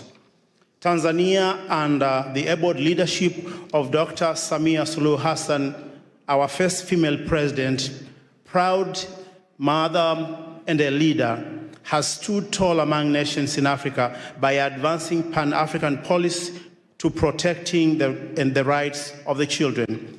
Even during our darkest hour, our nations and her people has reason to find a reason, compromise, and purpose to continue holding all our children by the hand and keeping the faith in the greater good of humanity through God.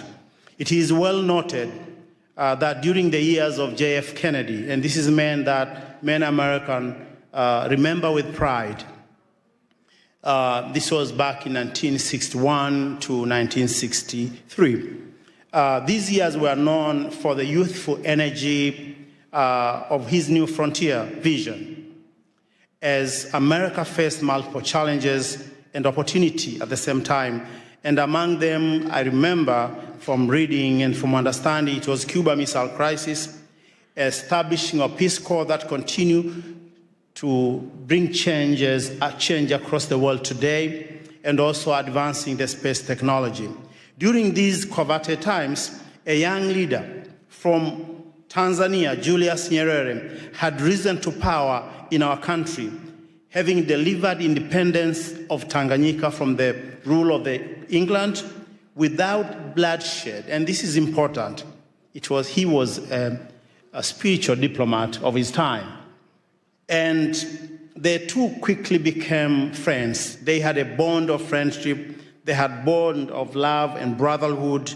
And this friendship resulted in JFK inviting Julius Nyerere to come to this city, Washington, D.C., on January 15, 1963. Among other things that they discussed was making the children of Africa and the children of Tanzania an endowment that we will all be proud.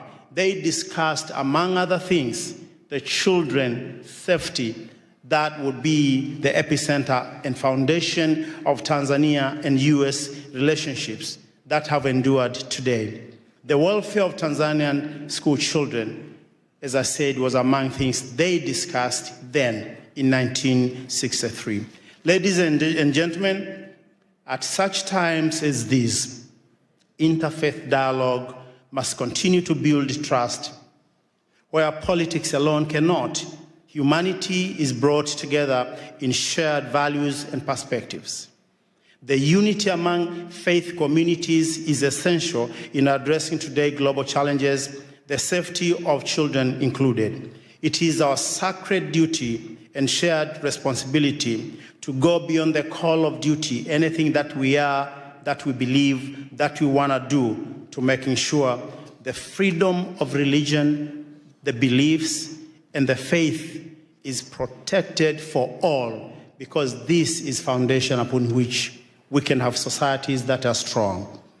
Ladies and gentlemen, whatever that happened now and today, I wish to say that one of the famous things that Nelson Mandela once said was that Africa, as he was looking at the continent, having come out of jail, he said, Africa, the Lord gave you struggles, and struggles made you strong. We are all made strong because of some of the things we go through. And I believe as we continue to stand united, as we continue to work together, the voices of far places like Africa, what we do, what we are achieving should be part of the contribution, positive contribution to this debate in the world, to making our world a better place. And I want to finish by giving you this. Someone somewhere in Africa continue to believe we do have that African dream to be a better people, to be loving, to open our hands to the rest of the world. We are over 54 different countries speaking hundreds upon hundreds of languages. But yet when you visit the continent, even places where you may not have heard, there is love in the air. If you come to Tanzania, if you come to places like Arusha, Mount Kilimanjaro, and you go to just ordinary folks in the villages, you find love in the air. We would like to have this love continue to unite our world as we continue to be free people, working for the whole world and uniting all our perspectives for the greater good. Thank you, and thank you for listening. Thank you.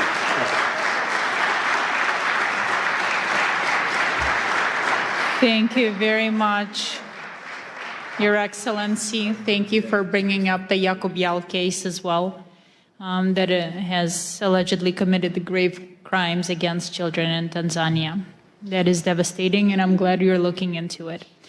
And now it is my pleasure to introduce Congressman Joe Wilson, representing South Carolina's 2nd Congressional District, a long-serving member of the House. He brings extensive experience on national security and foreign affairs, as currently serves as the co-chairman of the U.S. Helsinki Commission, advancing human rights and democratic values around the world. Congressman, it is a pleasure. Thank you. And ladies and gentlemen, and champions, as I look out to see so many champions of religious freedom, I just want to thank you for your success. And indeed, Pastor Dr. Mark Burns has just done such a great job organizing. He also has another identification. He is a friend of somebody named Donald Trump. Aside from that, and so, but the bottom line truly is that I'm grateful to be here, and we're from the same state, South Carolina, and he's from the upstate now. That's where the money is. That's where they make BMWs. But I'm from the lower part of the state, and actually I was born in the holy city of Charleston, South Carolina. And with that in mind, the reason it's called the Holy City is because of the number of churches. And the people living together and serving together. And so we have virtually a church on every corner.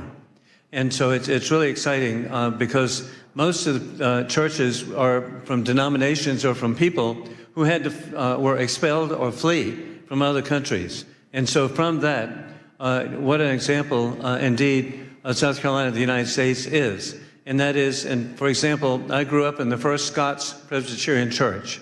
And I want you to visit Charleston, the only church in North America with the seal of the Church of Scotland on the front in stained glass.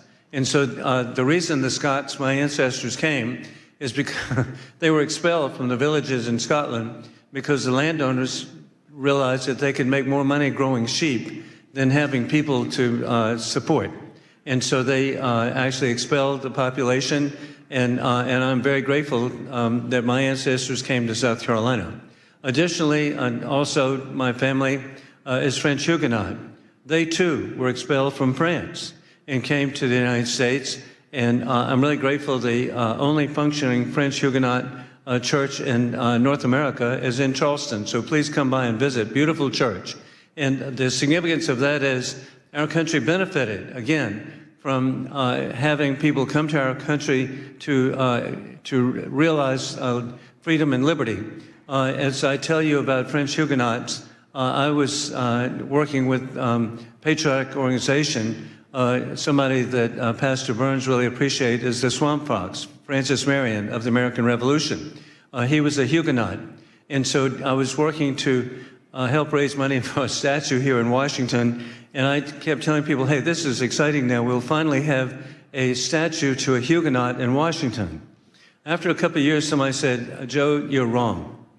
There are statues to a Huguenot in Washington. I said, well, who?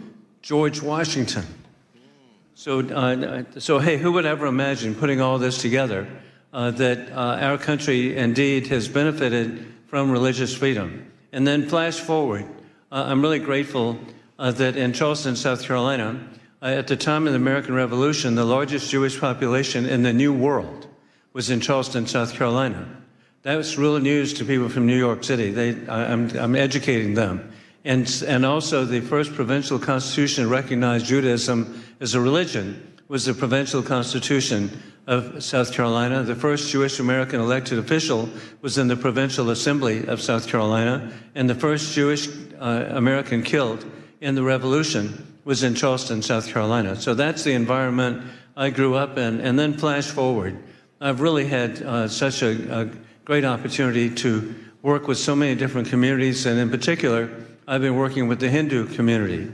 And as a real estate attorney, I worked with Indian Americans buying hotels and motels in the United States, and particularly in South Carolina. And flash forward, they now have a majority of the hotels are owned by Indian Americans. Additionally, the Indian American community, it's 6 million people, of Hindu faith, a substantial number of Christians now, but they are elected to public office. We know that, Governor Nikki Haley. We're really grateful for the success, and then you can see their success. Who would ever imagine FBI Director Kash Patel? And hey, who would imagine the Second Lady of America, Usha Vance? And so the Indian American community has just been so successful. And in particular, I was grateful to be with President Trump in Houston to welcome Prime Minister Modi. And at that welcome program, it was clear, Pastor, that we were with the largest assemblage of millionaires in the history of the world. 40,000 people were there. The per capita income of the Hindu Indian American community is twice that of the average American. And so, again, I cite that as an indication where religious freedom has such importance and can lead to so much. And so I want to thank all of you for what you're doing. I'm proud to wear the pin. And looking at all these positive faces, you're an inspiration. God bless you. Thank you. Thank you, President. Appreciate you, brother. Thank you. Thank you so much. Thank you very much, Congressman, for stopping by. Thank you for your time. And now let's continue. I'm pleased to introduce Ms. Vicki Reese, the founder of Joy of Mom, a global movement reaching millions of families. She brings the conversation to the heart of the family unit with her topic, Spiritual Diplomacy Begins at Home. She explores how motherhood and compassion are the first steps on the path to peace.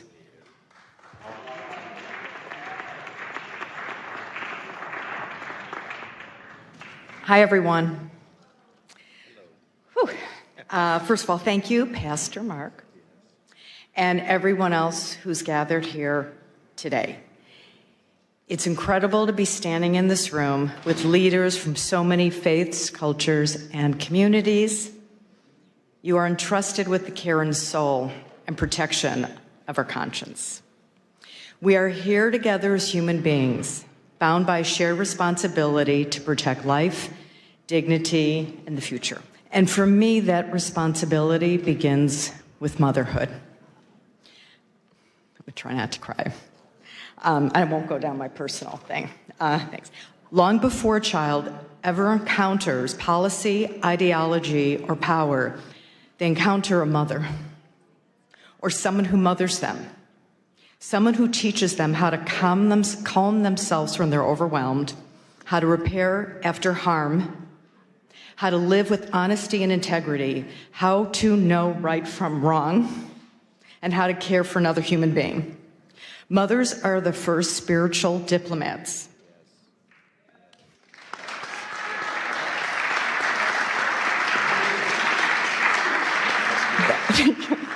That our children will ever know. I think that was the most important thing I could say out of this. In kitchens, in classrooms, in car rides, in quiet moments, mothers teach empathy, accountability, courage, and compassion in action. They are not soft skills. They are the foundational skills of peace. This is why spiritual diplomacy cannot be separated from maternal wisdom. Shifting.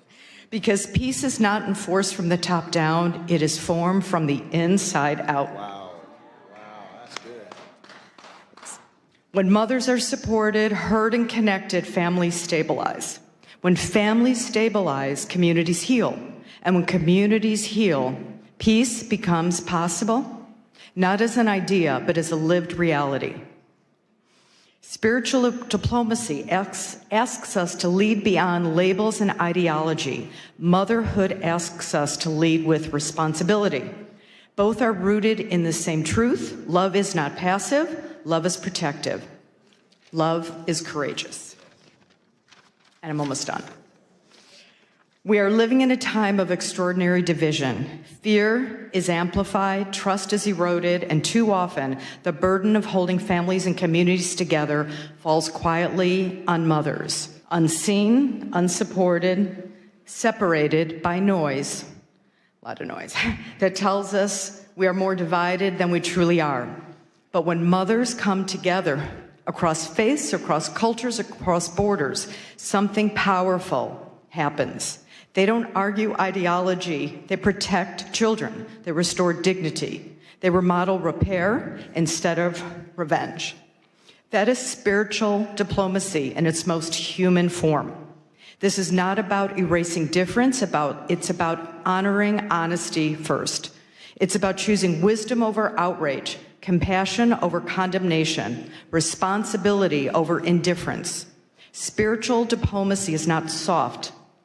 And as we know, motherhood is not weak. And conscience is not optional. These are the strongest forces we have.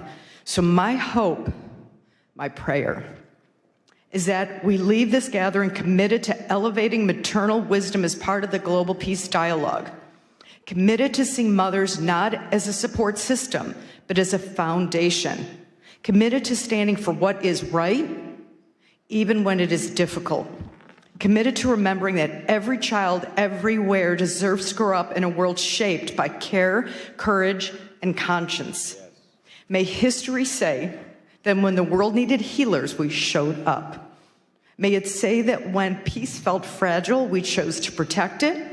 And may it say that love, lived boldly and practiced daily, became the bridge that carried us forward. And may mothers stand with you and with one another as partners in this work, bringing conscience, courage, and care to the future we're building together. I have one quick note. Okay? In a few moments, you're about to meet Scarlett Lewis shortly, and you'll hear her incredibly moving story and journey. And as part of today's commitment to peace, we're deeply honored to share the joy Mom will be bringing Choose Love from classrooms into homes and families, embedding peace and choosing love over fear into lived daily practice for moms and children. And we're also going to be part of your beautiful ecosystem and help bring this message home everywhere in the world. Thank you and bless you all. So good. Oh my God, you did such a wonderful job. Our next speaker has a truly extraordinary background. Please welcome Miss Aliyah Rosa, a former secret agent turned women's empowerment coach. She has risked her life to stop criminal networks. She speaks to us today on the dark reality of child and human trafficking and the fight to save innocent lives. Thank you. Thank you, beautiful souls, spiritual diplomats, and thank you, Pastor Mark Burns, for bringing us all together, for inviting me.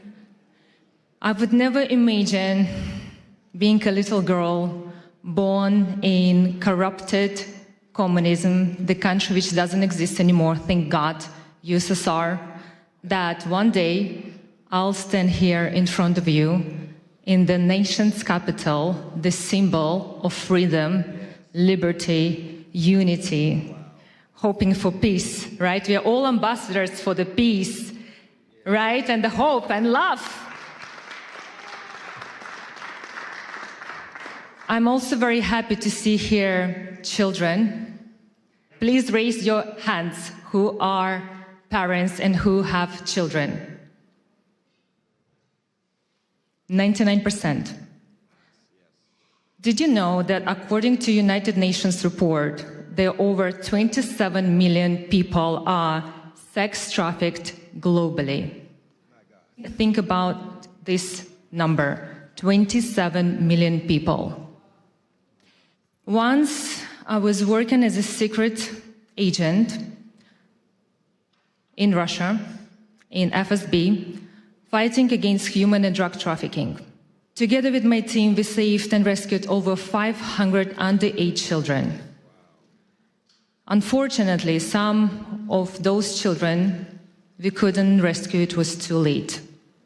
And I still remember their faces, and I still remember the faces of their parents who begged us to help them, but it was too late. Some of my colleagues have died during these missions, and let's take a moment to pray for their souls to rest in peace. So that's why, as adults, it's our responsibility to educate children, not just our children, but all children. Thank you. And that's why it's so important for us to speak about these global issues, to check social media of our children, speak with our children's friends, to support and report to adults or authorities if they will see suspicious behaviors. Create communities and speak about these social issues like we do right now. And hopefully, maybe today, tomorrow, you will share this information with your friends, with some kids, and they will remember that. And one day, when they will go to public places, they will not take from someone a drink or a sweet. And they will not leave their drinks unattended, because this is very important. My son is 16 years old. He was going out with his friends at 6 p.m. He calls me crying that 2 girls from his class were picked up by the car and they drove somewhere. Thank God in Snapchat they have the location. So I pick up my car, my son, I pick up my car, and we drove there to find them. They were picked up by 2 men, 40 years old about. We reported that issue. But this can happen with anyone. Imagine it could be your kids, imagine it could be kids of your family members or your friends or so on. That's why, as adults, we need to bring awareness, especially to our young generation, because this is our future. Yes. Thank you so much for understanding that it's so important to be together, to unite, to fight this problem, because the most important is to prevent the problem before it will even start. And this is our responsibility as adults, to teach, educate our children, because they copy what we do. And a little favor. It's the beginning of the year. I decided to set up a charity to bring awareness about this global issue. And if anyone here would like to help me and join me in this journey, I'm here for you. I would really appreciate about your help, and thank you so much for having me. Thank you for this amazing event, and God bless you all. Thank you. Thank you so much. Thank you so much for that. Thank you so much. Now, returning to the stage, our distinguished Indigenous leaders, Chief Joseph and Ambassador Lara Lynn Riverwind, co-founders of Firekeepers International. They address a crisis touching every community, from silence to sacred care. They will share how faith leaders must respond to the youth mental health crisis. I knew you were going to make us follow either Dr. Burns or the secret agent. Thank you for Pastor Burns for bringing a microphone to the Indigenous voice. It's an honor and blessing. Thank you. She sits on her bed behind a locked door in a dark room. Mascara-stained tears streak her cheeks as she watches blood drip from her arm. This self-inflicted wound, vying for space among many others. Next time it will be deeper. She says. Next time I'll go all the way. And just like that, ideation becomes a painful plan. Statistically, before this gathering ends, a depressed and hopeless Native American will take his or her life. But God. Taigwe, Oma Bahari, da Kakasike Guasabara Mahura, da Katais Boriken Ota Danaboria Yaya Ota Kasike Bosibakan.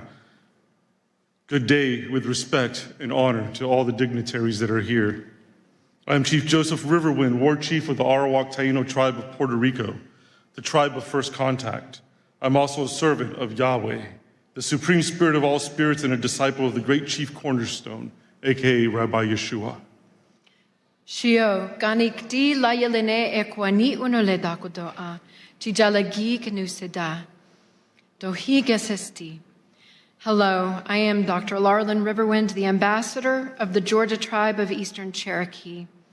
I serve Creator Yahweh, and I walk the white path of Yeshua, Jesus, whom my people have an ancient story about. For generations, Native people have lived with intergenerational trauma. Depression, identity crisis, and suicidal ideation are often lifetime struggles rather than temporary obstacles.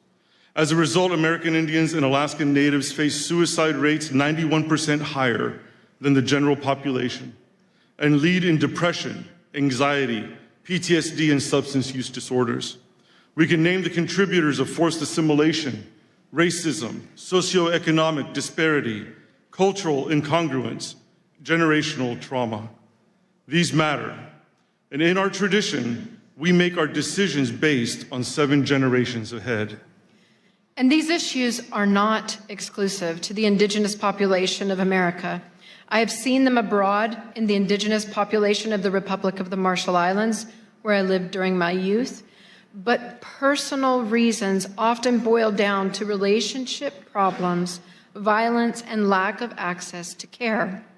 Yet each of us must make and take the responsibility for our own mental health. Healing is not accidental. It takes time, faith, hard inner work, wise counsel, humor, and miracles. Humor is a core Native tradition, so we'd be remiss if we didn't ask you, how many psychiatrists does it take to change a light bulb? 1, but the light bulb has to want to change. And speaking of change, did you know that Native Americans will be the first ones in heaven? We have reservations. There you are. Jeremiah 29:11 declares, "For I know the plans I have for you," says Yahweh, "plans to prosper you and not to harm you, plans to give you hope and a future." We must help people envision a future worth living for. Often the first step across that bridge is moving from silence to speaking up, because evil flourishes in silence. It is often through sacred care that people find the courage to speak. Sacred care takes many forms. At Firekeepers International, our Good Medicine program provides sacred care through ancestral teachings passed down by our elders, through art, music, storytelling, dance, counsel, honor, and ceremony that brings holistic healing to the soul. Yet our culture should strive for much needed refinements. To 1, celebrate heroic whistleblowers. Normalize ongoing counseling. Honor mental health professionals. And develop emotionally intelligent leadership. For many, there is no dramatic crossroads between victim and victor. Victimhood is often a default survival mode. But this world, though filled with pain, is also filled with love. A soul's journey from victim to victor is forged through forgiveness, healthy boundaries, and discernment.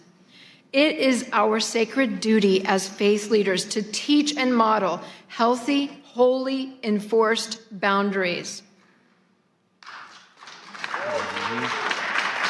Without them, encroachment is normalized, victimhood is enabled, abusers protected, and spiritual necrosis left unchecked. Across Turtle Island, what we call the land here, indigenous wisdom teaches a foundational truth. Life is sacred. It is a gift from the Creator. Important question.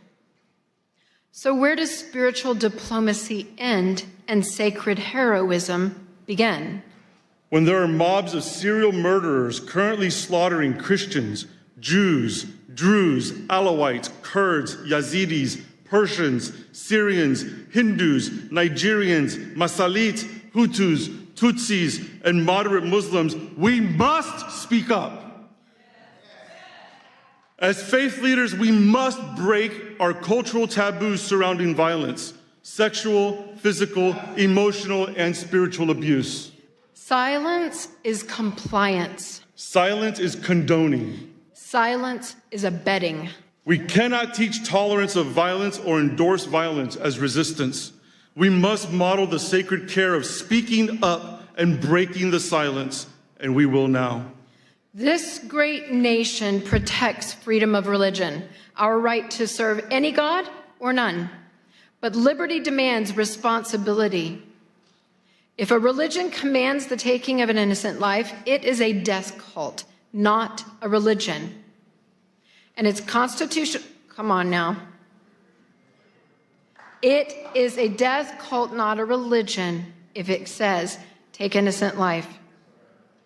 Got a few of you. And its constitutional protections then are null. Speech defining holy versus profane is protected, but breaching physical boundaries to commit violence is not. As indigenous spiritual authorities from these ancient lands of Turtle Island, we want to make a clear declaration. Radical Islam, death cults, anti-Semitism, and enslaving ideologies disregarding the sacredness of life and liberty are not welcome on Turtle Island. We must become divine interruptions on someone else's path to destruction. And let me just say this. It's a big deal to have somebody with spiritual authority of indigenous people to say what is and is not welcome in their land. Meditate on it. As we leave today, return with me to that dark room and that bleeding girl. She was not unseen. Her faith leader knew. He knew intervention was needed. He knew there were options. Now the only question left is this. What is he going to do about it?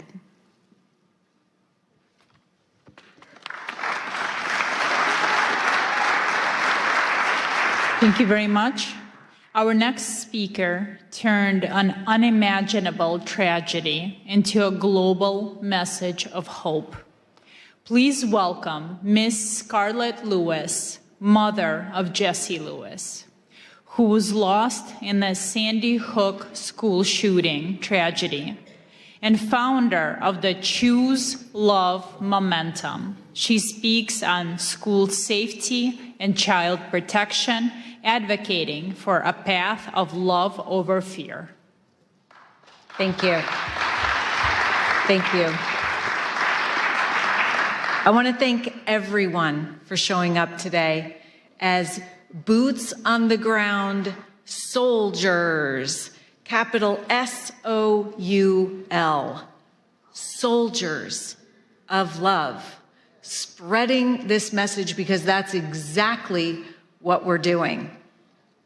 Hope and peace live and grow in this room. I can feel it. Thank you. I want to begin with a simple truth. When we talk about peace, diplomacy, or global stability, we're not talking about ideas. We're talking about lives. We're talking about our children. We're talking about what happens when love breaks down and compassion is absent. I know this not as a theory, but as a lived reality. 13 years ago, my 6-year-old son, Jesse, was murdered in his first grade classroom at Sandy Hook Elementary School, alongside 19 of his classmates and 6 educators in what is still the worst mass shooting in U.S. history in an elementary school. That morning, he walked into school like millions of other children do every day, trusting the adults in his life would keep him safe. What happened next is difficult to hear, but important to say out loud. A former student returned to the school he once attended with the intention to cause maximum harm, driven by years of neglect, abuse, unaddressed pain, bullying, and revenge. He murdered Jesse's principal and guidance counselor outside the classroom and Jesse's teacher just inside the door. Then his gun jammed. In that moment, my 6-year-old son stood up and told his classmates to run.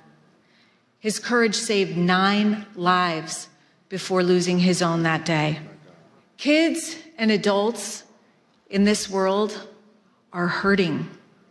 They're in such pain because they don't have understanding, love, role models, spiritual diplomats, essential life skills, and they know no other way to get relief but to seek revenge and to off-put their pain on as many people as possible. In fact, we know that through the latest science, revenge is the cause of all bullying, all violence, and all wars. We also know what the solution to revenge is in the brain. What stops the pain and the hurt is forgiveness. And we know we can teach forgiveness as a skill. In fact, we're doing that. The fact is that 100% of school shootings are preventable, as is the vast amount of suffering that our children are experiencing today. God is love. And when we bring love into our schools, we address the root cause of the pain and suffering that lead to what the Department of Homeland Security says the pathway to violence is: attack end. This is where we have been focusing our attention.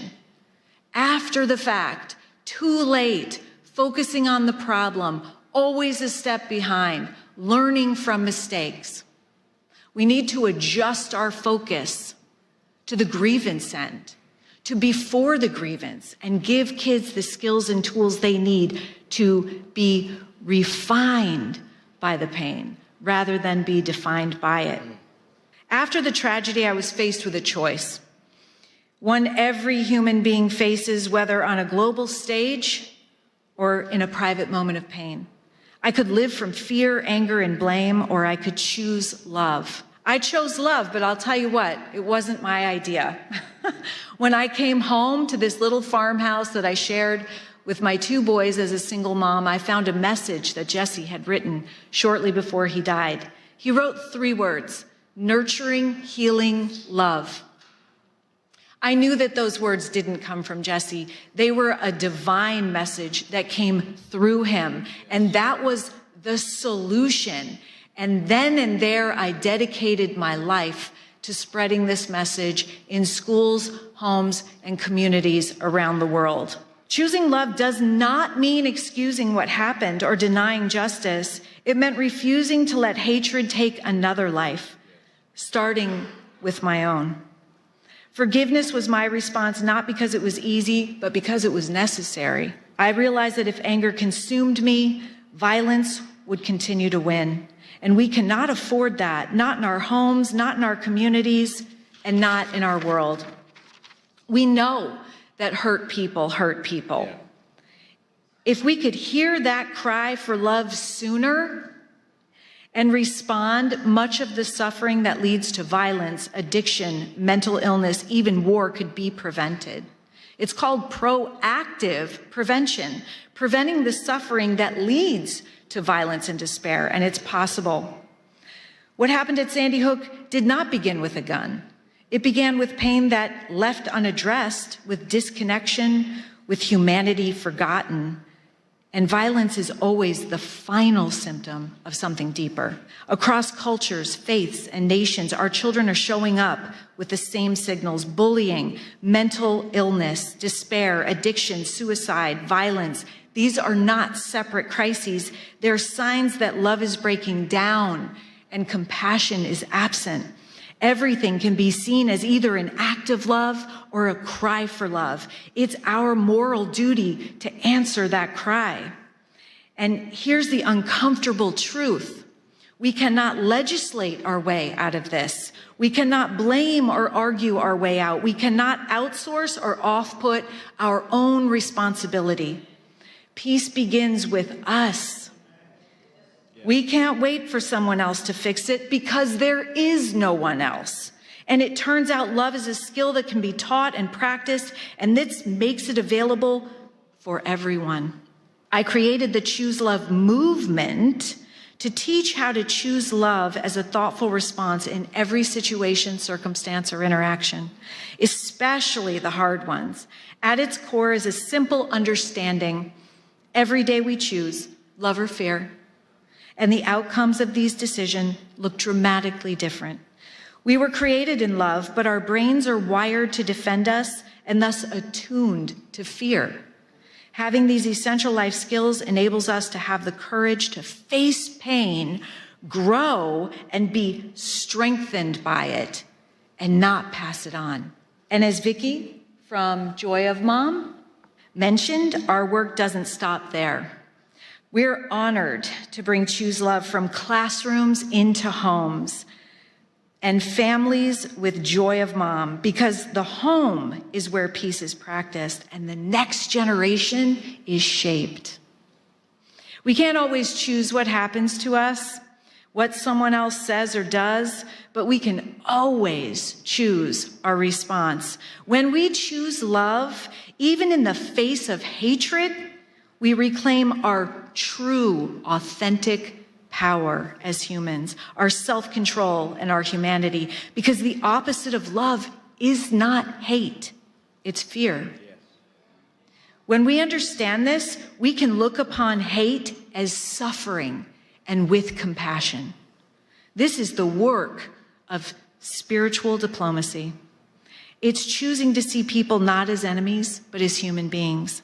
It's responding to fear with courage, the same courage Jesse showed that lives inside every single one of us. It's replacing judgment with compassion and hearing the cries for loving action all around us. It's understanding that every thoughtful response rooted in love creates safety, locally and globally. Our children are learning how to respond to conflict by watching how we do it. They need leaders, spiritual diplomats, who understand that peace is not passive. It is active, it is courageous, and it is a choice. Spiritual diplomats must exist because the world is aching for moral clarity. When humanity disconnects, our children suffer.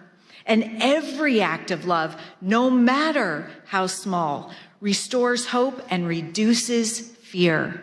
The courage to spread nurturing, healing love is why we're here today. This is why spiritual diplomacy matters, to teach our children to be spiritual diplomats. And this is why the work you're doing and we're doing together is so urgently needed today. Thank you for choosing love. This is Jesse's favorite tale. Thank you so much. Oh my God, that was so beautiful. You're so great. Seriously. Thanks for giving us courage. And now we are honored to receive a special address from His Excellency Caleb Mutfeng, the Executive Governor of Plateau State, Nigeria. Through his video address, he speaks to us today on promoting peace and liberty amidst global challenges, sharing a governance vision anchored in justice, mercy, and the sanctity of human life. distinguished faith leaders, policymakers, members of the United States Congress, diplomats, and esteemed guests from all around the world, I bring you warm greetings on behalf of the good people and government of Plateau State, Nigeria. I'm deeply honored by the gracious invitation extended to me to participate in this important International Interfaith Conference with the theme, United in Liberty, the Rise of Spiritual Diplomats. It is with all sense of responsibility that I regret my inability to be physically present at this time due to exigencies and demands of the office. However, I am ably represented by my advisor on development partnerships and strategic linkages, as well as diaspora engagements, Mr. Manji Wilson, who would deliver a presentation on my behalf. I want to specially commend Pastor Dr. Mark Burns and the conference conveners for creating such a global platform that recognizes the vital role of faith, conscience, and moral leadership in diplomacy and peace building. At a time when divisions, that is religious, ethnic, and political, are being exploited across the world, this gathering affirms that liberty of belief and mutual respect remain foundational to human dignity and sustainable peace. For those of you that may not be familiar with Plateau State is Nigeria's 12th largest state, centrally located in the Middle Belt, with an area of about 26,899 square kilometers and a population of roughly 5 million people. Its capital is Jos, and the state is popularly known as the home of peace and tourism. Despite being in the tropical zone, Plateau State enjoys a near-temperate climate due to its high altitude, with average temperatures ranging between 18 degrees centigrade and 22 degrees centigrade. The coldest period occurs during the Harmattan season, which lasts between December and February, while the hottest months are March and April. Additionally, Plateau State serves as a major watershed and source of several important rivers in northern Nigeria. Now back to the reason we're here. The prophet Micah raises a pertinent question and immediately provides an answer, as recorded in Micah chapter 6 and verse 8, which reads, "What does the Lord require of you? To act justly, to love mercy, and to walk humbly with your God." This timeless call speaks not only to people of faith, but to all who hold positions of responsibility. It captures the essence of spiritual diplomacy, justice in policy, mercy in leadership, and humility in power. Plateau State is often described as a microcosm of Nigeria because it is home to diverse ethnicities and faith traditions that have coexisted for generations. Under the administration I am leading since coming on board in May 2023, we have made deliberate efforts to rebuild trust, strengthen interfaith dialogue, and restore the social contract between government and citizens. We're investing in inclusive governance, youth empowerment, agricultural transformation, infrastructure renewal, digital and economic reforms aimed at restoring livelihoods and hope for our people. However, it will be incomplete and indeed dishonest not to acknowledge the grave challenges we continue to face, especially with regards to the persistent attacks by violent extremists and criminal elements that have led to the loss of lives, the displacement of tens of thousands, and the destruction of communities.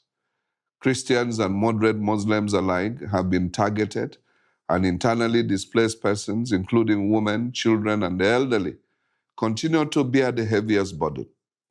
These are not merely security issues, they are moral issues that test our collective commitment to freedom of belief and the sanctity of human life. Yet we refuse to surrender to despair. Our response has been anchored on justice, compassion, reconciliation, and development. We believe that peace is not sustained by force alone, but by improved socio-economic opportunities, equity, and dignity. This for us is reflected in the books of Matthew 5, verse 9, "Blessed are the peacemakers," and Romans 12:18, "If it is possible, live at peace with everyone." It is therefore my earnest appeal that this conference catalyzes meaningful partnerships with governments, faith institutions, development agencies, and the diaspora to as well support our modest efforts in humanitarian relief for displaced communities, strengthen peace-building initiatives, investments in education and livelihoods, enhance healthcare provisions, rebuilding and resettlement of affected communities, and amplify global advocacy for religious freedom. Plateau State stands ready to engage as a partner for peace, development, and interfaith cooperation. It is my earnest belief that together as spiritual diplomats, united in liberty, we can transform shared values into shared action and prosperity for our people. As I conclude, let me mention that Plateau State is open for engagements as well as explore areas of cooperation and interests. As a government, we are dedicated to creating an enabling environment for all our partners. As Chief Executive of the state, let me assure you of all the political will and support as you consider a partnership with us towards making a difference for humanity. By God's grace, I intend to be in Washington the first week of February and attend the Presidential National Prayer Breakfast. I will be delighted to meet with some of you that will be in DC at that time towards deepening our relationships and partnerships. My advisor, Manji Wilson, who is on ground, will coordinate on this and make meeting arrangements. Thank you for your attention, and may our collective efforts advance peace, justice, and human dignity across nations. God bless you all. God bless Plateau State. God bless Nigeria. God bless the United States of America. Thank you.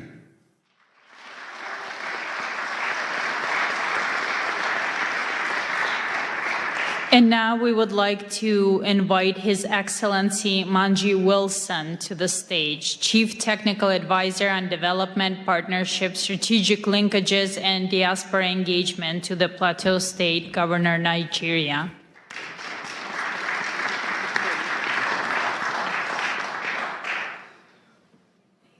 Good evening, everyone. I know it's been a long day, and we are all loaded with all the information we've received from various speakers, so I wouldn't take much of your time, considering also that His Excellency has also delivered a speech. Distinguished members of the U.S. Congress and House Committee on Foreign Affairs, faith leaders, spiritual diplomats, Pastor Mark, thank you very much for having us today.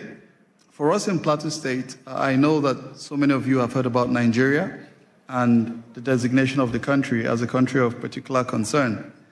And I would say that one of the major reasons that Nigeria has been on the map is because of Plateau State.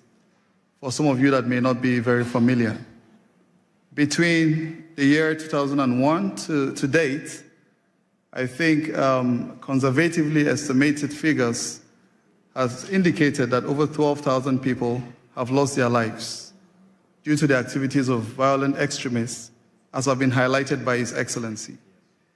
One of the most difficult moments for us when we came to office in 2023 was in December, and I remember quite well on the 23rd of December, when we were preparing for Christmas, people were making all the necessary arrangements. On the 24th, we got calls, and a particular village was attacked in 2 local governments, and over 200 people lost their lives within that one attack. This is not just an isolated incident. We've had so many incidences that have been recorded. And for so many of you, you must have also heard of Reverend Ezekiel Dachomo, who raised his voice on the genocide that has been persistent over the years. You know, as I speak, I read just a short while ago of about 6 people that Reverend Ezekiel had to bury today, that were killed just yesterday. 5-6 days ago, a family of about 4 were attacked. The father was killed, the mother was killed, the son was killed, and the only surviving person of that family is a 4-month-old baby. She was actually butchered, with a machete, but for some reason, God kept her alive. Earlier today, a friend posted, he visited her in the hospital. She was just discharged today from the hospital. There are so many stories, and I do not really want to weigh us down with a lot of these very difficult situations that we found ourselves in. I recall one of my friends, Stedman Harrison of the Global Outreach Ministry here in the United States, and a significant lesson he taught us during one of our sessions. And he draws from the book of Nehemiah, and for so many of us, we remember when Hananiah came visiting and Nehemiah inquired of what had happened, to the remnant that were left. And he shared the story of how the walls were all broken, the gates were burnt, and that completely weighed Nehemiah. Of course, when he went to serve the king observed, and you dare not come to the king with such a countenance. And the king inquired to know, what is wrong? You are not sick. I believe this is simply from a heart that is sick. Of course, he inquired of the king and asked of him, informed him of the situation and said, if it pleases you, please send me back to go and rebuild my land. The king granted his request, but he also further requested that the king should give him letters that he will take to the governors across the rivers. And he also inquired for support to get the timber, that he would rebuild, and he got every support that he needed. I'm just bringing this story to put together everything, that I would have been presenting today. To say for so many of us that are seated here, some of us had to travel. I just arrived last night from Nigeria, came across the river, came across the Mediterranean, just to come here and meet with all of you doing very important work, to alleviate this very difficult situation that humanity has found herself in. We are looking forward to seeing how we can join hands together like Nehemiah, because for such a time as this, God has called us to rise up and to serve as leaders that will transform nations and communities even beyond the shores of our immediate environments. The capital of Plateau State is known as Jos. It has a fantastic synonym, and we call it Jesus, our Savior, because Jos is in the central part of Nigeria, blessed with abundant natural resources, and it's known as one of the cities that hosts everyone, irrespective of ethnicity or religion. Very accommodating set of people that have kept Nigeria, up till this moment. Plateau State is a city upon a hill, and her light will continue to shine. Plateau State is looking forward to seeing how to welcome you. Pastor Mark, I gathered you at contemplating coming to Nigeria. His Excellency will be quite pleased and delighted to host you. And we look forward to seeing how we can continue to utilize this office, this privilege that God has given us to serve our people, to improve the livelihood of those who are persecuted, those who are displaced, because we have so many of them, over 50 communities renamed, people sacked from their ancestral homes. They can no longer conduct their economic activities. But we're doing what we can do as a government to provide all the succor and support. And we are looking forward to seeing how we can continue to leverage on this very important platform to do the good that our people so deserve. Thank you very much. Thank you. Please give my respect and love to yes. Okay, right now we're going to have quick presentation by Dewey Honig. He wanted to present something to Pastor Burns. Thank you, Pastor Burns. It's a true honor. I have to head out, so I'm sorry for cutting a bit over here. First of all, a pin for you. Thank you. Thank Yeah. you so wow. I could put it on. Yes, I'm going to hold it there. Okay, good. Thank you. Oh, Oh, wow. This is an award, Advancing Peace Beyond Political Award, Politics Award, presented to Pastor Mark Burns, spiritual advisor to President Donald Trump, founder of Spiritual Diplomats, in recognition of your visionary leadership and selfless dedication to advancing peace through faith, uniting leaders across religions, building bridges where politics cannot, and fostering peace where policies fall short. With admiration and blessing to the Honig, founder and CEO of the Orthodox Chamber of Commerce, and our chairman, J. Morton Davis, who's 96 years old and very close friend of President Trump for over a half a century. Wow.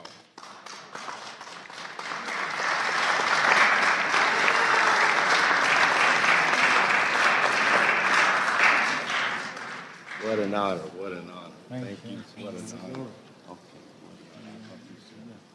Thank you so much. And now, please welcome Ms. Madeline Rodriguez, a celebrated journalist, author, and preacher. She brings a message of empowerment titled Standing in the Gap, highlighting how women of prayer become crucial advocates for justice in our society.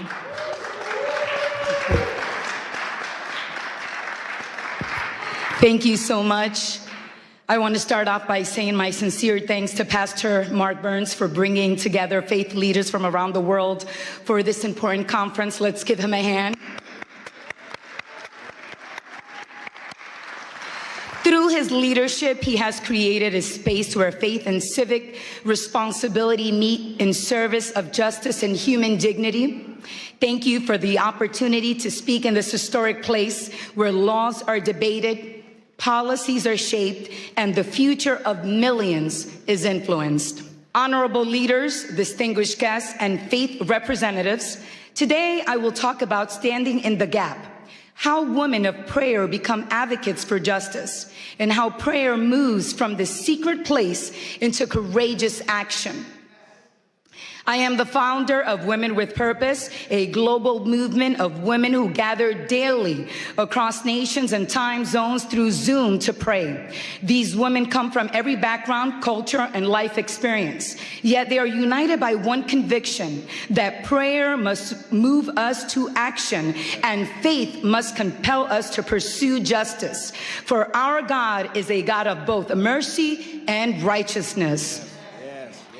Prayer is so important that it moves heaven, transforms lives, and brings freedom, hope, and healing to the body, soul, spirit, and mind. Prayer is not just words. It is power. It is life flowing from heaven to earth. When we pray, what happens? What was lifeless begins to breathe again. What was broken starts to be restored. What was chained is set free. What was dark is filled with light. And what seemed impossible becomes possible.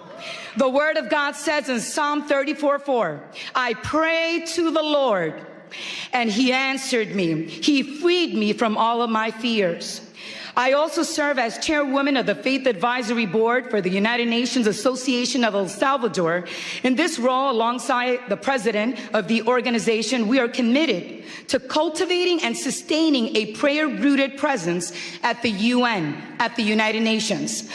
One that invites the global Christian community to engage through intercession and God's word. This work is grounded in the belief that when faith communities approach global engagement prayerfully and with integrity, they help foster peace, uphold human dignity, and strengthen cooperation among nations. Prayer doesn't just change our circumstances, it changes us as well. It makes us more compassionate, loving, and full of grace towards all people. To stand in the gap means to step into the space where others are vulnerable, unheard, or forgotten. It is the choice to intercede, to advocate, and to act when silence would be easier. One of the clearest biblical examples is Queen Esther. Esther was a woman of faith, positioned within power, yet initially hidden. When a decree threatened the extermination of her people, she faced a choice: remain silent and preserve her own safety, or risk her life to speak. However, Esther chose prayer, fasting, and courageous advocacy. She stood in the gap, approached authority with wisdom and humility, and ultimately saved her people from destruction. Esther's story reminds us that access without courage changes nothing, and prayer without action is incomplete. Her faith did not remove her fear. It gave her the strength to act. Throughout history, women of prayer have done the same. Women have prayed in kitchens and in sanctuaries, in upper rooms, in quiet corners, in homes of worship and hidden places, often unseen and unnamed. Yet their prayers have shaped history, protected God's people, and challenged injustice. Prayer has long been the place where God forms courage in the hearts of women and men. It is through prayer that God forms fearless women. God plants courage in the hearts of women, preparing them to move with faith and strength. Why women? Why am I talking about women today? Because women have often lived closest to the cost of injustice. They have carried families through war, protected children through famine, endured discrimination, violence, and exclusion, yet refused to surrender hope or believe in Jesus Christ.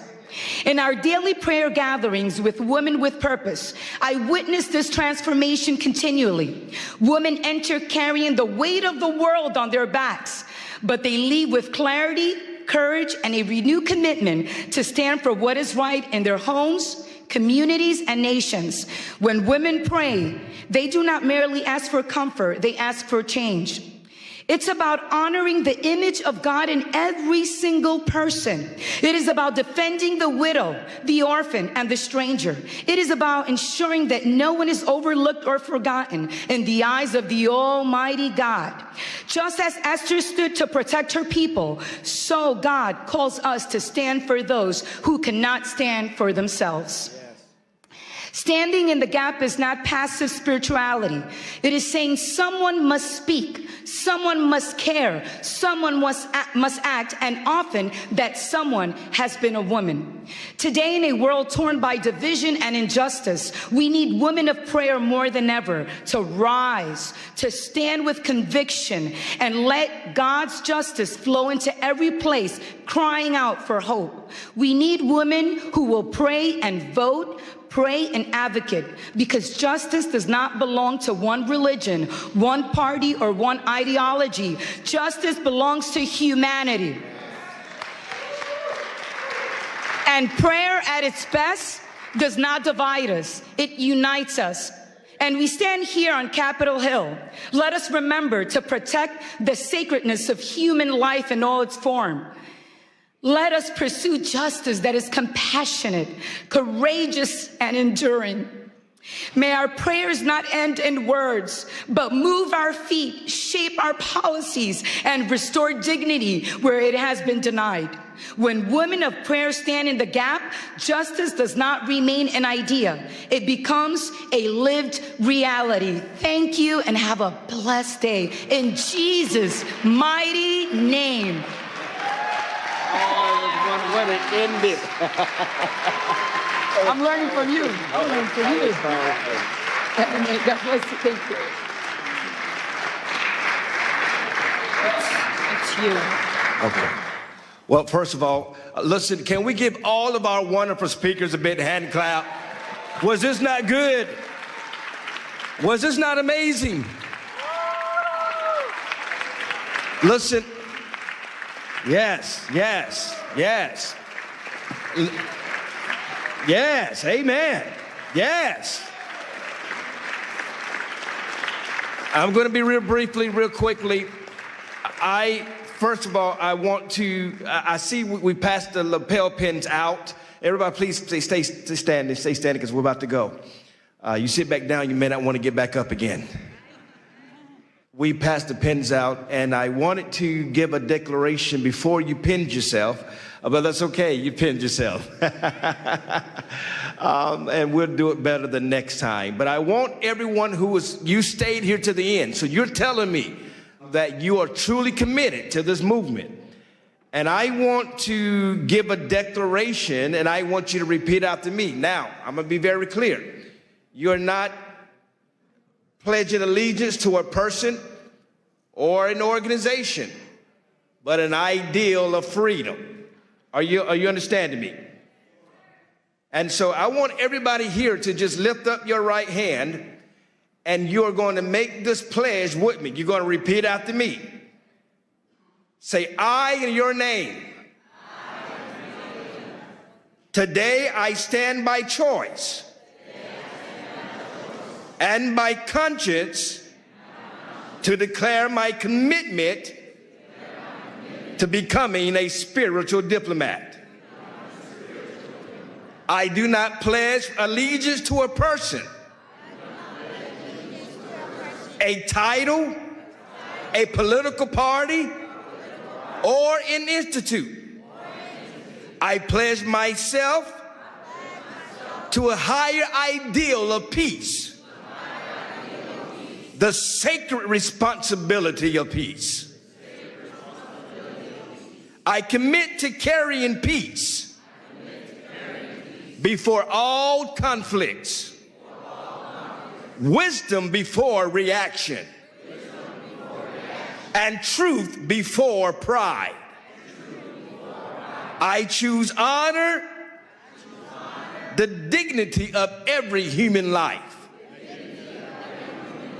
regardless of faith, culture, color, nationality, or background. I will be a bridge where others build walls. A voice of calm where anger seeks control. A servant of reconciliation where division has taken root. I accept the responsibility to listen before I speak, to seek understanding before judgment, and to act with courage guided by compassion. I commit to protecting the vulnerable, advocating for justice, standing firm against hatred in all forms.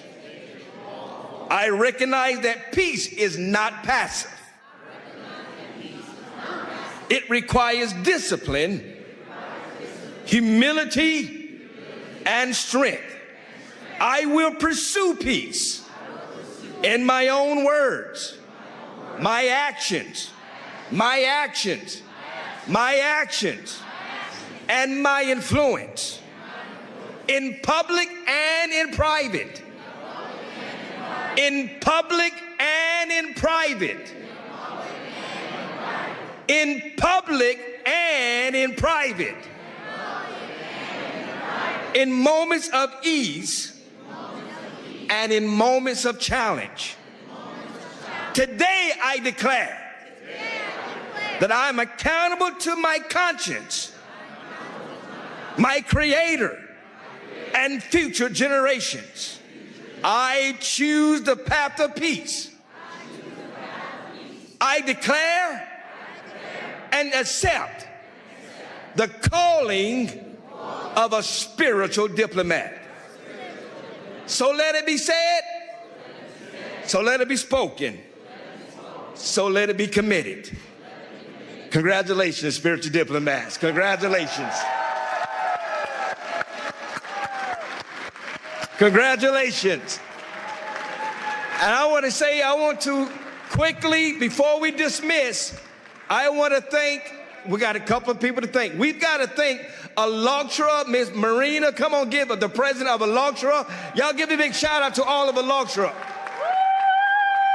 Where's Miss Valerie at? Where's she's at? She's running around here somewhere. Where's Valerie at? Valerie's so busy, she can't even tell that I'm calling her name out. Valerie, thank you. Y'all give Valerie a big hand clap, who's so hard. Miss Olga from the president of Creative Society. Y'all give a big shout out to Olga.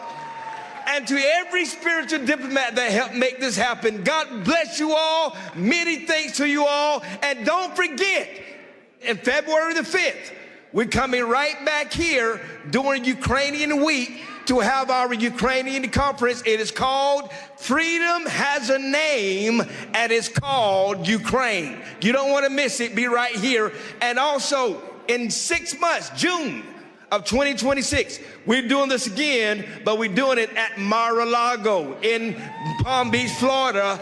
And then in December, we're taking over the G20, and we're doing it again in Miami, Florida for G20. God bless you all. Thank you all.